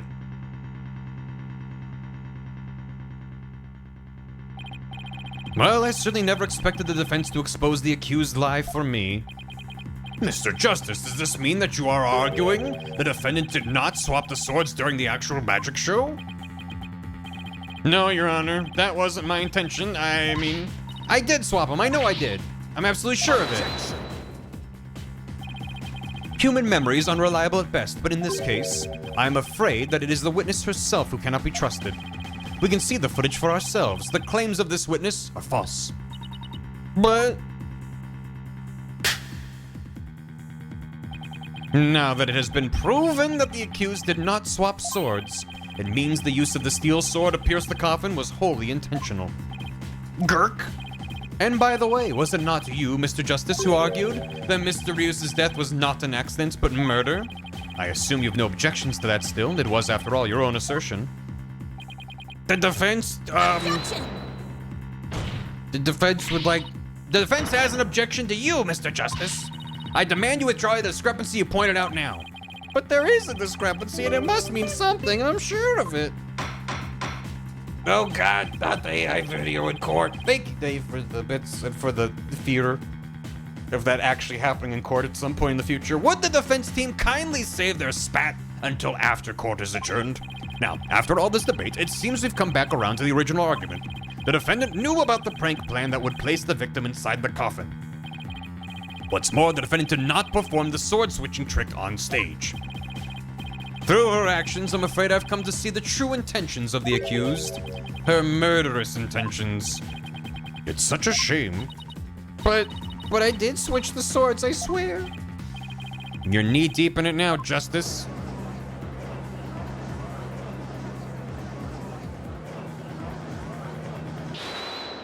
Hold it. Oh, Bunny. Excuse me. Let's see. You are, which one again? Benny? No, that's not right. Bonnie? Benny. It's Bonnie. You are mixing the two names together, Your Honor. Oh, pardon me. And do you have something you wish to say, Bonnie? Yes, Your Honor. I'd like to testify. About what? The more I think about it, the less possible it seems. I don't believe Trucy killed Mr. Rios. Bonnie? Hey, what's the big idea? Such an incredibly gifted and talented magician would never commit murder. I refuse to believe it. What are you talking about, your harebrained hair? You keep your trap shut. I got a bag of baby carrots for you, so chew on those and pipe down. No, I won't be quiet. What's the matter with you? Didn't you hear me? Trucy said something to me once. Huh? She said, no matter how scared you get, no matter how mean people are to you, you can't give in or give up. That's what being a professional magician's all about. Isn't that right, Trucy? That's right, Bonnie. I've always been afraid to stand up to Betty. afraid to defy her. So I did what she said. But when I saw Trucy today, she gave me strength.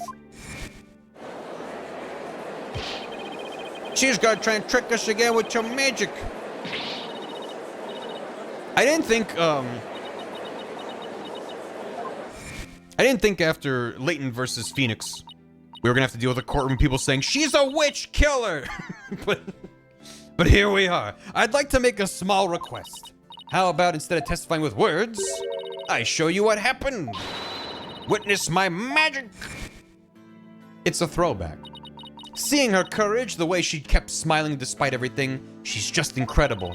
So I'm not gonna run away. I'm scared, but for once, I'm gonna be brave. Grr, what have you done to my sister, Trucy Wright? You've practically brainwashed her. It's the power of Trucy's conviction. That's what it is. It's touched Bonnie's heart. Yeah, Trucy really is one magical girl. Bonnie, is the topic of your testimony related to that thing that was bothering you? The thing you tried to tell us about in the lobby during the recess? Yes, ever since I saw the show footage, something's been nagging at me. I'm not exactly sure what it is, but something is off. I feel like something about it is different from what I saw on the stage. What do you mean by that, Bonnie? I wonder if what was shown on TV is really the same as what happened on stage. Of course it is. The show has only been performed once, after all. It can't show anything other than what happened on that stage yesterday. Objection! Flashing back to stuff that happened 5 minutes ago, right? Multiple times. But Bonnie's testimony deserves our attention. We have to examine the show footage. But what can we check it against? Do you have some other footage of the show? Well, I have some show footage. You do? One of the TV station's cameramen said he was a fan of mine. He kept his camera on me throughout the entire show. And then afterwards, he gave me the footage he shot as a present. He did. To tell you the truth, I thought it was kind of creepy, so I was gonna get rid of it. Please submit that footage to the court. Oh, boy. Now then, let's take a look at this new footage. This is gonna be from the other side of the stage. Oh. Okay. So it's a different... So that guy was a different... Okay, different cameraman. Oh my god. Jesus Christ. Mm-hmm. Yep. And then kaboom. Oh my god. Where is she? Behind the thing. There she is. There she is. Don't zoom in, god damn it. Oh, cards. And then... Oh no. Oh, run. What? Huh? Huh? What? Huh? What? Huh? What? Huh? Okay then. He really did keep his camera on Bonnie the whole time, didn't he? I think this cameraman needs to keep his personal feelings out of his work. Well, defense, do you still believe this new show footage is worth inspecting? No, nothing at all suspicious happened. Of course I do. Okay, so how are we gonna go about this? Let's try comparing the two. We just might find an inconsistency between them. You think? An inconsistency, huh? Yep, the two pieces of footage are of the same scene, so they should match up. But Bonnie felt there was something off about the original footage. So if we can pick out what's different between the two, we'll know what Bonnie found strange. Exactly. Plus, we may figure out why the original doesn't show the sword-switching trick. Your Honor, the defense would like to compare these two pieces of show footage. Wheel out the TV on the AV cart. Very well, I will allow it. What a waste of time. Apollo, do you know how to compare the two pieces of footage? No, I've never done it before. I'll give you a little lesson then. Use the video player's buttons to go through the footage. When you want to speed through, use the fast forward button. Buh. And if you want to go back, use the rewind button. If you want to halt the playback, just use the pause button. Oh, and by the by, if you fast forward or rewind when the playback is paused, you can do a slow frame-by-frame playback. Alright, how do I switch between the two videos? Just use the switch camera button. Now, if you find a difference between the two pieces of footage, put the cursor over what's different and present it to the court with you. Thanks, Athena. You really know your stuff. Not really. I just gave it some gusto and then went with my gut on most of it. What? Sure hope she guessed right. Anyway, let's give it a try. I can't show them at the same time. Alright. Fast forward. Yeah. So, and then kaboom. And then there. So, switch footage. Camera 2. Play it. So after, so where them cards come from? So is that before, come on. There's the kaboom. And then she's like, whoa. And then she's all whoa about it. And then, yeah, there you are. Hiya. And then there's a jump right there. And then she stabs. Yeah, there ain't no cards. Show me them cards. Oh dear. Oh, I already passed it. Yeah, alright. What's that? Who's playing Balatro on stage? Take that! This is it right here. Take a good look at this scene and compare it to the video shot from the front. Oh, the playing cards don't appear in the video shot from the front. Hey, you're right. What's going on here? It's me, I'm playing Balatro right now. It was the Jonkstler hiding in the coffin playing Balatro. What can you tell us about these playing cards? Oh, those? They're the cards I throw when I do the sword switching trick. What? Mr. Justice, does this mean? Yes, it means that the sword switching trick was cut from the TV show footage. So the footage was edited. Yes, with malicious intent. That is absurd.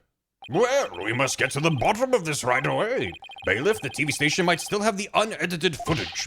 Go see what you can find out. Yes, Your Honor. Run to the TV station. Whoa. Shoes with no socks. That could only be one person. Yeah, this asshole. It's you. Now hold up, Your Honor. This is all just a big misunderstanding. Believe you me. Give a guy a chance to defend himself before you start pointing fingers. And who might you be? Right. Sorry about that. Got ahead of myself there. Here's my business card. Charmed to make your acquaintance, Your Honor. Oh, well, how very polite of you. It's lovely to meet you too, Prosecutor Sodbody. Please take my card. A business card? Ah, yes, I read about this custom among businessmen in this country. It's true, in Japan and California, we're all about exchanging business cards and bowing. I've even familiarized myself with the various replies. How do you do, good sir? Or, what's crack-a-lackin', homie, for example. He's got us down pat. Oh, you're from Take-Two TV, are you, witness? Come to think of it, I believe I've seen you on television before. Yes, Roger Rettins, otherwise known as the Ratings Raja. He's a TV producer and appears on many of his own shows as of late. He is best known for his catchphrase, hang loose, baby. Oh my, so you're the Ratings Raja. Hang loose, judgy baby. Nice courtroom you got here. I never thought I'd get to meet you in person. But Prosecutor Sadbadi, how do you know so much about him? In preparation for this case, I watched all of his shows.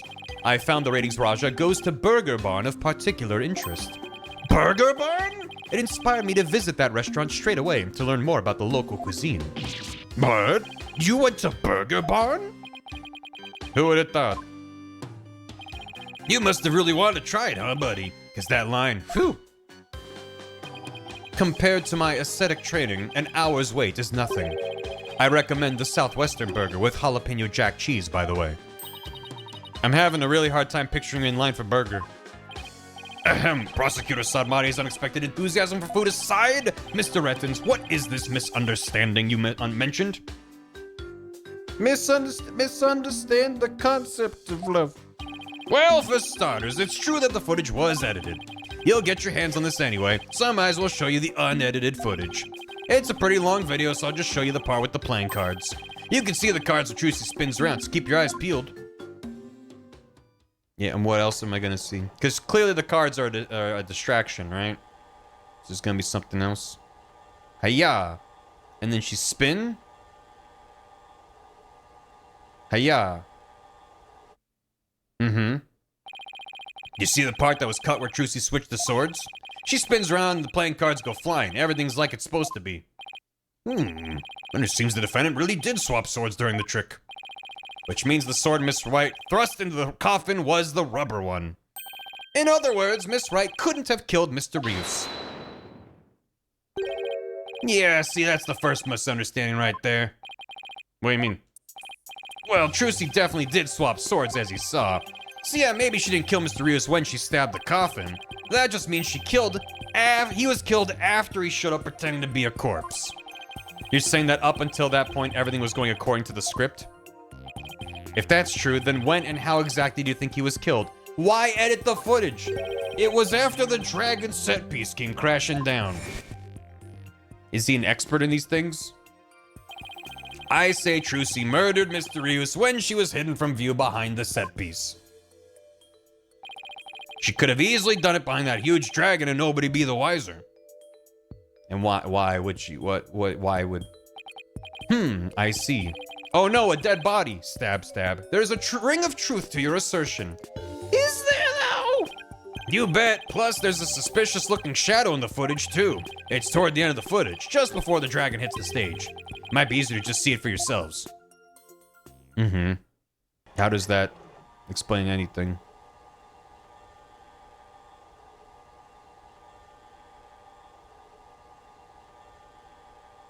She sure does run away, and then it falls down, but, you know. It's only for a split second, so it's hard to catch, but look here. I caught it the very first time. This suspicious shadow must be Trucy? Huh? She's using the steel sword she hid behind the curtain during the trick to kill the victim. Huh? What? Now that you mention it, I suppose it does look that way. Does it? Objection! I don't think you, Apollo. The witness is just trying to ram his theory down our throats, Your Honor. And that's not all. Aren't we forgetting that the witness willfully edited the sword switch out of the footage? You see, there's your second misunderstanding right there. Your Honor, would you mind if I testified about it? I've seen people testify on TV, and I've always wanted to give it a shot. That would be fine with me, Prosecutor Sadbody. This is quite unexpected. It threatens to disrupt the karmic course of this case. Hey, lighten up, pretty boy. You're gonna like what I've got to say, promise. Very well. However, if you do anything to impede the last rites for the victim, I will have you removed. All right. With Prosecutor Sadbody's permission, please give us your testimony, Mr. Rettens. Roger Rettens, the ratings Raja, now Kaiser of the courtroom. I'm taking over the floor, so listen up, loyal viewers. This fucking guy. It wasn't deliberate, I tell you. Footage is meant to be edited, I tell you. He's got us there. He's right. Scenes are spliced together and longer, boring scenes are cut out. Like spinning and cards flying around. So boring.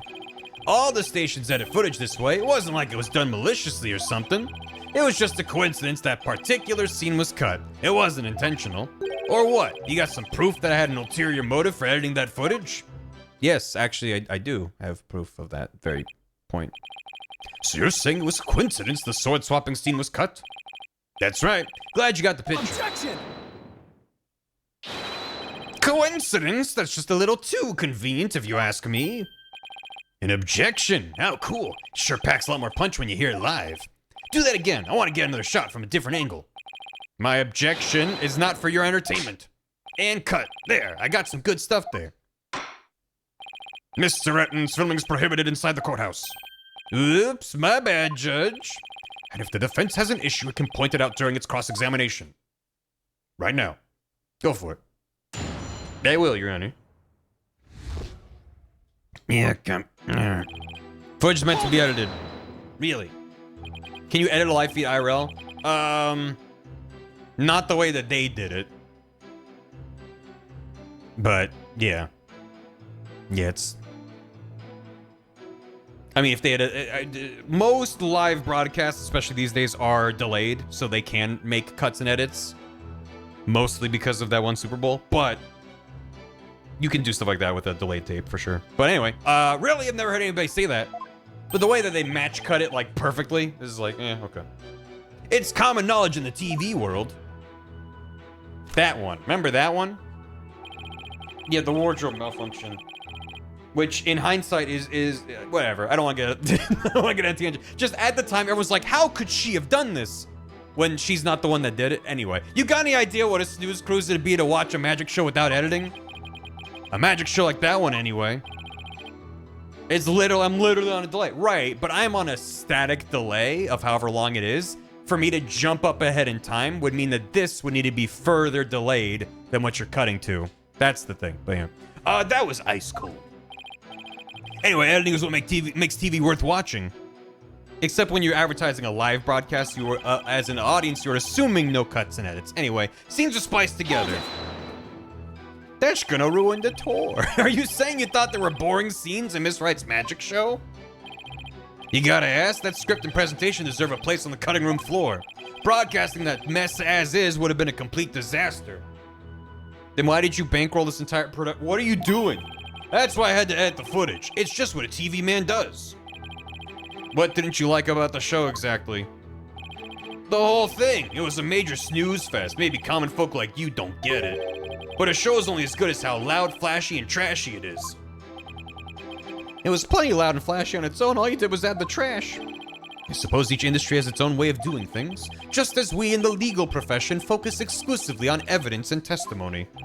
Exactly. Whether it's showbiz or the legal biz, we do what we gotta do to get the job done.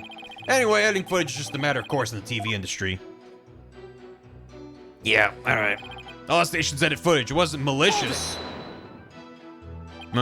It wasn't done maliciously, huh?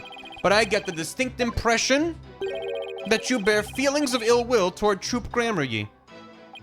Eh? What makes you think that? The things that you yourself have said. With your words and your mouth. You'll see. I'll dig up the dirt and expose the dark heart behind that sweet smile. I'll prove those Grammar-y magicians are all a bunch of lowlifes. Yeah, I remember. And I also get the impression that you've felt this way for a long time. Words such as those can be interpreted in many different ways. Fuck off? No. For example, though I bear the defense no ill will, I would not hesitate to say that he is a good-for-nothing lout of a lawyer. You bear me no ill will. Could have fooled me. And yet, it is the truth. I am only strict on you as it seems you have strayed from the path. If you have any objections, Mr. Justice, please make your case with evidence in the future. Mr. Rettens, continue your testimony. Contempt, judge, contempt of court, judge? It was a coincidence that that scene was cut. Hold it! Of all the scenes you could have cut, why the sword switching trick? That seems like too much of a coincidence to me. Oh, so now you're gonna tell me how I'm supposed to edit my programs, big shot? Hard being the boss, kid. You gotta make tough choices, like which content gets cut. Then let me ask you this. Why exactly did you make such a tough choice in this case? You wouldn't understand, champ. It's all about artistic vision. My artistic vision, not the people that I paid and hired to put on, whatever. I tell you, people tell you how to do your job when they don't know the first thing about it. I may not know TV, but I know evidence law, and boy do I have some for you, champ. I might not be able to show you that your selective editing was intentional. However, I know you bear the defendant's ill will, and this is the evidence that proves it. Oh, okay. I didn't know we were doing this. What do we got? What proves it? What proves it? No, it was, there's, on that contract. This doesn't prove ill will, though. I thought I was gonna go for the next line of dialogue that's like, whatever. This is my mistake. My badge, chat might be alright. I don't think this is it. I don't think the clipboard is it, right? I don't know what I was not. Oh, okay. Just the fact that he was trying to prank her. Yeah. Okay. Take that! Yeah, right. This piece of evidence proves that you bear ill will toward the defendant. I don't like how vague that was. I guess not. That thing? What could that possibly prove? That you were trying to traumatize the young girl on stage, but make her think she killed a dude in her magic act? How does that not? But take a good look right here. Wouldn't you agree that it puts you in a bad light? Yes. Looking bad and having evil intentions are two entirely different things. Look at me, for example. I'm not evil, but I am a bit of a bad boy. Oh, if I could be a bad boy myself. But bad lawyers get penalties for presenting bad evidence. What do they want? That was my bad. I didn't mean anything by it. It was just a coincidence I edited out that scene. Uh-huh. There's a coincidence that scene was kind of... Get some proof. Yeah, that. That's what I was gonna go for. I'm just gonna load and ignore that happened and just move on and just do this. Oh, it put me back here. Uh-oh. Then what the hell do they want?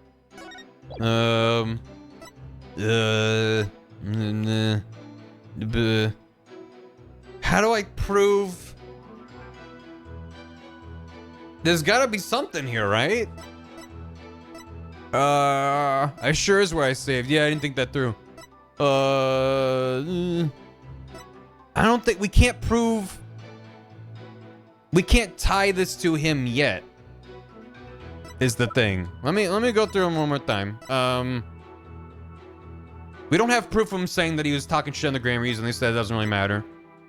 The script, the thing.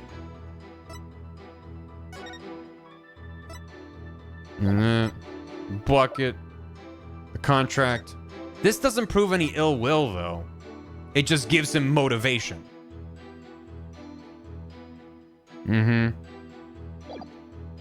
contract mentions the 3 million. Oh, that's why I was planning on using this for the next line of dialogue, which is why I loaded the save. I could try the clipboard. Yeah. I don't keep accidentally hitting up and down. The rubber source is disrupting this trick. I mean, isn't the editing proof? Maybe Athena's badge. Maybe we just take the hit. Take that! What's that you got there? Oh, it accepts the contract or the clip. Why does this work here? Okay. You had her sign this contract before the show. This contract between the first party, Take-Two TV, and the second party, Miss Wright, reads... If through the fault of the second party, the show must be canceled in part or in full, the second party will pay $3 million as compensation to the first party. $3 million? That's a completely unreasonable sum. I couldn't agree more. And of course, Miss Wright doesn't have that kind of money. Nevertheless, Roger Rettens had her sign this unreasonable contract anyway. I'm glad they accepted the clipboard for this. Or more accurately, he conned her into signing it. Conned her? How did he do that? There's a trick to this clipboard that was used by Miss Wright to sign her contract. It houses carbon paper that can secretly copy her signature onto other documents. They punish you for thinking ahead. Yeah, and I wasn't expecting them to ask me that question there, but anyway. That's quite a nasty accusation you're slinging my way. For starters, you don't have any proof I had anything to do with that carbon paper stuff. Just because Trucy and her agency can't pay up doesn't mean I conned her. But $3 billion? That's totally out of reach for the average person. In any case, this is important new information. Please add it to your testimony, Mr. Rittens. That is a crime. Where is your proof linking me to that tricked out clipboard? You don't have any, do you? Hold it!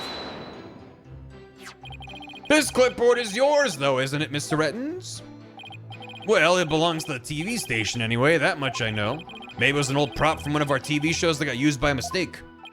Or maybe you used it on purpose. To con Miss Wright. Objection. Mr. Rittens has already stated that he did not. Mr. Justice, please do not use this trial to try to get out of paying your agency's debt. That's not what I'm doing. It's kind of what we're doing. Proof Mr. Rittens is connected to the carbon paper. If Trucy's signature was copied onto the fake contract, there must be an original contract that Trucy actually did sign. I bet Rittens is too savvy to leave something like that behind as evidence. What if her signature was copied on more than just the fake contract? Like a third document with her signature on it? Have we seen anything like that, though? Hey, what are you guys whispering about? Let me continue my testimony. Nah, we don't have her signature. Oh, wait, you got some proof I had an ulterior motive for editing that footage? Hold it! I was gonna throw the contract there, but alright. What other scenes did you cut from the footage? Huh? Oh, no others, I guess. You mean you only edited out the sword switching trick scene and nothing else? Don't you think it's too much of a stretch to claim that as mere coincidence? What are you objecting to? No matter how artificial you find the affair, stranger things have happened on their own. That is, unless you have something with which to prove otherwise, defense. Well, if you have a valid criticism of Mr. Retton's testimony, feel free to counter with evidence. Well, Apollo, it would sure make things easier if we had some. I think the defense team needs to be edited out of this trial. That's what they need. They'll have to clean up this footage later. He isn't really gonna put this on TV, is he? Proof that Trucy's signature was copied, huh? We don't have proof. That's why our agency's under seizure right now. True. Or do we? Or did I? Or did I? Yeah. Hiya. And then the note. Hiya. Objection! Yeah. You must be quite the con man if you can fool a magician with a simple trick. But if you think you can con a lawyer, you're very much mistaken. He doesn't offer as many absurd anecdotes as other prosecutors do. It makes him feel less seasoned than Blackwell in his clink mix or Clavier in as many hit singles. Yeah, he doesn't really talk about himself. But it's only his first case that I've seen him. It's all every Ace Attorney I've played, whenever there is a new prosecutor, they show up and I'm like, I don't like this guy as much as the last one. So I have to give it time. Hey kid, would it kill you to enunciate in front of the camera? Think of the viewers, like a newscaster. I'd like you to take a look. He waited for an hour for a burger. That's true. That's endearing. I'd like you to take a look on Miss Wright's signature here on this note. Check a look. Let's compare the signature to the one here on this contract. The same. Yeah, Clavier is pretty likable right away. Would you look at that? They're exactly the same. Wow. That's right, Your Honor. Not just similar, but exactly the same. Nobody can sign their name exactly the same way twice unless it's a copy. Keep going. These signatures are proof positive that you conned Miss Wright. And they definitely prove your malicious intent. Hey, not bad, lawyer guy. Didn't know you had it in you. This is really getting interesting now. I'll get great ratings for sure. My shredder G's that way? In what way? Just with a big old swoopy swoop. It's fun. What do you mean? Don't try to dodge the issue, Mr. Rittens. The fact is you bear ill will against my client. So the show footage was definitely edited with malicious intentions, isn't that right? What a forced argument, defense. All you have really proven is not his ill will towards Miss Wright, but his pecuniary greed. Hold on real quick. I'll be right back. Pecuniary. Relating to or consisting of money. Oh. A pecuniary advantage by deception. Monetary. Yeah. Measured in money. Pecuniary aid, pecuniary gifts. Relating money. Alright. Good word. Understand less what's happening. Hey, Weeb. Were you summoned from you saying One Piece a couple times earlier? I hope so. All you have really proven is not his pecuniary greed. You could just say greed. Most people associate the word greed with money. That's right. I just wanted money, baby. Fat stacks of cheddar, that's all. He was after the cheese. After all, I'd never even crossed paths with Trucy before this magic show. There you go. There you go. There's the weeb motes. So I'd absolutely no reason to bear her any ill will, right? Yo ho ho, he took a bite of gum gum. There it is. He didn't bear her any ill will, huh?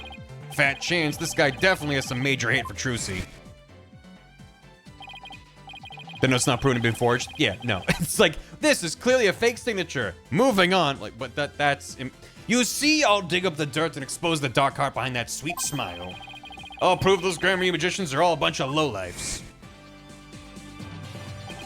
I can't prove it with anything, but the things he said all point to that fact. There must be something between the two of them that gave birth to this grudge.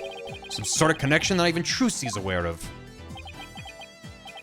Your Honor, I'd like to argue that Roger Rittens and Trucy Wright must have crossed paths before. There must be some hidden connection between them. Hidden? Connection? What is it now? Just what are you getting at, Mr. Justice? It is futile to even ask, Your Honor. Surely it's just another one of the defense's feckless claims. Feckless? I'm very much fact, I'll have you know. You don't seem to have a very high opinion of me, but once you hear my argument, you'll wish you'd taken me a whole lot more seriously. Will I really? Very well then. To proceed. Did you figure something out, Apollo? Nope, not a thing. What? That was just some good old-fashioned bluffing, courtesy of Mr. Wright's fine training. Lie like a dog. Hope you know what you're doing. Never do. Never will. If you're gonna make a bold claim, Justice, I hope you're ready to elaborate. What is this hidden connection between the defendant and Roger Rettens? You know, it's probably that, he's Trucy's biggest fan. They're dating. Gross. He's a magician, too. I'm not even gonna pick it as a joke. I don't even wanna. That sleight of hand trick he did during the recess earlier. Feckful be gormed. I've got it all. Get gormed. Filming is prohibited. Do you want me to get the bailiff? He's your biggest fan. Huh? Filming? What are you talking about? I don't have a camera. I just got his name. I don't yet. Rettens. Roger Rettens. I don't know. They're gonna be twins? Ratings? Yeah, it must be that. Yeah, that's as far as Ace Attorney puns go, that's kind of blech. He's a magician too? I believe it's up to the defense to fill in the blanks, not me. He's the rating. I get that he's the rating. Ratings, Roger. Oh, it's even, yeah. Oh, thank you for the bit. If he is, he may have had some contact with Miss Wright somewhere along the way. Your argument is hardly worth responding to. But by all means, please do continue. As a passage in the sacred scriptures of Koreanism states, he who gives a sermon to a monkey is himself a monkey. Is that a bad thing? I want to return the monkey. It doesn't matter what you say to a dimwit, he isn't gonna get it anyway. But we saw Mr. Rettens perform a magic trick. He made his video camera disappear in the blink of an eye. While I think it'd be pretty funny if I were a magician, you must have been seeing things. Want me to introduce you to a good eye doctor? If a connection as tenuous as that is all it takes, then every magician in the country could potentially bear ill will toward the accused. That's true, actually. I guess you're right. You're not the sharpest knife in the drawer, are you, short stuff? You would do well to cleanse that putrid mind of yours in the holy waters of Mount Pony Pony. 3 days under a frigid waterfall, and even you should rise to the level of a monkey.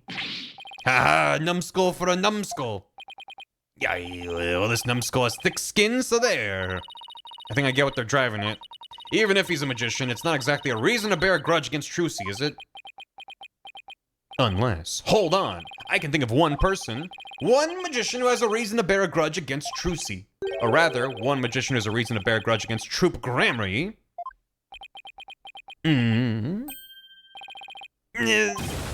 No way. His brain just popped. Something wrong, Mr. Justice?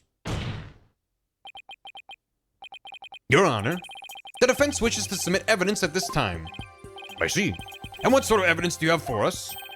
Evidence that points to the real killer, the one who had a motive to commit this crime. What? I'm mad, chat. I'm mad about it. Let the record show, Your Honor, that I am upset. What have you done? What have you come up with this time, defense? Trucy Wright is the sole heir to Troop Grammary and its name. This puts her square in the crosshairs of one particular magician. And this evidence points to the one person who grudge against Miss Wright.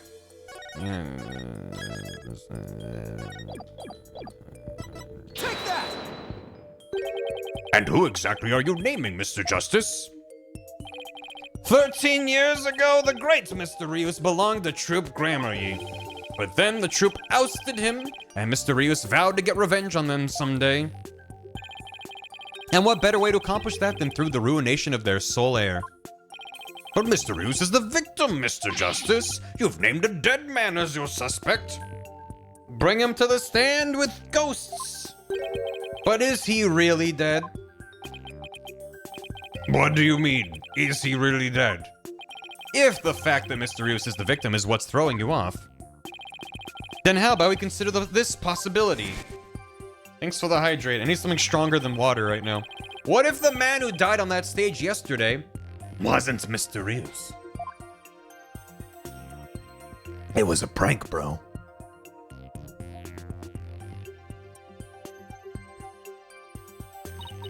What? You mean the victim was an imposter? Sus mogus sus. Not mysterious? Then what about the real mysterious? It would mean the real mysterious is still alive. That's absurd. You mind rolling your sleeves up for us, Mr. Rettins? Mr. Justice, who is the real Mr. Ruse? His name is Ruse. If not the victim of this case. It's all coming together now. I finally see the gimmick, the trick to this entire case. This should explain everything, Your Honor. The real killer, the one who hated Troop Gramarye and wanted to sully its name. The Junkstler. The magician lurking in the shadows who set up a fake Mr. Ruse in his stead.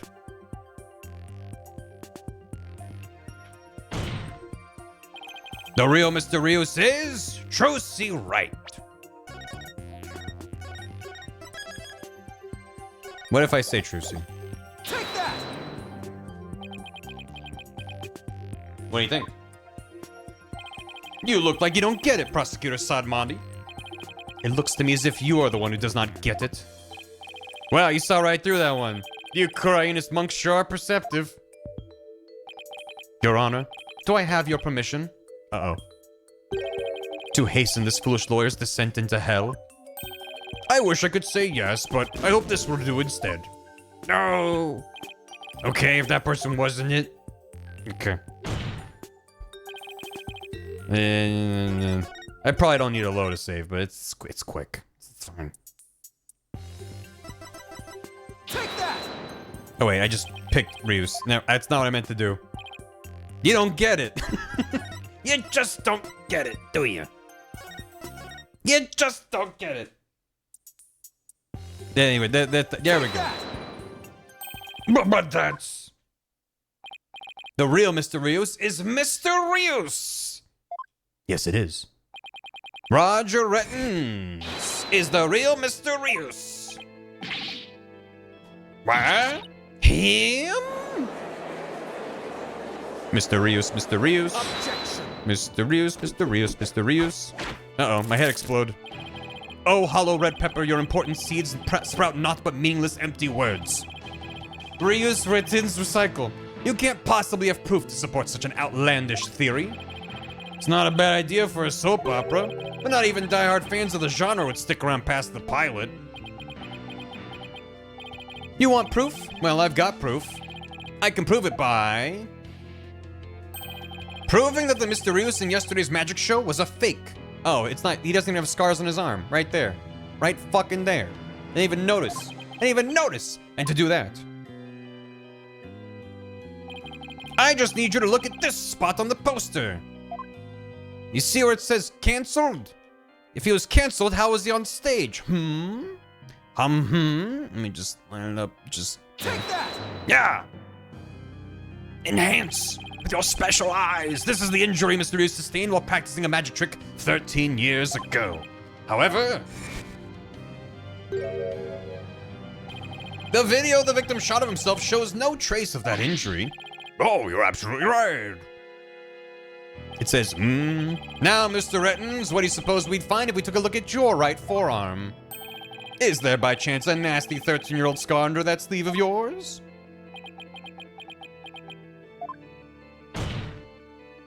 Well, Mr. Rettins, why don't you roll up your sleeve and let the court have a look?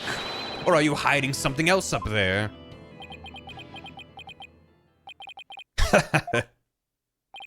Come on now, I have nothing up my sleeve. I don't need to hide anything up there because I require no tricks or gimmicks. For you see, my magic is the real deal.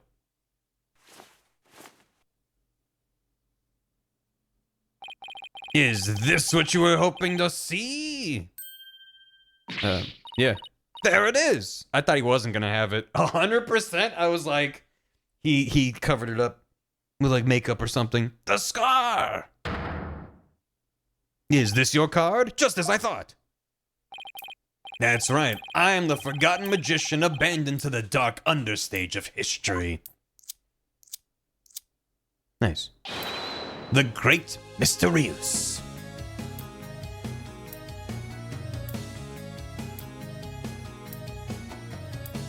The hell is this theme?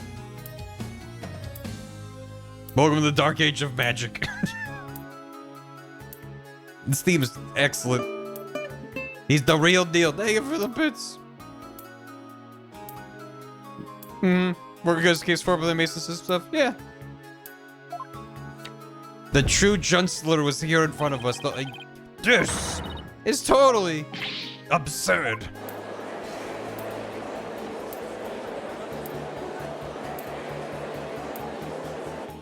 His stupid cardigan is a cape. It's kind of great. Oh my god. How ironic, wouldn't you say? That this odious mark carved into me by Troop Gramarye would bring me back into the limelight once more. Strange are the karmic threads before me. If the witness is the real Mr. Rius, then who is the victim who perished in the magic show? He was but a fan. I met him on one of my programs several years ago. He said he'd become a magician out of admiration for the great Mr. Rius. In confidence, I told him my true identity and let him take on my mantle. And when did this man take over for you? About 2 years ago. I taught him my tricks and even acted as his producer. And so a mere amateur became a popular magician overnight. Courtesy of my magic on the stage we call television. Hope you enjoyed the show. No. No, the show was bad. Boo. You really had us all fooled. Mr. Rettens, or should I say, Mr. Rius. In your hatred of Troop Gramarye, you killed the victim, Mr. Mystery, and then set up Miss Wright to take the fall, didn't you? You did it all just to tarnish the Gramarye name. Ho ho ho. I have no idea what you're talking about, lad.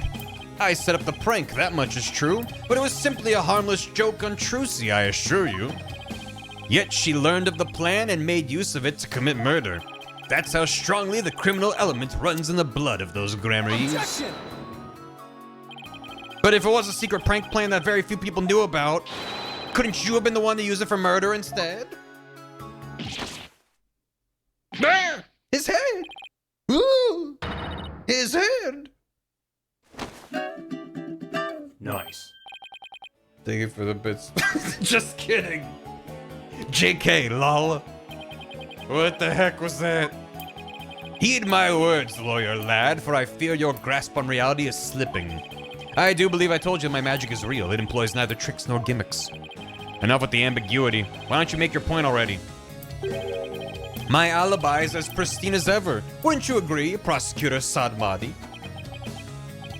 Yes, I suppose that is correct. The witness does have a solid alibi. Wait. I'm awake. Recall, defense, that at the time of the magic show, Mr. Rettens was at Take-Two TV.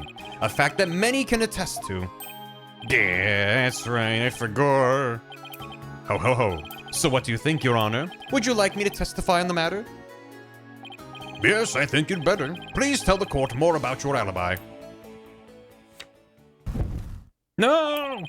My jonglers! Very well then, on with the show. Are you watching Magnifique Gramarye?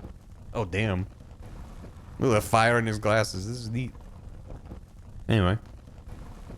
Nice and toasty now. The time has finally come for my magic to snuff out your precious pedigree. The Gramarye line will be no more. No motives, this guy. They call him No Motives Roger. My perfect alibi. I was at the TV station at the time of the Penrose performance. I was busy working another TV show. I could spare no time for the magic show. Do ask my staff if you doubt my claim. And there it is, a simple and perfect alibi. No tricks, no gimmicks, just the truth. That's it. Do you understand now, perhaps? Understand. I did not grace the theater with my presence till after the incident. So how could I have committed the murder? With Mr. Hat holding a sword. His staff did say he was there at the station, so it sure does sound like a rock-solid alibi. But that can't be right. If Mr. Reddens is the killer, he'd had to have been at the theater. There's got to be a hole somewhere in his story. I assure you there are no holes on Mr. Rios' stage. There were holes on the other stage. True magic doesn't need trapdoors to escape through. To enjoy my show to the fullest, and my real alibi. Okay. Yeah, right. Me again. I was at the TV station at the time of the Penrose performance. Hold it! Now the mask is off. Yep. But you did come to the theater eventually, isn't that right? Indeed, anxious to see how the show was progressing, I made my way to the theater. Let's see, my journey took about 10 minutes by car. Could he actually have been at the theater during those 10 minutes killing the victim? Ho ho, allow me a stab at reading your mind. Aha, could I have been at the theater during those 10 minutes killing the victim? Calendar! But no, I took a taxi. The driver can attest to that. Feel free to call the taxi company if my word does not satisfy you. The driver's a big fan of the ratings, Raj. I even gave him my card. He gave the driver his card. That was very clever of him. You might as well give it up, lad. Questioning real magic is a fool's errand. Do we still have the water bucket? Just in case. Besides, you know very well that what I was doing at the time of the incident. I was busy working on another program. I could spare no time for the magic show. What was this other TV show you were working on? My own special project, you see. One moment. Perhaps this is more appropriate. It's a Ratings Raja special production. Yeah, hang loose, baby. It's called Desperation Regeneration. He switched personas just to say that. He's only pretending to be fake and shallow, as opposed to the real him, which is also fake and shallow. What's the show about? Washed up has-been singers and comedians get together and play musical chairs. He does still have his sleeves rolled up, though, so that's kind of fun. The winner of the game is given a second chance at their career. A priceless prize for chumps who washed up too early in life. Sounds great, right? Might I suggest you appear on that show, Mr. Justice? As the ex-lawyer who used to make ridiculous bluffs in court and faded sadly into obscurity. Everything I've said has been right. Fuck you. And let the Ratings Raja produce my TV debut? Not in this lifetime. You have great reactions. Who knows? TV might be your true calling. Whose side are you on? In any case, I was overseeing production of this program during the Penrose performance. Do ask my staff if you doubt my claim. Hold it! I doubt everything. How do we know those staff members aren't in cahoots with you? Cahoots, I say, Judge. I legally declare cahoots in this here court. I make it my business to perform solo. My magic is neither need nor want of assistance. After all, one of them could reveal the secrets behind my magic, could they not? So he doesn't trust anybody, huh? He's the complete opposite of Trucy. There were many people there in the studio audience who saw the witness as well. Even if he had been able to persuade his own staff to cover for him, he could not have convinced so many complete strangers to do the same. What if he gave them all 5 bob? He really has made a rock-solid alibi for himself. It's almost too good, you know? It's eerie how perfect it is. Almost like there were 2 of him. Has all been revealed to you now? Let it go, move on. And there it is, simple and perfect. No tricks, no gimmicks. What if there were 3 of them? Do you have a brother? A brother that looks exactly like you, maybe? Again with the twins business? You think the audience will let you get away with using the same gimmick twice in a row? I would not put it past Ace Attorney, no. If you do not believe him, defense, why not investigate for yourself? Though I'm sure your efforts will prove to be thoroughly fruitless. Yeah, I guess the twins theory is a little far-fetched. Is it? I mean, we don't know. Arg, his alibi really is airtight. I believe we've heard enough. But, while I believe the witness does indeed harbor some ill will against the defendant, there's no reason to doubt that he was at the TV station at the time of the incident. Yes, the facts prove it was impossible for the witness to have been involved with this crime. These last rites for the victim have dragged on long enough. The soul of the victim himself is so bored that it's resting on top of your Honor's head. It is?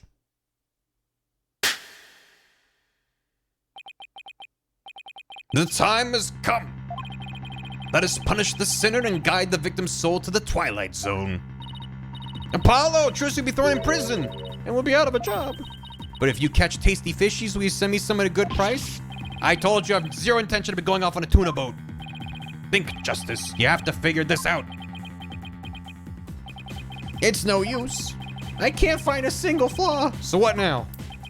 Ho, ho, ho. Behold my never-ending magic show. Come for the awe-inspiring showmanship of the great Mr. Reus. I didn't mean to hit that button. And stay for my grand illusion until the end of time.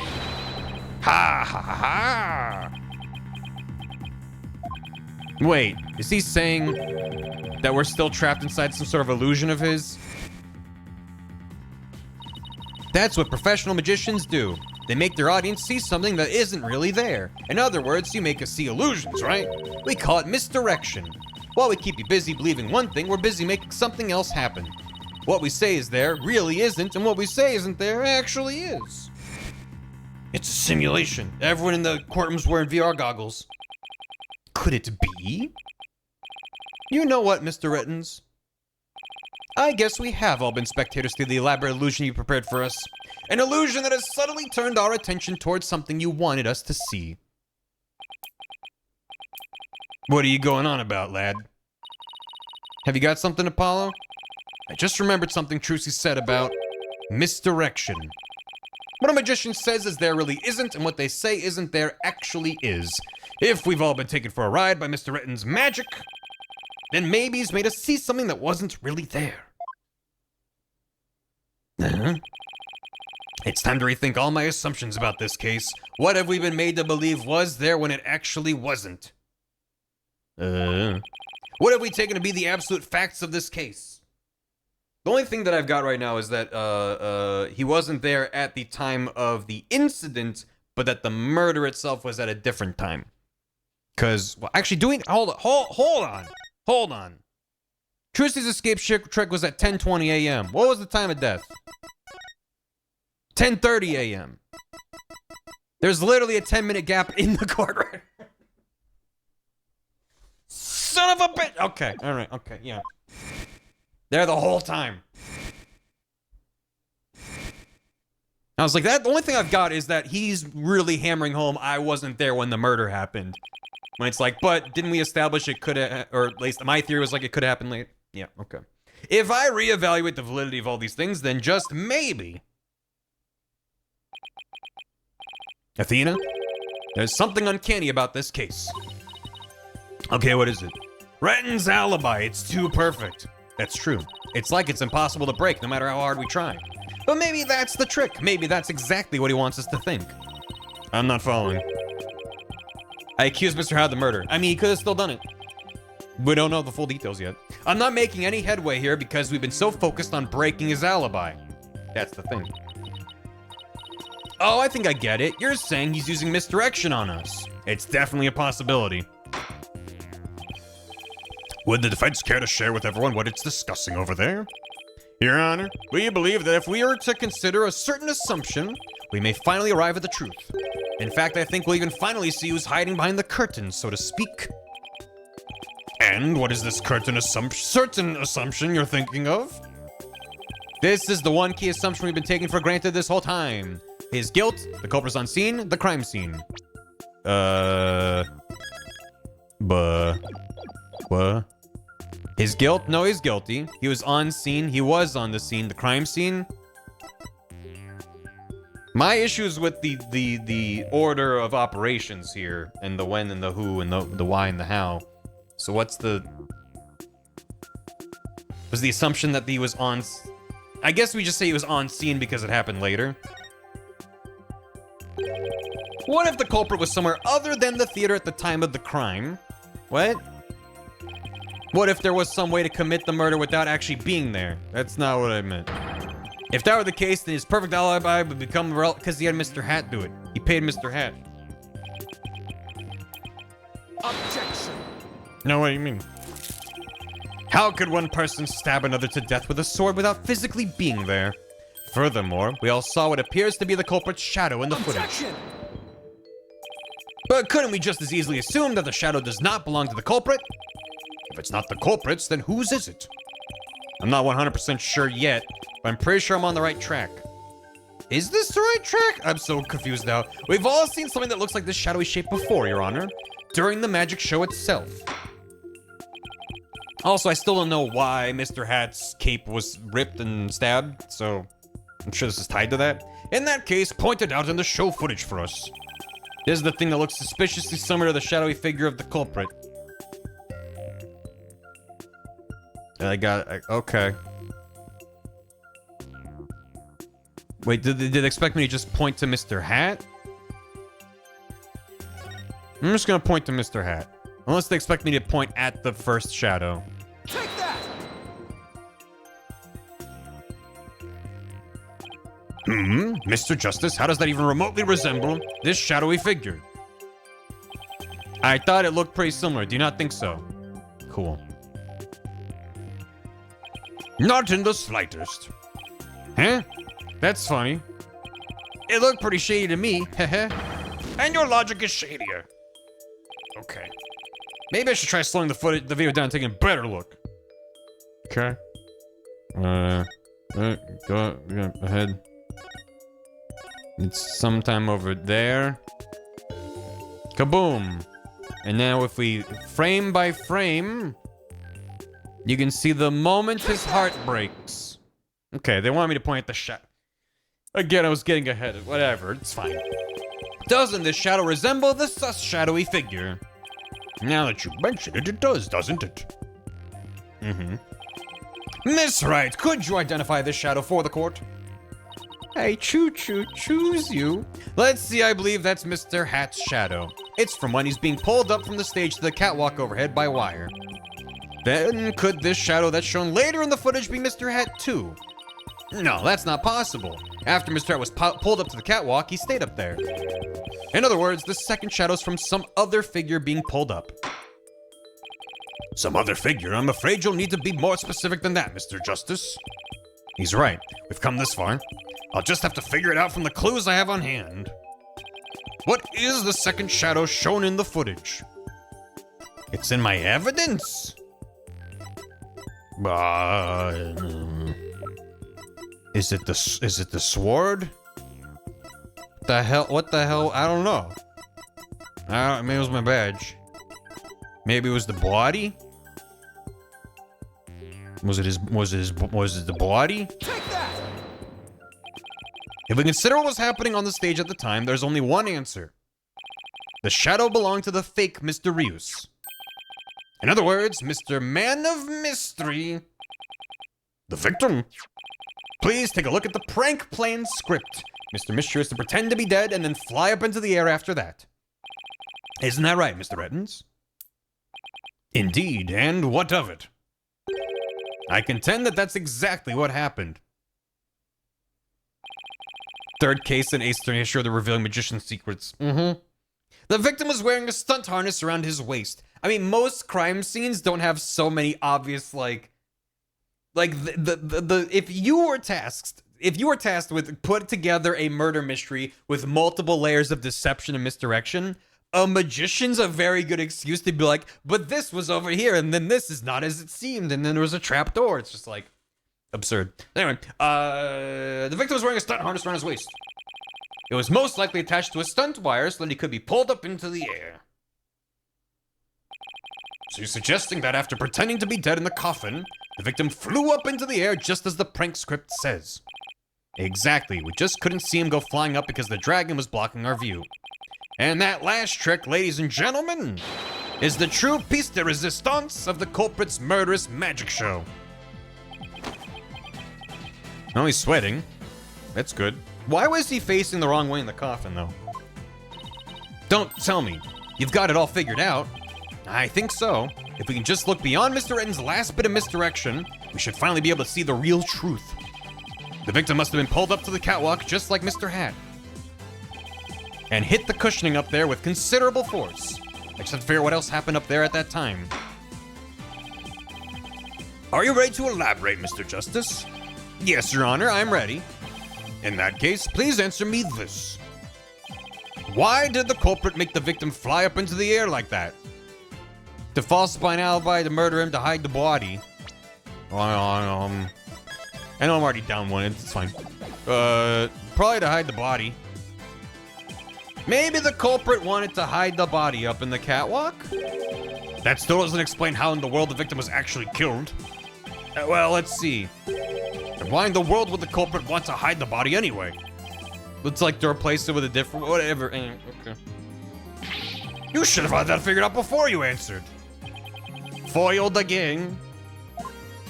Foil. I'll get it this time.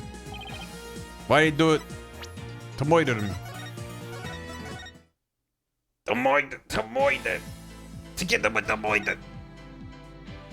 To stab a lab. Why did the culprit have the victim fly up after he appeared in the coffin? And how did the victim actually die when he was only pretending to be dead in the coffin? If we can figure out how these two questions relate, the answers should become clear. Could it be? Mr. Mystery must have thought he was still just part of a prank when he appeared on stage. He probably didn't suspect a thing as he was being pulled into the air. After Miss Wright was called backstage and just as the set piece fell. But the culprit had already planted the real murder weapon in a cushion in the catwalk. It was probably a knife or blade of some sort. You mean? Yep, it really was a magical murder. Just as the prank script said, Mr. Mystery was whisked up into the air and straight into a blade there in the catwalk.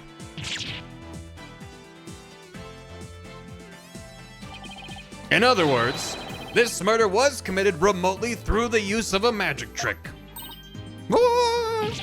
Remotely? Using this method, it wouldn't matter where Mr. Rettens was at the time of death. Yeah. You know, like, yeah. But how exactly does it work, Mr. Justice?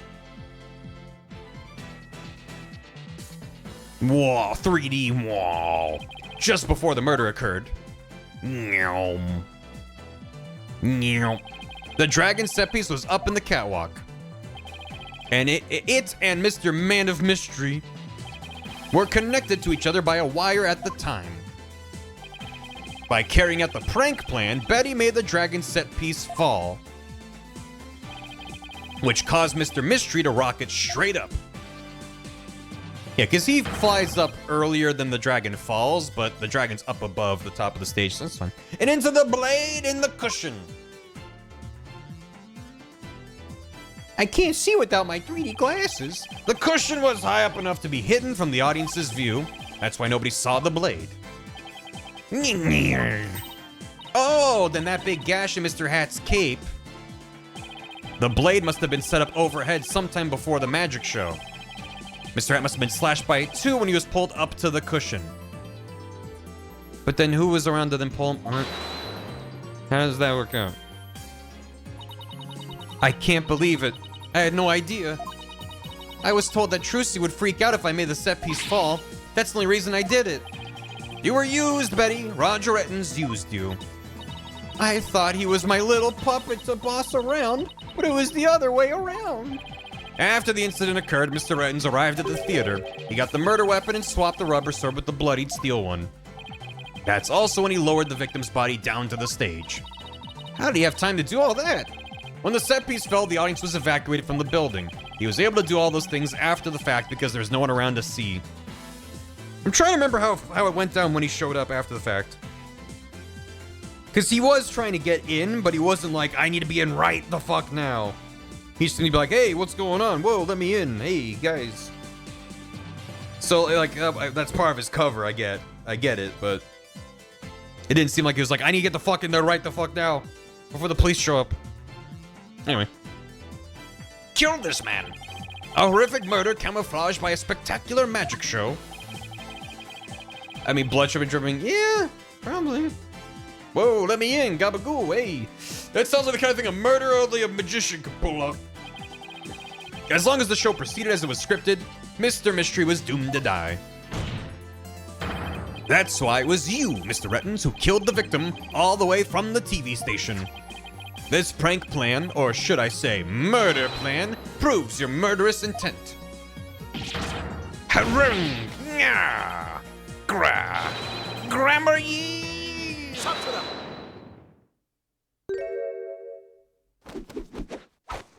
サトラ今おまどもさましで足し抜けたらガセよそろか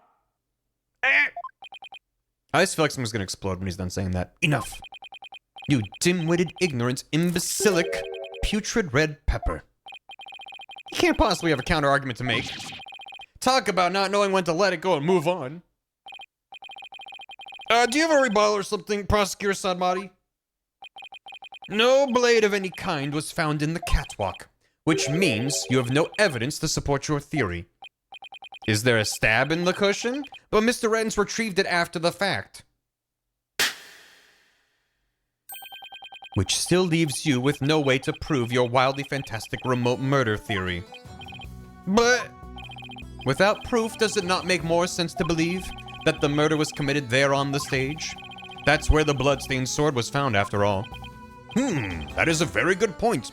No one's ever moved evidence to change the story before. As the only person who could have committed the crime there on that stage, Trucy Wright remains the prime suspect. What is this fool's pun name? All I come with Sakmadi, which I know it isn't. Nayuta Sadmadi. Yeah, I don't know.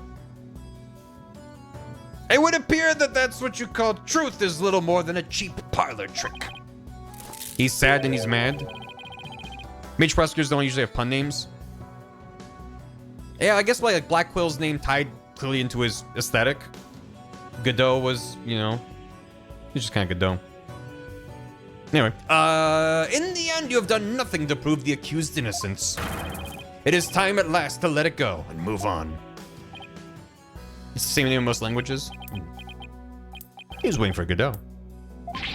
Are you seeing this, Magnifi? My magic is exacting punishment on your granddaughter. The grammar you name is done for. Apollo, we need to hit them with a decisive piece of evidence here. I know, that's just what I was thinking. Mr. Justice, do you or don't you have anything to prove that the witness committed this remote murder you proposed? Of course I do, Your Honor. This entire incident was carried out exactly according to the script. So theoretically, there should be no evidence for us to find or use, which means our best bet is to see if something unscripted happened. He couldn't have foreseen. Well, she was on the wrong side of the stage, right? So how does that change anything? There's gotta be something Rettens couldn't have foreseen, and once I find it, that's how I'll expose his murderous trick. Get ready, Mr. Rettens, because I'm about to reveal the secret to your magic. There are no tricks or gimmicks here, just some good old-fashioned logic. Oh, he's having a thought. Oh, shit. Ooh, new perspective on having a thought. Neat. Brain blast. As long as the magic show went as scripted, the murder would happen without fail. Everything in this case was carefully planned so that no evidence would be left behind. Still, one thing happened that definitely wasn't in the plan. Pick wrong answers for funny. Oop. The Shutakumi yet? Technically, we can't blame Shutakumi for this, but we still can. What part of the show wasn't part of the show's script? The set piece fallen. No, that can't be it. It was quite a shock when the set piece fell, but that was part of the prank plan. What part was, well, it wasn't a part of the culprit's master plan. Oh, definitely doing the murder. No, Justice, that's not it. Of course there wasn't anything in the show's script about the victim dying. His death was only part of the master plan. What else wasn't part of it? She made a mistake. Mia!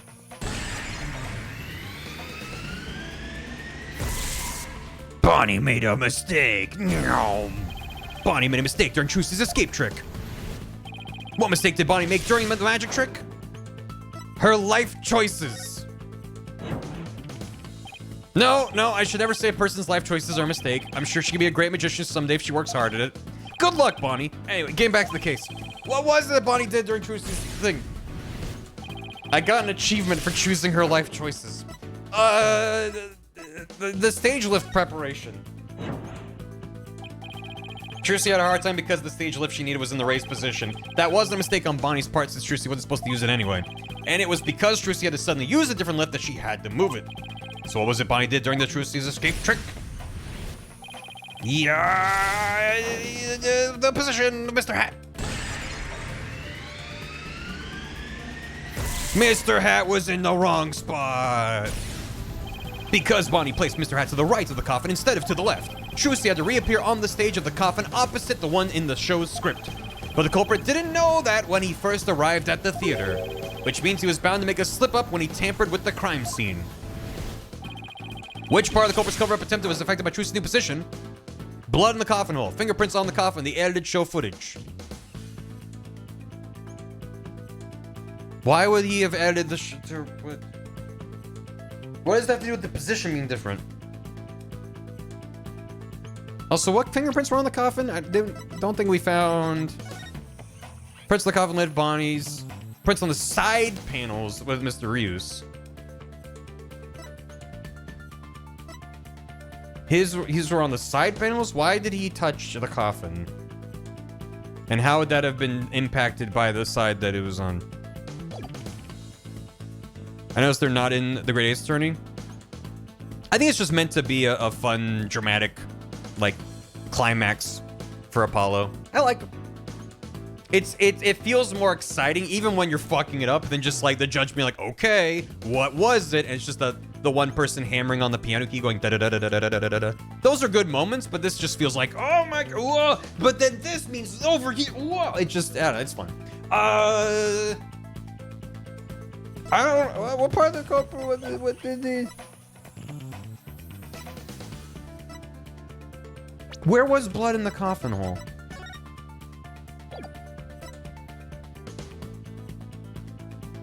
I mean, was the blood in the coffin hole on the wrong side? I don't even, do I have that in my evidence?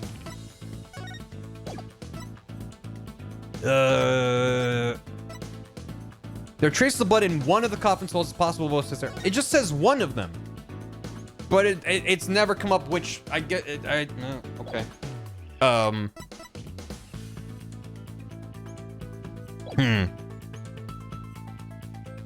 still not sure why he edited the show footage at all. I mean, he edited it to make it seem like she didn't swap the swords, so I guess that's that. Fingerprints of the coffin, I don't know. I'm gonna say blood. I don't know. Yeah, there's no customs getting wrong. Okay.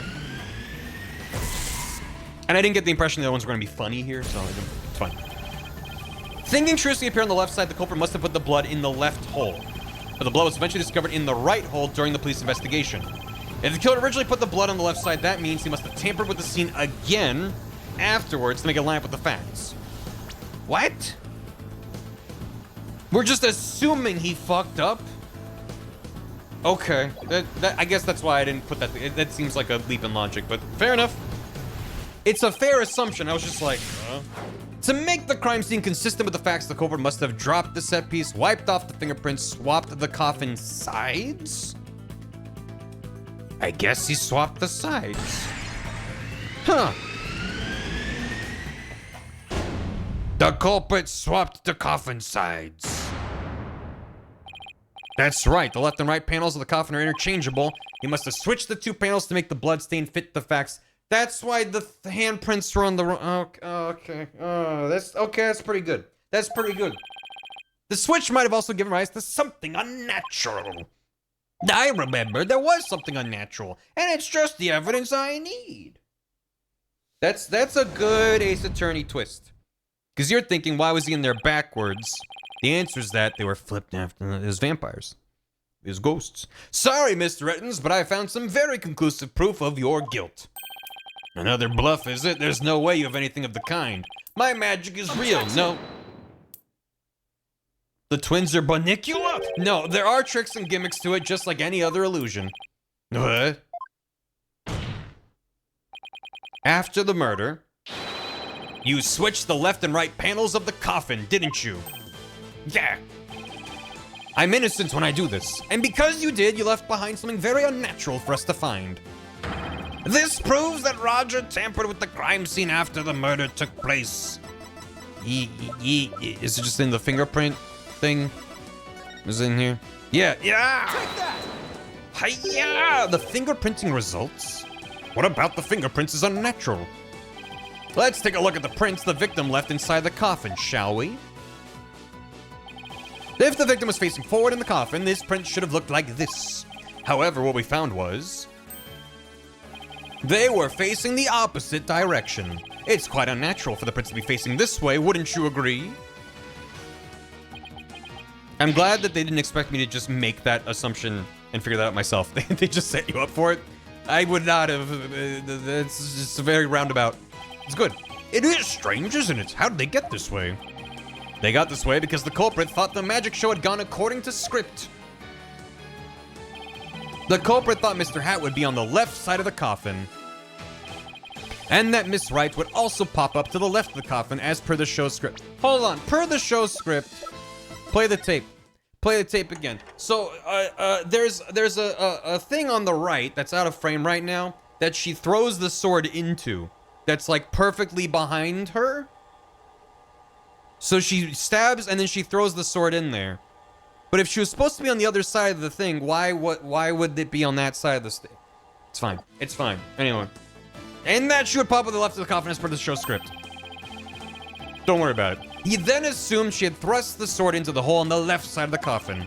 And that's why he put blood in the left hole when he was trying to cover up his crime. More dramatic, she throws it over her shoulder without looking.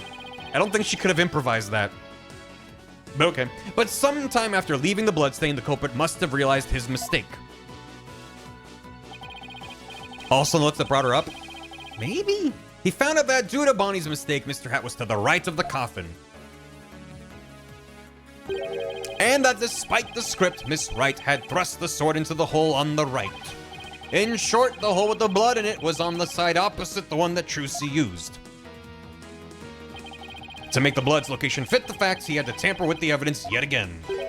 So he tried to cover his tracks by switching the coffin's left and right panels. And that's how the fingerprints in the coffin ended up backwards. Because the culprit switched the two side panels around. The prints ended up facing the opposite direction. But instead of going to all that trouble with the panels, why didn't the culprit just wipe the blood away and redo it on the other side? I'm afraid that wouldn't have worked, Your Honor, because of a little something called luminol testing. Ah, right. Luminol. I almost forgot. I was also thinking that, they wouldn't have left the body sitting there. I don't know. My assumption is he came back much later when they'd already removed the body and they just had the chalk outline and then he swapped them around. So he wouldn't have had more blood to replace it with. But anyway, I almost forgot. Luminol can detect trace amounts of blood even if it's wiped away. That's right. Wiping the blood away would have only served as proof of his meddling. How about it, Mr. Rettens? I did a pretty good job figuring out your trick, didn't I? Yeah. Objection. Trucy Wright could have done the same just as easily. You have no proof that it was this witness who tampered with the evidence. Objection. Yeah, huh? But I do have proof. What? A person who was in the magic show would never have made the mistake of putting the blood on the wrong side. Least of all Miss Wright, who surely would have remembered she was on the other side. Oh, you're absolutely right. Why, you impudent? I'm sure you've realized by now, Prosecutor Sadmondi, that your claim to Miss Wright is the culprit. This doesn't hold up. Fair. Objection. Fair. What was the rest that he said? Fair. You and the accused are most certainly bound for hell. Really, Miss Wright and I? Because I think you're the one with a ticket there for trying to convict an innocent girl. Get his ass. Get his ass.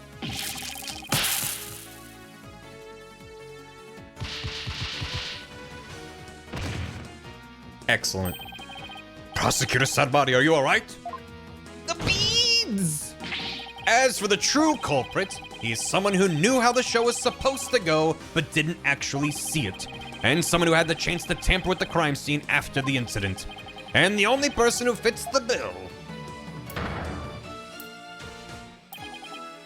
is you, Roger Ettins. Your Emery. All of the secrets to your tricks have been revealed. And with no tricks left, I'm afraid your show has been cancelled. Permanently. Gunk. All of my secrets have been revealed, you say?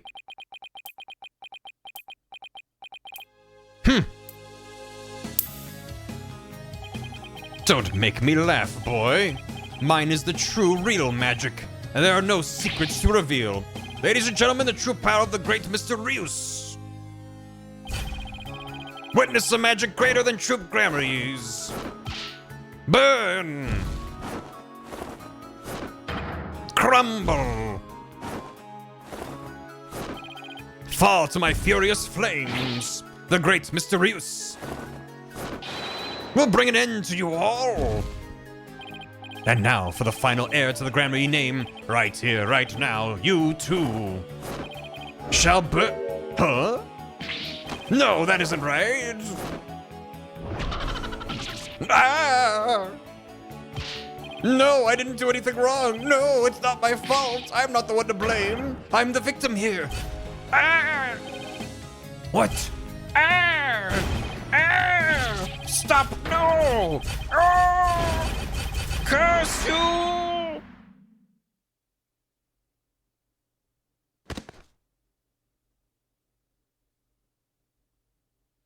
That's pretty good.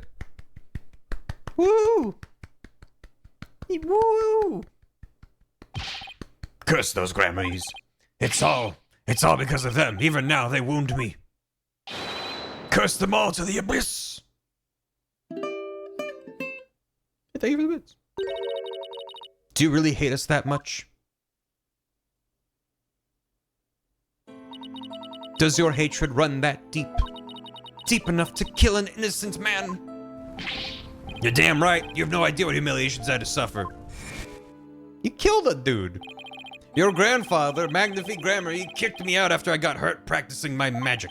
He said I was too unskilled, that I would mess up on stage. He threw me out of the troupe just because he was worried about his own reputation. No, he probably didn't want you to get hurt on stage and hurt other magicians. Okay.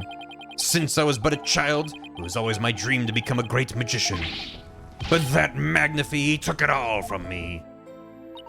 But that's no excuse. That's no reason to do something so evil. I just remembered that the journal was also used as his diary. He probably wrote about what happened and how he felt about it. So, that's probably...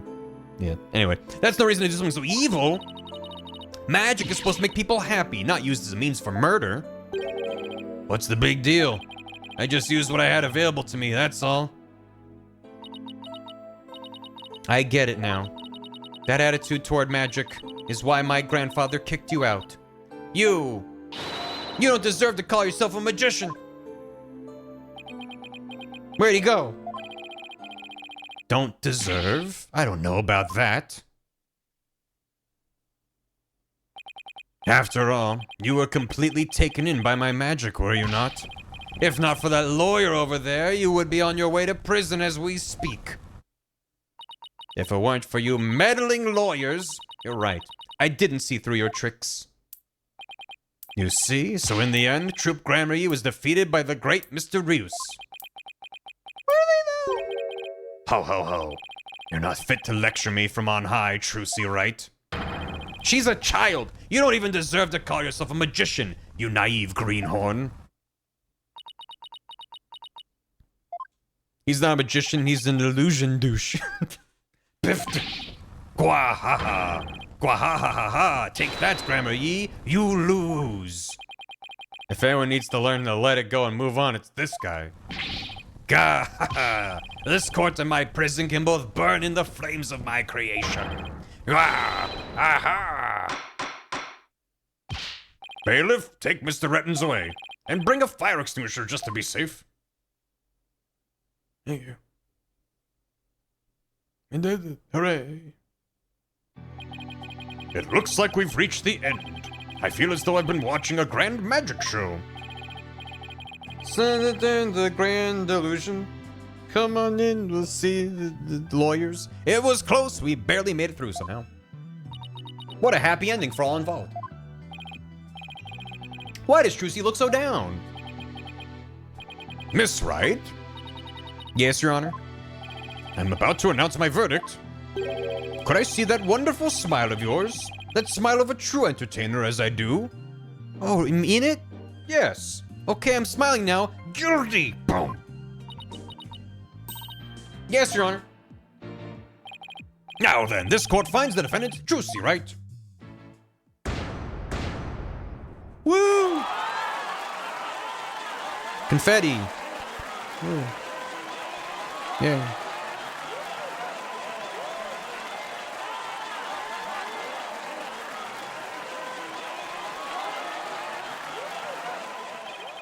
Court's adjourned.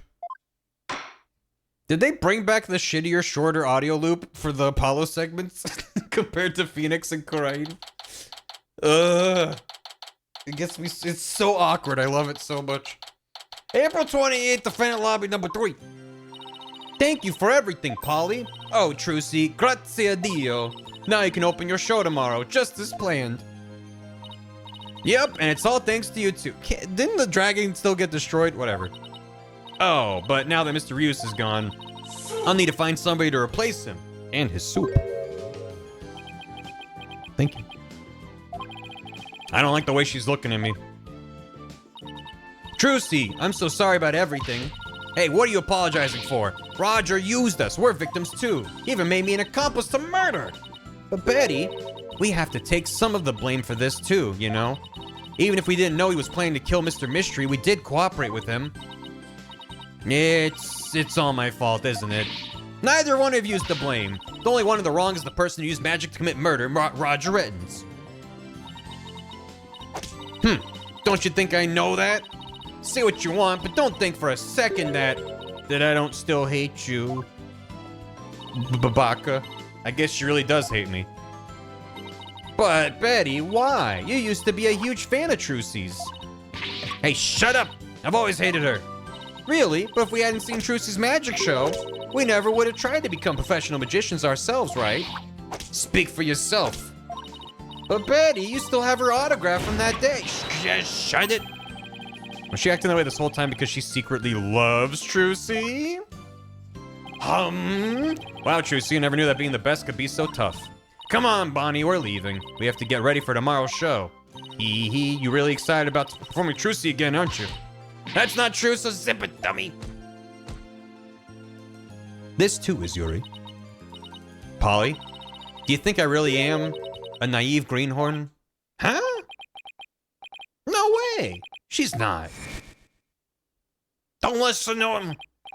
After all, you complete take. Remember this? Yeah, I was there. I remember. Yep. Thank you.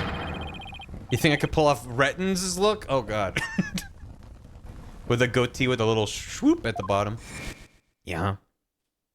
The Johnny Depp aesthetic for the clothes. Don't tell me you're taking what Rettins said to heart. Well, maybe a little. I didn't see through his tricks and I let myself be taken in by his magic. No, you were scammed. There's a difference. I can't trust myself anymore. Oh, with Scorching Flames plans. Yeah, sure. Maybe he was right to call me a greenhorn. You shouldn't take stock in his words. He doesn't even know the first thing about you. Huh? You're a wonderful Grammar-y magician. You should be proud of yourself. Thank you, Apollo. But what makes you say that? I know you're a wonderful Grammar-y magician because of this. Oh, God. Yeah. Is it the book? Because she always keeps a smile on her face. Take that! Aww. My grandfather's not my badge. Damn it. My grandfather's notebook. The Grammar-y Creed. A true entertainer always keeps a smile on their face. When you performed your magic trick in court today, you showed the world your dedication to your troop's creed. Even through all the jeering, you kept a smile on your face and won the crowd over. Prank script. You are everything Magnifique could have hoped for in an heir. You're a great magician, Trucy.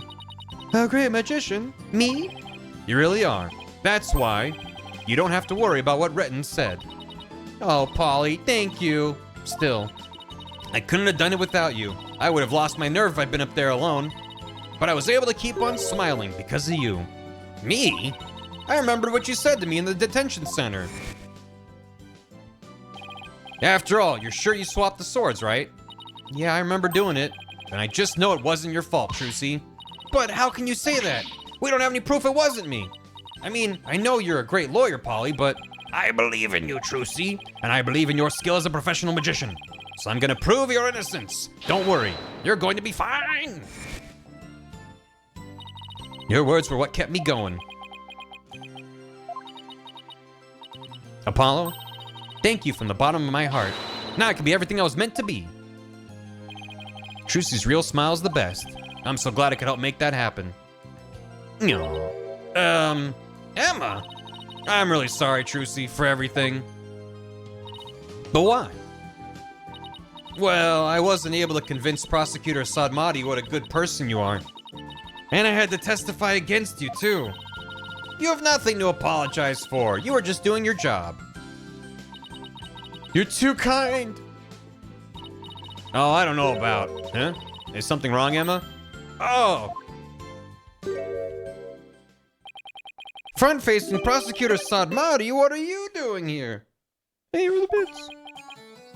She did not do her job. I mean, she did. She also withheld some evidence from Sadmati, which helped us, so she did fine. Other than saying that she did the murder when she didn't have evidence to support that. But anyway, Detective Sky.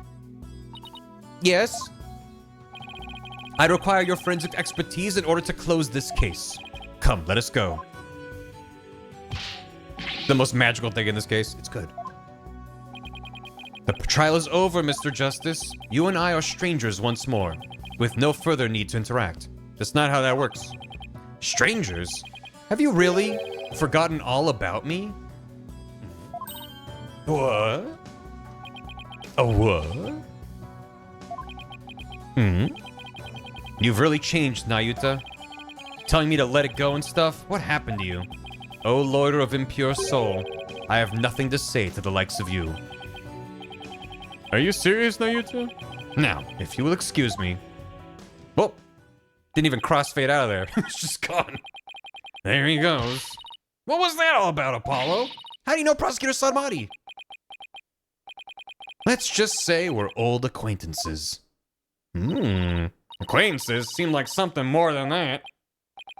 Yeah, well, you don't like to talk about your past, do you? Because you always change the subject. I guess I'll have to talk about it someday. But for now, come on, let's forget about the past and celebrate you. Every time we bring up your past, you change the subject. Come on, let's forget about the past and celebrate Trucy's future. There's no way he gets away with that, right? Sure, if you say so. Yeah. Hey, it's Mr. Wright.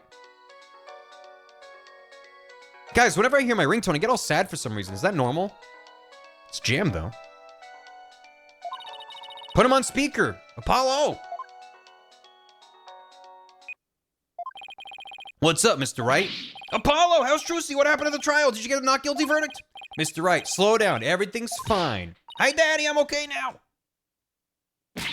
She was found not guilty in a very dramatic turnabout. Plus, we saved the office. Turnabout, she said the thing. It was a great victory for Apollo. How's Charlie? Is Charlie okay? That's a load off my mind. I can't thank you enough, Apollo. Now I know I can trust you to hold down the fort anytime. Me? Really? Yes, you. You're a real full-fledged lawyer now in my eyes. He hadn't been before. A full-fledged lawyer? I still can't wrap my mind around it. Thank goodness you were there to take care of everything. And thank you, Apollo. No need to go that far, boss. Especially not in front of everyone. Oh, and by the way, I won't be able to make it to tomorrow's show, so I was hoping you could go. You'll do that for me, won't you? Of course. I wouldn't miss it for the world. Oh, okay, bye? We're not saying bye anymore? Okay. Full-fledged. So Daddy asked you to come to tomorrow's show, huh? As my assistant, right? No.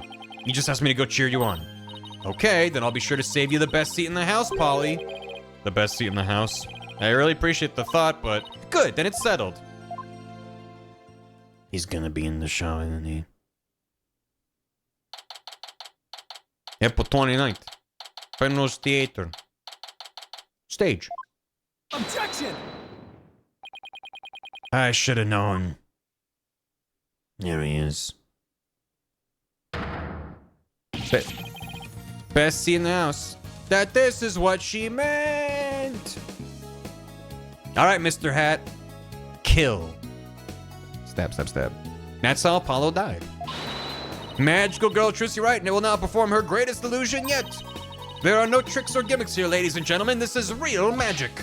Wait a minute, you're kidding, right? There is a trick or gimmick, right? I'm too young to die. Now then, Mr. Hat, you know what to do with that sword. Yeah. Kill, kill, kill. Exterminate. No, wait, stop. No, And that's how Trucy and Gramarye Land ended in a rousing high note, with a big round of applause and Polly's ear-splitting screams. What kind of an ending is that? A good one. No, I guess the rest of the cases are with Phoenix. Yay. Yay, we did it. Yay. Hooray. Hey, thank you. We did it. We did it. We did it. Athena exists. That's true. She should be the lead lawyer.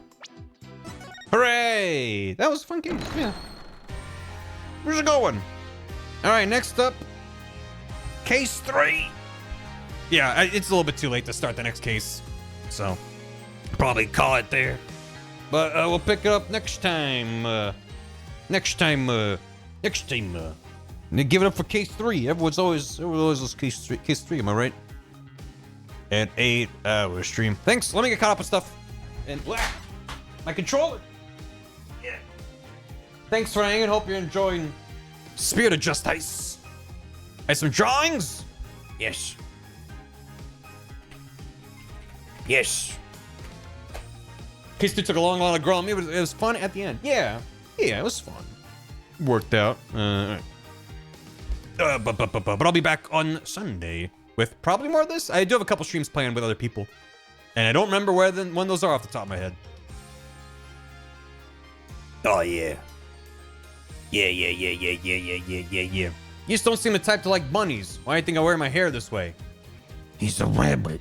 Holy shit. Always has been. Oh. What is happening there? Ta-da! He's the rabbit. I'm not telling anyone about my life ever again. Poor Clavier. Going through it. Him bunny. Both thinking of him as a bunny. Mm-hmm. Thank you, Werewolf. Very good. TFK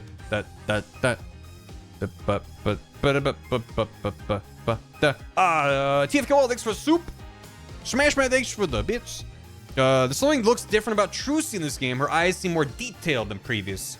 Do you think they updated her model? Or the same in Dual Destinies? I don't remember. It looks the same to me, but I'd have to look at it side by side. I don't remember. I think there's different animations for some of them, or at least like they added on new animations for some of them. But it's good. 2 bunnies. There's a cage with 2 rabbits, 1 black and 1 white. They did update your model. Oh, nice. Bring for model 35. I mean, there is a model viewer. I can do very quickly, which I have used to make thumbnails for the duel of the Destinies. But then if you go over to I think it's the studio, which it has been fun also having played the crunchy version of Apollo to see how they did it for the remaster.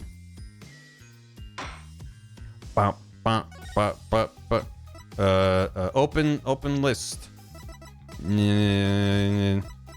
Trucy. Yeah, it does look a little different. I can't like side by side it, but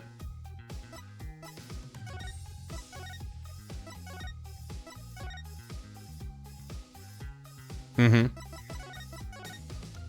I think your eyes are more bright in the other one. A little bit. I mean, it's very close, but. And then I have to be careful here that I don't see any spoilers. So I need to tread lightly. Slight from hair color too? Yeah, maybe. I'm not looking at anything. There's Trucy. Yeah, no. Yeah, it's a bit different.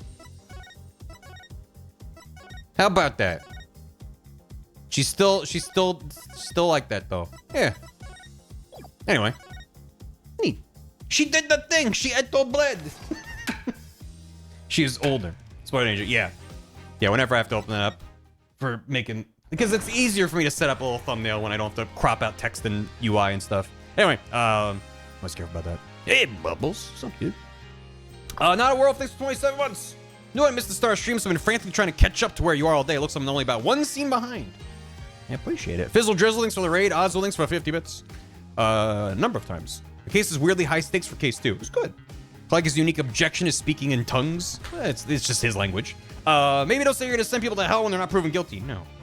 Instead of a bar exclamation points, we got badges. Can I get a 5-word recap of the case so far? Nuclear sunset. 4 years later. Sorry, 4 hours later. Magic mystery murder. It went well. Hopefully someone in chat helped get you caught up. Sorry, I missed that earlier. Congrats, it's a squid. Thanks for 3 months. Maria, thanks for the raid. Dave, thanks for 100 bits. Oswald, thanks for 50 bits. The guy's getting fired out of a cannon. Roger it's the ratings Raja Rittens. And also, if it wasn't for Athena and brand new prosecutor, we probably would fit this case into Apollo Justice with a bit of tweaking. Or work as a good case for, but for the Mason system stuff. I love how Mr. Hughes continues the trend of everyone from this troop being the worst kind of person. Yeah. Yeah, Trucy just needed a good dad in Phoenix. Rival Link, thanks for 69 bits. Renz is my most hated Ace Attorney character in the entire series. He's such a scumbag you want to punch in the face. I mean, I hate him too, but he would not crack my most hated list. He's on the list, but he's not in the top 3 at the very least. But he's good. He was a fun villain. He had layers to him, like an ogre. I like the bored lady in the back on the left. Yeah, looking at the crowd is fun too. Arbitrarily Philip, thanks for 42 months. Stray Doki. Didn't know this was being streamed, and I happened to come in right in time for a breakdown. What are the odds with all that poo brain time? I mean, it's only case 2. It wasn't too poo brain. A couple points where it's like, it tends to just play out where I'm like, there's things I noticed are discrepancies and contradictions, but I don't know what they want at this moment. Or I'm like, no, this is what everything's leading to. I'm ready to present this evidence. And the game goes, here's a question over here. And this is unrelated to what we're talking about. And I'm like, wait, huh? And then I'm just kind of stumped for a bit, but I'm getting through it. French ogre soup. Yeah, more than Dr. Hottie. Like, there's plenty of characters where I'm like, they're more just genuinely awful. Like, Rettens was an interesting villain, but he wasn't like, holy shit, worst character I've ever seen in this series. So, you know. Yeah, Kristoff is really bad too. So, I like Metal Buddha Jesus better. Yeah, he was fun. Rivaling thanks for soup. Technically, Rettens did lose to a Grammar since Paul is their half-brother, but only Nick and their mom know that. Tom Foolery thanks for Herbits. Rettens is one of the most despicable culprits. Do ads on VODs on Twitch pay you if I watch them? Thank you for the big emote. Pretty sure, yeah. If it's an ad running on my channel, I should get a cut of it. But it's not that much, which is why if I could turn off ads on my Twitch, I would.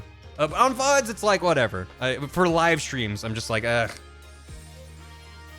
There was even a recent thing with the Twitch CEO where he confirmed in an interview that the vast majority of Twitch's revenue comes from subs. And I'm like, this whole time I've been like, the napkin math does not add up why they're pushing ads so aggressively when it just creates a very bad experience for a live stream.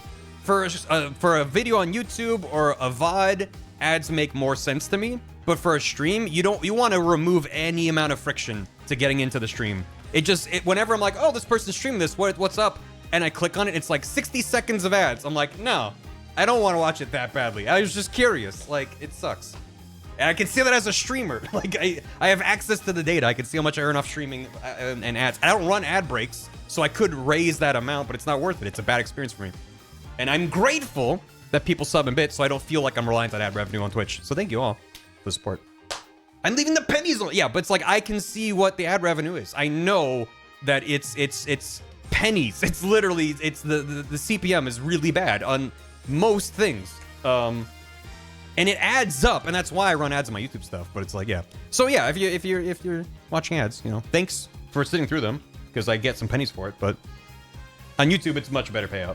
But anyway, negative reinforcement. Yep. So I was trying to watch someone, and it's frustrating that Twitch added a system to turn off pre-roll ads, but the only option to do that is mid-roll ads. So if I run ad breaks, I can disable ads for people hopping into stream, and it's like, The way I like to stream, I'm not, to be clear, I'm not judging anyone that runs ad breaks on their Twitch. A lot of people, they build it into their structure. I just kind of like streaming in a set chunk and taking minimal breaks. That's just what I prefer for myself. So, 100 pennies. Do YouTube Premium members give you any money? Yeah, that's how YouTube Premium works. So when you have YouTube, so I have YouTube Premium, I pay for it. It's worth it for me because I watch a lot of YouTube and I hate ads. But and there are other ways to get around ads, right? But if you have YouTube Premium, you spend whatever that is every month. The ad subscription gets divvied up to all the channels you watch. And that is exponentially more valuable than watching ads.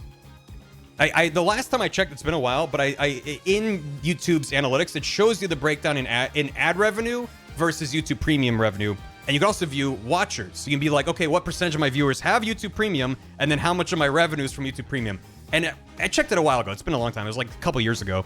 But it was like half of my revenue on the VOD channel came from YouTube Premium subscribers, which amassed, they were like 8% of viewers. It was like 8 to 10% of the viewers were half of the revenue, just because I've said it before. It's like if you're giving $1 to someone, you're like, I like your stuff, here's $1. That is worth so much more. You would have to watch so many ads to make up that $1 in terms of that one person. The only reason ads work is just the massive amount of people. Just lots and lots of people getting those tiny little pennies thrown in there. It adds up. And that's why on YouTube, especially on like big videos, the majority of the revenue comes from ads. But yeah, anyway. I hope it helps. I mean, I appreciate it. You know, I'm not asking anyone to do anything. You know, the way I run my stuff. I don't ask for nothing. If you're enjoying my shit, then that's all I ask. Because if you don't enjoy it, then why are you here? I hope you enjoy it. I mean, if you enjoy watching YouTube content and you want to support the people that you're watching, YouTube Premium is genuinely a good way to do that. And YouTube has done a terrible job conveying that. They just tried to go, look, we made a bad Netflix series thing. Watch that. We're going to have a thing pop up in the corner that's annoying every time you watch an ad. And it's like, how about actually trying to convey that you can be supporting everyone and having a better experience on the platform anywhere you're logged in if you have this thing. But listen, I get it. It's not cheap, and it's not for everyone. It's already a free platform, so it's a tough thing to sell. But anyway, what the hell was I talking about? Tom Fuller, thanks for bits. Trusty gladly welcomed Rios back, and he still chose to kill his probably only fan just despite a dead man. Yeah, I know he sucks. I'm not defending him. Just something like Dr. Hottie. I'm just like, dude is gross at taking advantage of his position multiple times. He's a bad time. Oswald, thanks for 50 bits. Maybe Mr. Rios was right. I don't know. Mouse, thanks for 31 bits. I'll be out of town next week on vacation in Mexico. Haven't been on a beach in years. Have fun with that portion of Aces 36 without me. Love this game. Have a great vacay. That sounds great. This is a good time. My browser wouldn't let me leave. That's true. I did check the box that disables the back button in your browser if you're watching my channel. You're here forever. And until forever is now. Goodbye. I'm going to throw you all over to Viz is streaming Ratchet and Clank. Yes. Let's go watch Viz. Let's go say hi to Viz. It's such a rare treat I get to raid a Viz. So let's go say hi to Viz. Why don't we get some Inviso drives going? Because that's a BTTV mode. You can be like, beep, beep.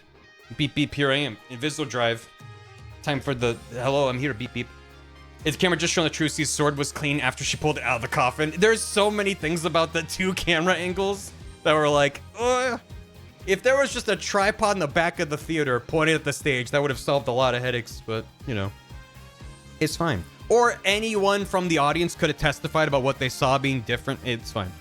You have to have some contrivances for the mystery to work, and some cases are better than others at that, but so far, 2 cases down. I'm enjoying the game so far. I've been mad, you know. Twins is like when it's a magic trick themed case. I can't be that mad. It's not like, you know, this was a murder where someone was working in a restaurant and then they got murdered and then they saw them and there was twin. Like, I don't know. It being specifically magicians is like that increases the chances of twins being involved. So it's fine, but I'm still allowed to shake my fist and be like, come on. Yeah, it was good. I'm loving the animation and the character design. The polish is really good in this one. So we'll see if I continue to hate it when we stream more of it. Maybe see you then. If not, have a good one. Have a good weekend. Goodbye. Go say to Viz. Go watch some Ratchet and Clank. It's good. Go follow Viz. Viz is good. Streams. Goodbye. Get out of here. Thanks for watching VOD Watches. I hope you're enjoying the VODs. And I hope you're enjoying Ace Attorney 6. Just Ice. Goodbye. Stop shaking your... Stop it! Get out! Go watch Viz! Why are you here? Get out of here! If I told you once, I tell you a dozen times, get out!